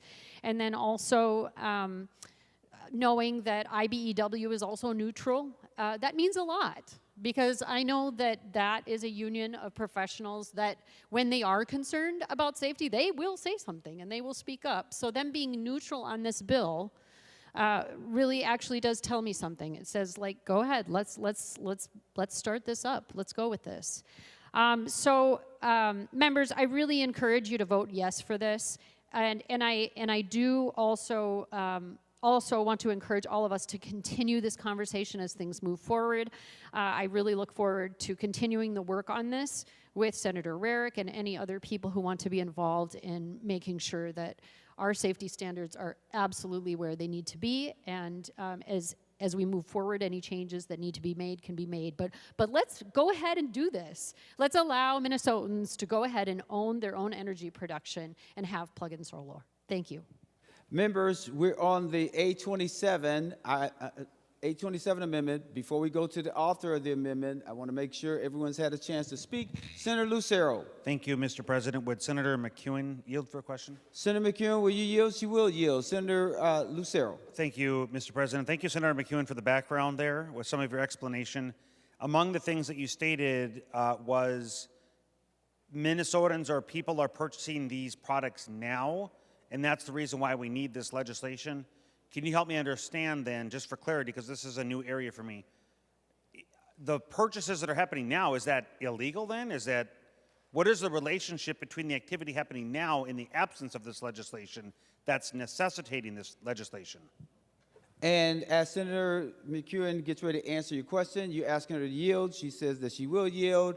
Remember, we're on the A27 amendment and not necessarily on the underlying bill. So, Senator McEwen. Thank you, Mr. President. Thank you for that question, Senator Lucero. I can talk to some people who are more learned about this to maybe get you a more fully fleshed out answer. But my understanding is that right now we are living in a sort of Wild West situation with these devices. So they are available online. People can purchase them, but we don't have a criteria here in the state of Minnesota to say, what is our expected standard for safety? What this bill would do is say, going forward, any of these systems that are sold within the state of Minnesota or to people within the state of Minnesota, we can be assured as Minnesotans that they're going to meet this safety standard, which is the national standard. So this UL 3700 safety standard, as I understand it, so it would require every plug-in solar system sold and installed in Minnesota. It would have to meet the standard. The Underwriters Laboratories is the nationally recognized authority that is doing rigorous electrical product safety certification in the country. And part of it is that it would provide for automatic shutoff when it's unplugged to prevent shock. There's overload and overheating protection. There's immediate shutdown during power outages, and also some other rapid shutdown protection. So there's a lot of safety work being done on these through this Underwriters Laboratories, and so us adopting this criteria at this point just gives the people of our state some security and protection that when they purchase a product like this, they can look for this certification, they can know that it meets the criteria and be safer. Senator Lucero. Thank you, Mr. President, and thank you, Senator McEwen, for that. And again, if she would yield for another question. Senator McEwen, will you yield for another question? She will. Senator Lucero. Thank you, Mr. President. And Mr. President, the reason I'm addressing the underlying bill is because the amendment is seeking to delete language in the underlying bill. So my questions are pertaining to the existing language that is being up for consideration of being deleted or not deleted. That's why I think that your remarks earlier were directed at me, so I just want to make sure I'm clear. My questioning is for the underlying bill. So, Mr. President and Senator McEwen, so as I'm reading this, and I appreciate the answer you just gave, that people purchasing it then would have to conform to the new standard, and I'm seeking correction or clarity if I'm incorrect in my following conclusion here. When I'm reading the language on line 1.13, it says that an electric utility means a public utility, cooperative, electric association, or municipal utility that provides electric service to retail customers in Minnesota. I'm looking for anything that would prohibit people from purchasing these devices that are not conforming to UL 3700 if this were to become law. So my question, Mr. President, Senator McEwen, can you confirm that if this were to become law, the language in the underlying bill, were to become law, that it actually expressly prohibits customers from engaging in the activity they're doing now, in the absence of this language, purchasing these panels that don't conform to UL 3700, because I don't read anything in the underlying language that would prohibit that, or am I just misunderstanding or missing it? And Senator Lucero, before she answers, just for clarity, I wasn't referring to you. I was just letting you know, letting folks know where we are, because the A27 takes away the language that you are reading right now. That's all I was doing, for clarity. Right? Senator McEwen, to the question. Thank you, Mr. President. Thank you, Senator Lucero. So it's not illegal for people to purchase these systems, but it would require an interconnection agreement with the utility, but which is what this bill exempts plug-in solar from. So it means that any product sold or installed in Minnesota would need to have that certification in order to be lawfully sold. Senator Lucero, you done? Thank you. Senator Lucero. Thank you, Mr. President. And if Senator Rarick would yield for a question. Senator Rarick, will you yield? He will yield. Senator Lucero. Thank you, Mr. President, and thank you, Senator Rarick. My question is, and I appreciate your experience as an electrician, and I appreciate your detail of having the panel with the breakers, and it's a feed. It's feeding all of the lines that are coming from each individual circuit, whether it's 15 amp, 20 amp, 30 amp, 50 amp, et cetera. And the way the system is designed is to feed the current down, and then you have devices plugged into the receptacles. It could be a fan, it could be television, or whatever device is going to be using the electricity or the current that's flowing down. As I understand this technology, and as you were describing, and my question is, do I understand your explanation correctly, that the standard system in a house or any system, from the panel outwards as it branches out to the receptacles, that this device, it's the opposite. It's pushing current into those lines in the opposite direction, and therefore it could as you described in your example, if you have what is it, a 12-2, is that a 20 amp or 15 amp, 20 amp? Okay, so if you have a 12-2 line, you could, and if the circuit's already feeding 20 amps on that 12-2 line, if you plug one of these devices in, you're going to now potentially exceed the 20 amp because it's bypassed the circuit. So do I understand you correctly in your explanation and how that could actually be putting more than 20 amps on a 12-2 line? Senator Rarick, to the question. Thank you, Mr. President. Senator Lucero, you are understanding that correctly, that currently, the product that is currently available and the way that many people are perceiving this is that you would plug it into any receptacle that's around right now, and you would be inputting power into the system just like a generator would, but onto wire that has not been installed with this consideration in mind. And so that is where so much of the concern from the electrical industry comes from, because yes, that circuit breaker in the electrical panel is limiting what could go onto that wire that's sized according to the breaker, but now we are putting more current into the system on the backside of that breaker. So you're exactly right. The wire could have more current on it than what it is being protected for according to the National Electrical Code, which is a hazard for fire and for electrical shock and other, that's why the wire and that's why this whole code is in place, so that everything is sized and installed for safety. And now we're looking to, this perception is out there that we can do this differently, and that's why I just believe we're out in front of ourselves with it, and this is not utilization equipment, as I explained earlier, that so many people think it is, and that's why what you were thinking you were understanding, I believe, is 100% correct. Senator Lucero. Thank you, Mr. President, and I'll conclude with this, and I appreciate that. I know we're down in the weeds, Mr. President, And I know that there's a bunch of members here that probably don't give two hoots. But the reality is here at a high level, bringing it back up to a 30,000 foot level. If there's anything we know about electricity and current, it is dangerous if not handled correctly. And current is designed in these homes to flow in a direction. And if any member, Mr. President, has, for example, a home generator, there's all kinds of cautious warning labels on there. Do not hook this up incorrectly and push more power than the system can handle or pushing it in the wrong direction. There's all kinds of warnings here. And I'm agnostic onto this issue. I do not know this plug-in solar panel issue. I don't know. So I'm agnostic onto the issue itself.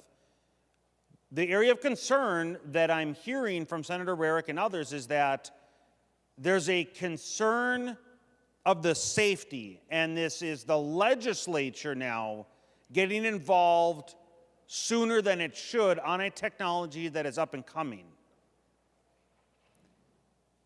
And based on the concerns that Senator Rarick has expressed, I think it's very valid. I'm not an electrician, but I know enough to be dangerous, pun intended. And we should just be careful. As a real estate investor, there is a house that I did purchase after it suffered a fire. Why? Because of the solar panels that were on the house. The solar panels were feeding down to a battery system that they were installed by a homeowner that it wasn't done properly. And the house suffered an irreparable harm. Could not be salvaged. The house was condemned. So I purchased it after it was damaged, but it was because of solar panels. I know solar technology is very popular, and I know that solar technology continues to get smaller and smaller, and more people are using it. And when I'm listening to these conversations between Senator Rarick, Senator McEwen, Senator Kupek, and others, I share the concern that Senator Rarick has expressed that we as the legislature are likely in an area that we don't belong, trying to legislate this stuff rather than allowing it to come up through the standard process. So thank you, Mr. President and members. Senator Holmstrom. Senator Green. Thank you, Mr. President. That was quick. I'm probably the last one before Senator Rarick. Listening to this, and I did have to step off the floor for a minute, so if this was covered, you'll have to excuse me and cover it again, but would Senator Rarick yield for a question? He will yield for a question. Senator Green.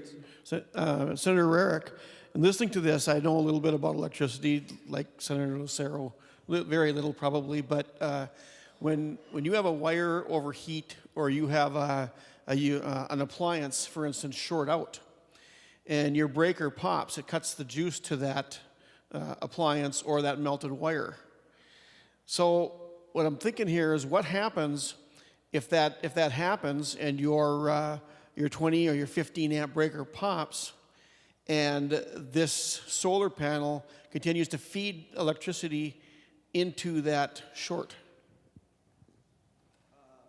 Senator Green, you must look at me and not necessarily look at him. I know it's easy to do because he's right there. But just as a gentle reminder, I know it's difficult to look at me, but please try. All right, Senator Rarick. Thank you, Mr. President, and thank you, Senator Green.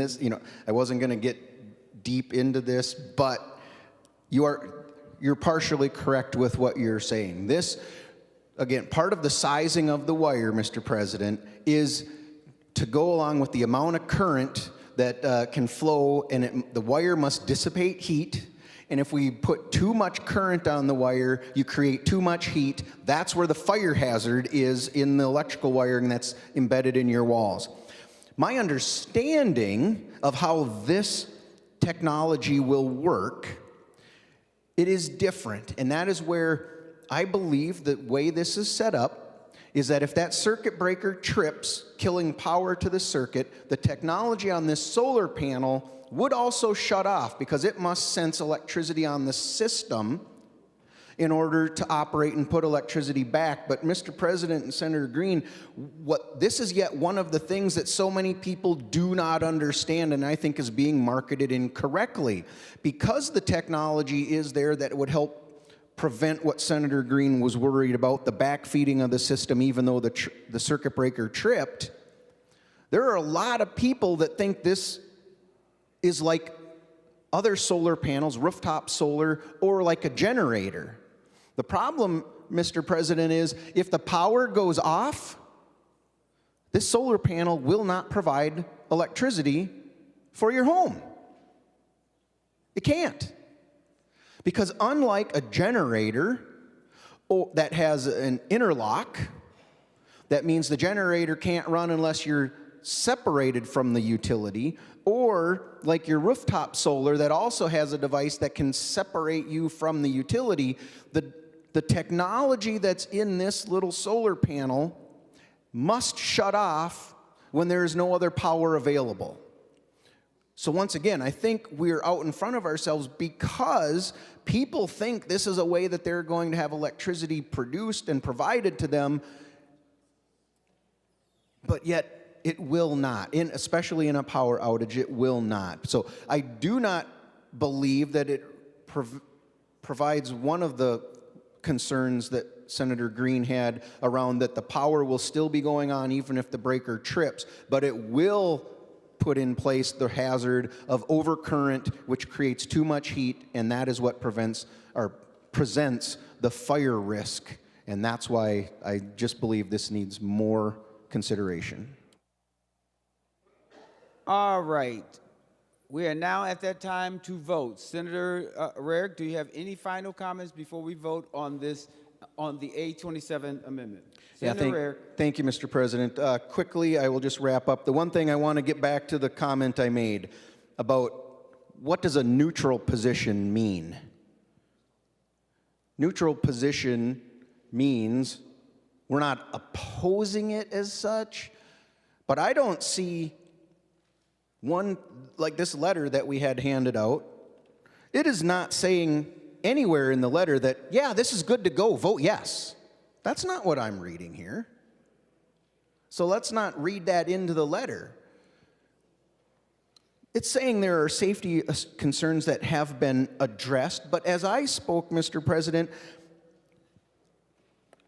the letter here says that this would have to meet NEC standards. But as I've read through this, and I've talked to electrical inspectors, and I've talked to other people in the industry, they do not believe that this code, as it sits right now, provides us that standard to install this. And as I was describing in Senator Green's question, this is much more like a generator, but a generator has an interlock.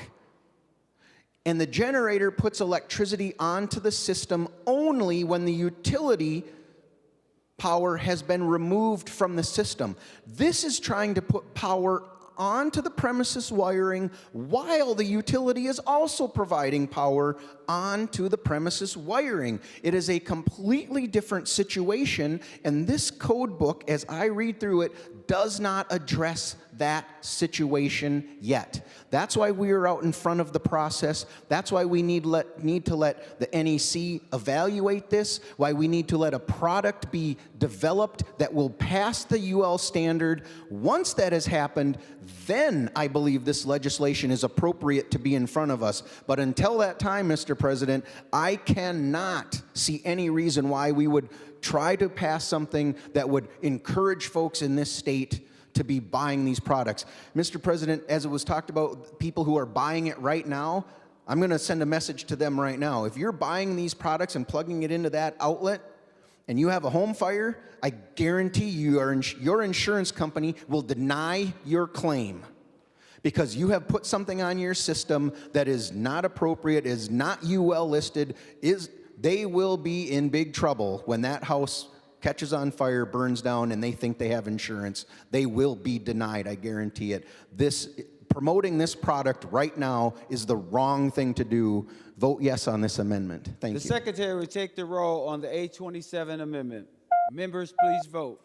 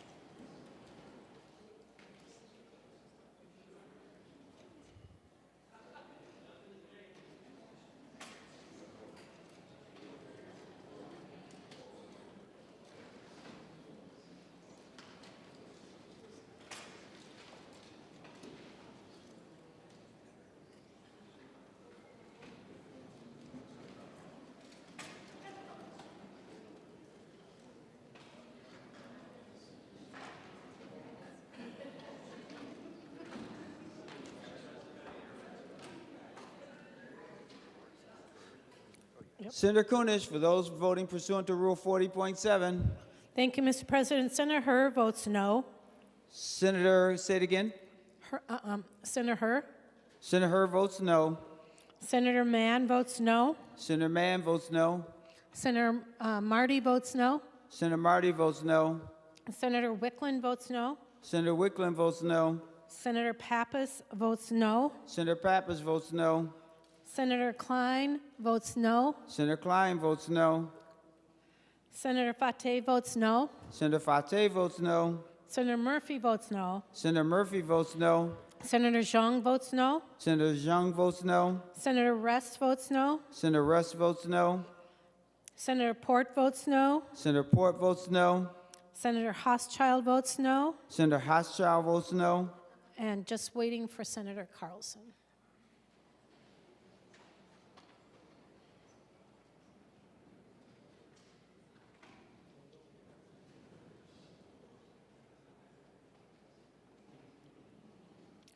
Mr. President, Senator Carlson votes no. Senator Carlson votes no.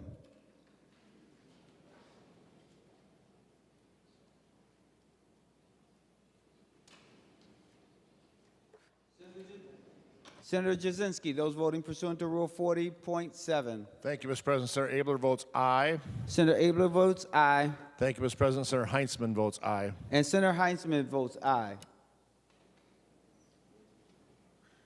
All senators having voted who desires to vote? Oh. No, she gave me this. That's what she told me to do. Okay, thank you so very much, everyone else.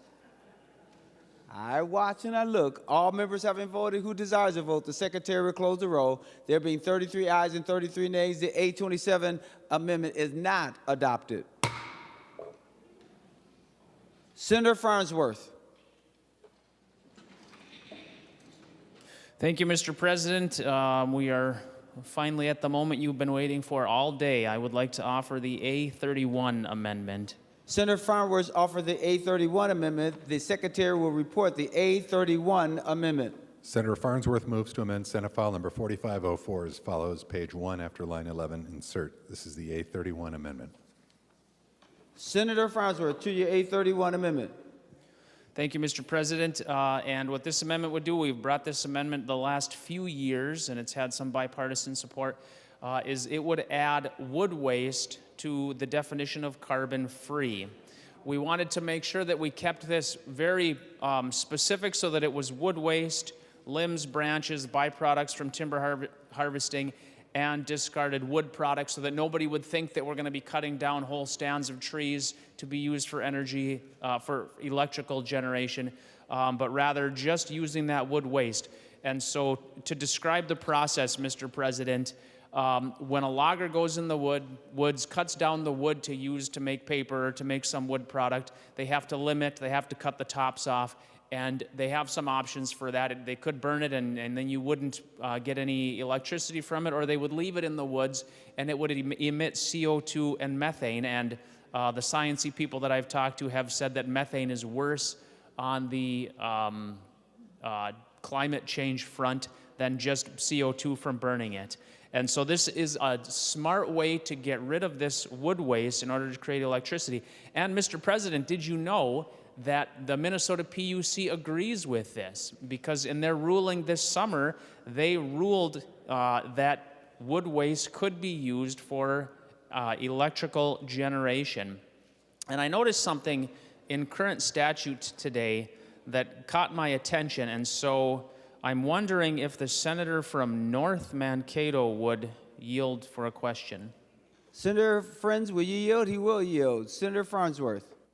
Thank you, Mr. President and Senator Frentz. And I noticed in the current statute, under the definition of carbon-free, it says biomass that includes, without limitations, landfill gas.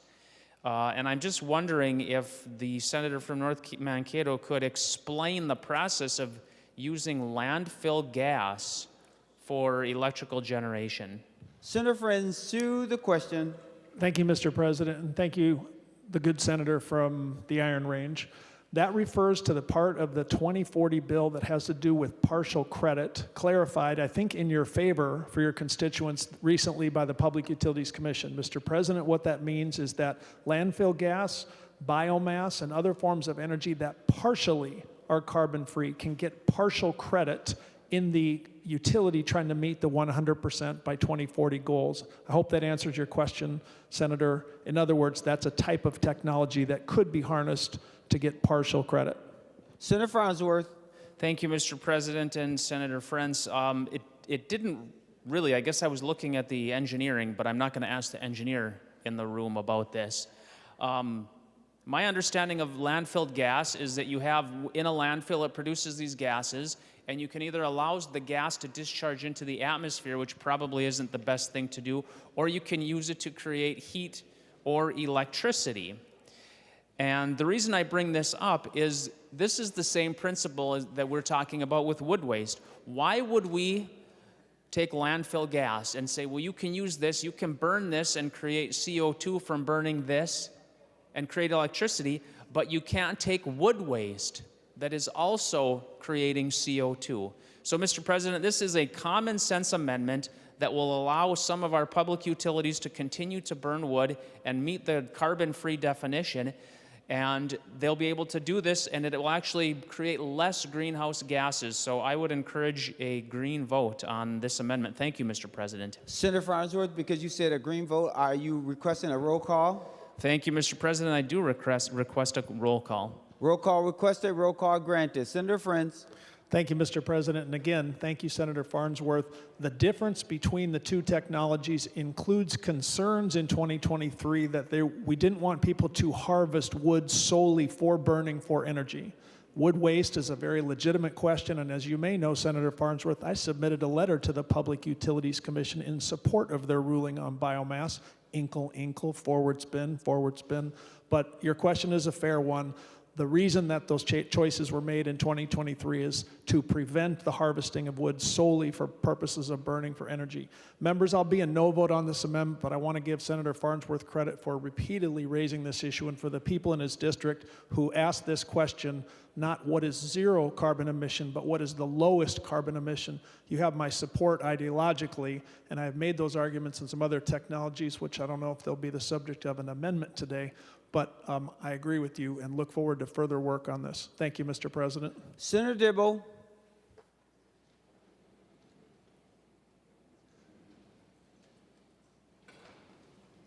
Thank you, Mr. President. Mr. President, members, yes, this matter has been discussed quite a bit in the Energy Committee, the PUC, and the like. I think there just remain some significant disagreements, regardless of what the PUC found as woody biomass being carbon neutral. Members, carbon neutral is not the same thing as carbon free. The fact of the matter is woody biomass can emit as much or more carbon dioxide per unit of electricity as coal. The life cycle accounting mechanisms are highly uncertain, and the central concern, of course, similar to the conversation we had about hydropower, is whether we are going to crowd out those sources of energy that are genuinely zero emission, such as wind and solar. Members, the fact of the matter is that when you burn woody biomass, you're releasing a tremendous amount of carbon dioxide very rapidly into our atmosphere. And any sort of carbon dioxide that would then go back into plant material and the land would take decades because, of course, trees grow slower than they burn. And so this continues to be just a big source of disagreement and concern. PUC is entitled to find things as they see fit. They have that power under our laws as carbon neutral, but it is not carbon free. Thank you, Mr. President. Senator Wiesenberg. Thank you, Mr. President. The carbon release from burning wood, if people don't understand, is considered neutral because trees capture carbon in the air. So while you're burning the wood and it's releasing CO2, it's also that's what trees breathe. They breathe in CO2, and that's what makes the wood and makes the plants. And I'm just reading online here too about the landfill gas and the toxicity and things that burn when you use that. So if we can use landfill gas, which it looks like is maybe possibly worse than burning wood, I don't understand why we can't have burn wood to create energy when it's net neutral is what it looks like here. So it would make sense. I think Senator Farnsworth did his homework, and it seems like wood is probably even healthier than burning this landfill gas, but I guess landfill gas is okay to burn, but not wood. Vote green. Thank you. Any other discussion before we go to the author of the amendment and vote? Seeing none, Senator Farnsworth, you have the last word before we vote. Thank you, Mr. President. And the senator from Minneapolis, I think, he did make a point that burning wood releases CO2. But the larger point is that by not burning it, this is wood waste, so it would be sitting in the woods, or it would be piled up. There's a pallet factory in my district, and if they weren't able to burn it for electricity, it would just be piled up. And it would be emitting CO2 and methane. And as I looked into this, methane has 25 times more greenhouse gas impact than CO2. And so it's actually better from the perspective of greenhouse gas to burn it and create electricity than to let it just sit there and emit CO2 and emit methane. The senator from North Mankato did mention that he sent a letter of support in favor of the PUC's decision, and while that is not a full-throated endorsement of this amendment, I'll take it as at least a partial endorsement and hope that we can at least gain 1 or 2 votes from the majority on this, because this is a good amendment, and so I would encourage everyone to vote green. Thank you, Mr. President. The secretary will take the roll on the A31 amendment. Members, please vote.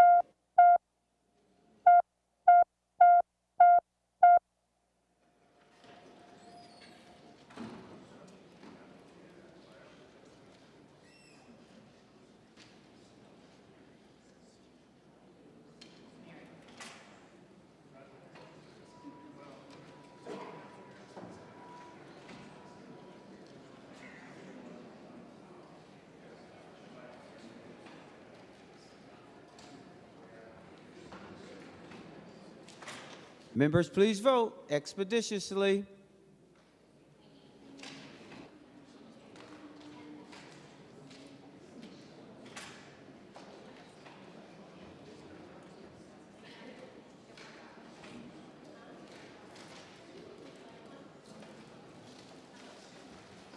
Senator Kunesh, for those voting pursuant to Rule 40.7. Mr. President, Senator Herr votes no. Senator Herr votes no. Senator Mann votes no. Senator Mann votes no. Senator Marty votes no. Senator Marty votes no. Senator Wickland votes no. Senator Wickland votes no. Senator Klein votes no. Senator Klein votes no. Senator Fateh votes no. Senator Fateh votes no. Senator Murphy votes no. Senator Murphy votes no. Senator Zhang votes no. Senator Zhang votes no. Senator Rest votes no. Senator Rest votes no. Senator Port votes no. Senator Port votes no. Senator Hochschild votes no. Senator Hochschild votes no. And Senator Carlson votes no. And Senator Carlson votes no.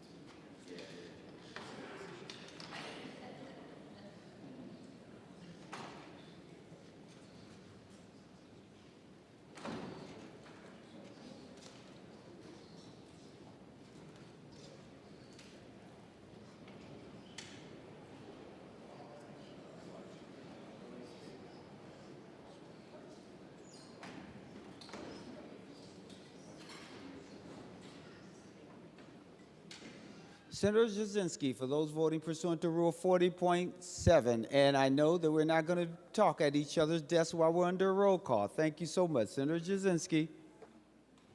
Thank you, Mr. President. Senator Abler votes aye. Senator Abler votes aye. Senator Dames votes aye. Senator Dames votes aye. Senator Heinzman votes aye. Senator Heinzman votes aye.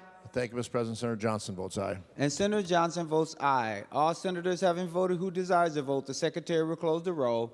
There being 33 ayes and 34 nays, the A31 Farnsworth Amendment is not adopted.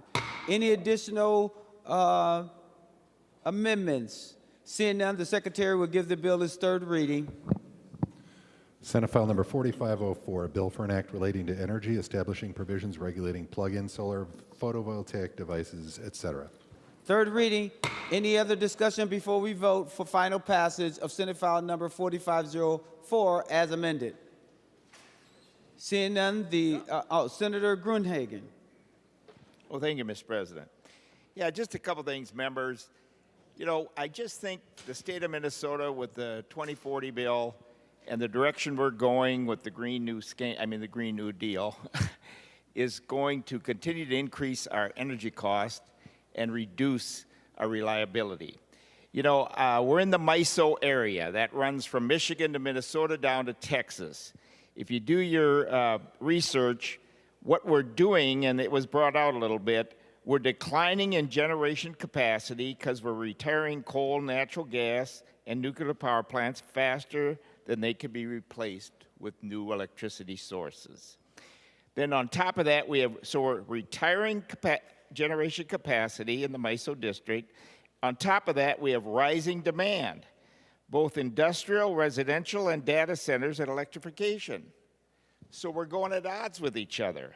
Secondly, increased reliance on weather-dependent wind and solar, which may not be generating at peak demand times like late summer or cold winters, increase the risk of blackouts. So MISO district in the United States has the highest risk of rolling blackouts in the nation because of this ridiculous approach to the Green New Scam, okay? Secondly, why do you see your electricity rates rising, fewer and fewer people being able to afford electricity or can't pay their bills, and yet the Green New Scam, the wind and solar says, well, your electricity generation is going down. Well, you know, so it's a contradiction. You know, when I first built my house back in 1983 out in the country, I tried to keep my electric bill under $100 a month. For about 10 months out of the year, I could do that. Today, my electric bill is running $500 to $600 a month. All right? $500 to $600 compared to under $100. And yet, the Green New Scam people say, well, solar and wind, the price is going down. How can that be? Well, members, I did the research and I figured out why, okay? Because you're supporting two energy systems. You're supporting the Green New Scam, wind and solar, and then you're supporting the baseload electricity too. So you're paying for two systems rather than one, which is why your electricity costs are going up. On top of that, under the Biden administration and the Obama administration, they passed laws and regulations to drive up the cost of clean coal, nuclear, natural gas, and other fossil fuels. That's the scam they're playing on you. They're telling you the price is going down while the reality is your electricity rates are going up, and this bill does nothing about that, Mr. President. This is a scam. And praise the Lord, we finally got a president who calls it a green new tax-sucking scam. That's exactly what it is. That provides unreliable electricity. So members, we need to vote no on this bill. We can't even remove the hydroelectricity cap, which would be very simple to do to provide some base load. We're endangering our farms, our businesses, and most of all, our residents. The last time a solar a polar vortex came through Minnesota. I think it was 2019, if I remember right. I happened to cut the article out of the Star Tribune that said, we cannot rely on only so-called renewables. And it said that during the 30 below weather, the renewables, wind and solar, only generated 4% of the electricity that we needed. 4%. This is a joke, ladies and gentlemen, and it jokes on our citizens and voters. Secondly, it's going to be, the solar and the wind are going to be environmental disasters to clean up. You know, I have a farmer who's a customer through my insurance agency for quite a few years. They built a number of windmills around his farm. They asked him to build a windmill. He turned it down. He said, no, I don't want that. So they built windmills on good farmland. Well, his neighbor put the windmills up, who also farmed, and the windmill went kaput and broke. So the company came to take it down. Well, when they took the windmill down, which, by the way, you can't recycle it. It just piles up as a junkyard.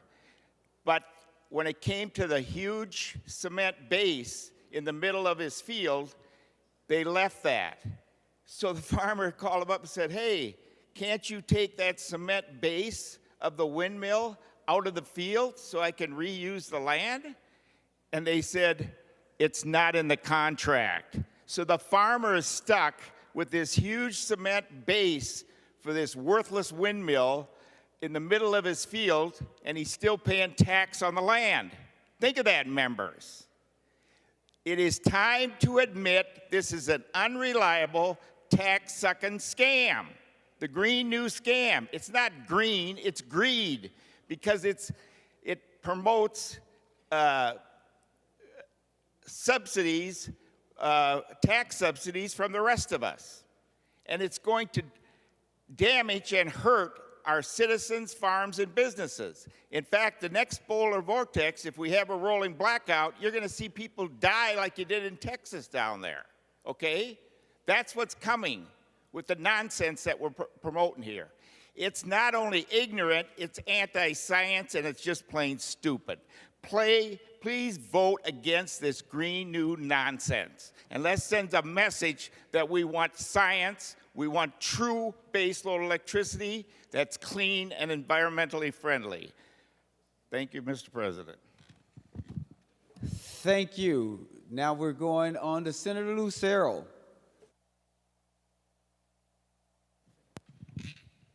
Thank you, Mr. President. Would Senator Gruenhagen yield for a question?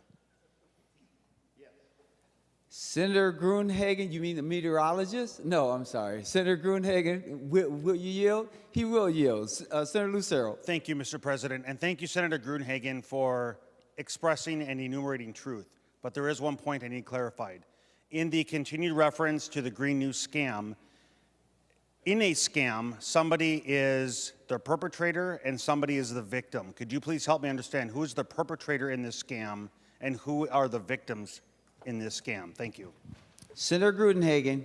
Well, Al Gore, I don't know why I get the word Igor and Al Gore mixed up, but he's gotten to be a multimillionaire, I think almost a billionaire out of this scam.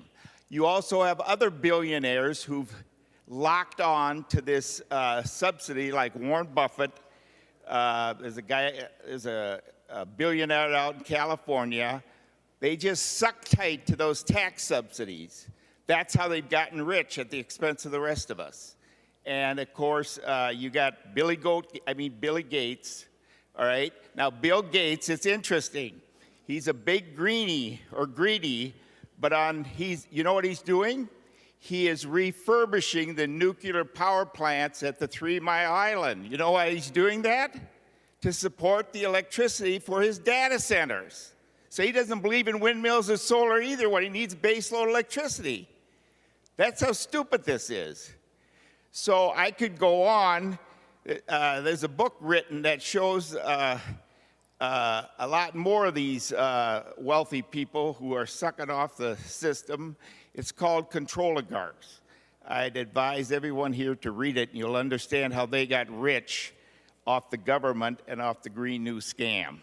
Thank you, Mr. President, and hope that answers your question. All right, we're going to Senator Frentz, the last voice we'll hear before we vote. Senator Frentz. Thank you, Mr. President, and thank you, members, for the discussion. I've often boasted on the floor here how proud I am of the bipartisan conversations we have in energy in the Senate, and I think we're the better for it. Members, I'm a rural co-op member, Benco, very proud of that. There's been talk about the cost of electricity on the floor. What I get in my Benco bill every month is a comparison of the daily cost. April 2025, the daily cost of my home, Mr. President, $5.03. I know Senator Gruenhagen wants to hear the daily cost. This year, Mr. President, $5.04. The daily cost of my electricity in my rural co-op went up 1 cent. Guess what? Benco has increased its use of renewables because of their lower cost. I know not everybody's lucky enough to be in a rural electric co-op, but if you're lucky enough to be in Frost Benco, you saw costs not only not rise with inflation, but stay even, Mr. President. Now, I'm asking members to vote yes on this bill for all the reasons we've covered, but I don't want to skip over this like it doesn't matter. 25 years ago, the political debate was, is the planet warming up? Is it getting hotter, and is it going to cost us money? The answer to that is yes. We now have storms that cost $52 billion, Mr. President, one storm, and we're paying it in our homeowners insurance, we're paying it in our business insurance, and I'll tell you what, folks, we cannot afford to ignore the fight on climate change. This bill moves us in the right direction, asking for a green vote, and thank you for your patience, Mr. President. The Secretary will take the roll on final passage as amended to Senate File 4504.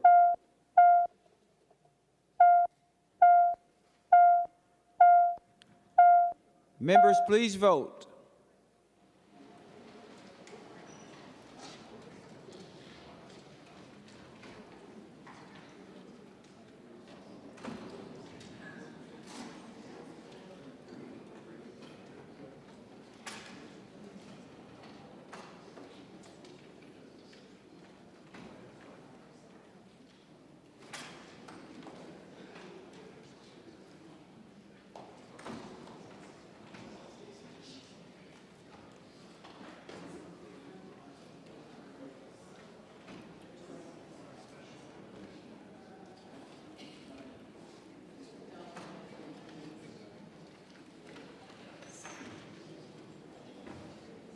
Senator Kunesh, for those voting pursuant to Rule 40.7.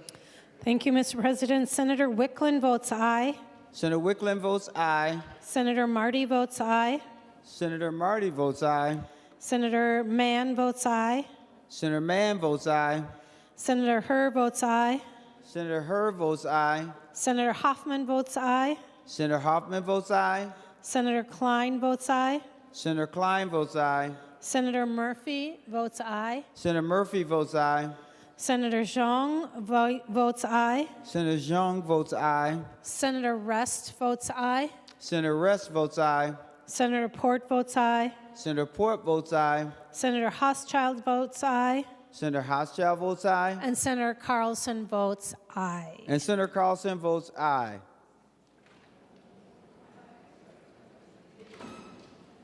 Senator Jasinski, for those voting pursuant to Rule 40.7.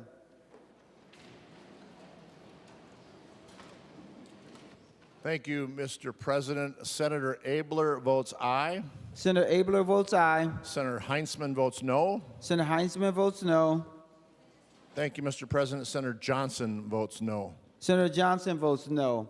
All senators having voted who desires to vote, the Secretary will close the roll. There being 35 ayes and 32 noes, the bill is passed and its title agreed to. Members, we are now go to Senate File number 5200. Senator Limmer. Thank you, Mr. President. Senate 5200 is the end of session corrections bill. This is the vehicle bill for corrections to any bill that has passed both bodies during this 2026 session. This is a little different than the reviser's bill that passed earlier this year. This bill might have substantive effect. For a correction to be included in this bill, the proposed correction must be approved by myself, Senator Latz, and 2 others in the Minnesota House, and the chief authors in both bodies for the underlying bill that might be corrected. Be assured that all proposed changes will be properly approved and checked before they're added as a floor amendment to the bill. There has been one approved correction thus far. It's on the front page of the bill. Today, we are simply passing this bill to the House. The House will then add any corrections, and then we will consider concurrence at that time. I'll stand for any questions. Any questions on Senate File number 5200 before we give the bill its third reading? Seeing none, the Secretary will give the bill its third reading. Senate File number 5200, a bill for an act relating to legislative enactments correcting miscellaneous oversights, inconsistencies, etc. Third reading. Any other discussion before we move to final passage? Seeing none, the Secretary will take the roll on Senate File number 5200.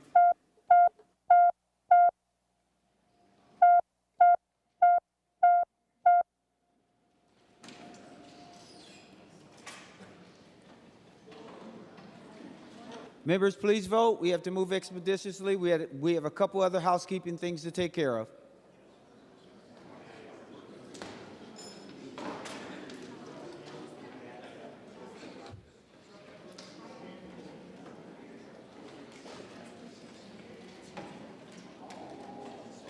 Senator Kunesh, for those voting pursuant to Rule 40.7.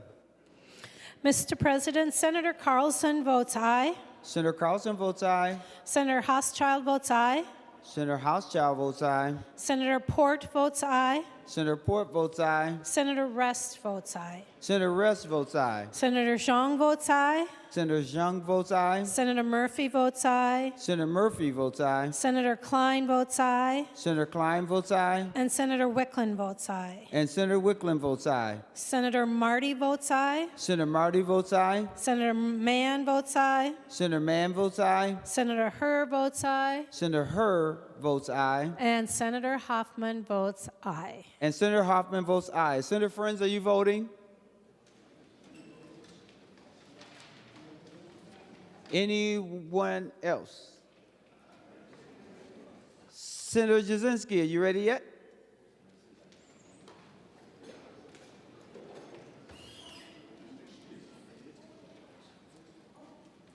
Senator Jasinski. Thank you, Mr. President. Senator Abler votes aye. Senator Abler votes aye. Senator Heinzman votes aye. Senator Heinzman votes aye. Senator Johnson votes aye. Senator Johnson votes aye. Thank you, Mr. President.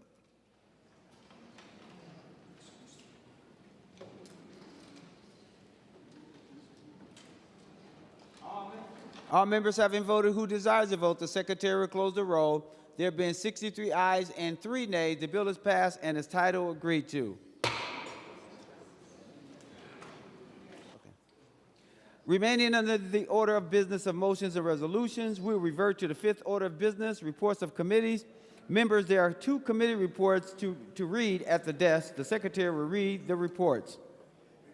Senator Marty from the Committee on Finance, to which was re-referred Senate File number 3891, a bill for an act relating to agriculture, allowing eggs to be donated past their quality assurance date, reports the same back with a recommendation that the bill do pass. And Senator Marty from the Committee on Finance, to which was referred House File number 3404, a bill for an act relating to public safety, increasing criminal penalty for impersonating a peace officer, reports the same back with a recommendation that the bill do pass. I'll now call on Senator Frentz for a motion to adopt the committee reports. Thank you, Mr. President. I move the committee reports read by the Secretary be now adopted. To that motion to adopt, all in favor say aye. All those opposed say no. The motion prevails. The next order of business is the 6th order of business, second reading of Senate bills. The Secretary will read the Senate file number. Senate File number 3891. The Senate file has been given its second reading. The next order of business is the 7th order of business, second reading of House bills. The Secretary will read the House file number. House File number 3404. The House file has been given its second reading. I'll now call on Senator Frentz for a motion.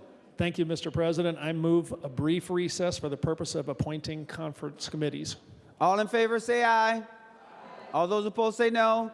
The motion prevails. The Senate is now in in a brief recess for the purpose of appointing conference committees.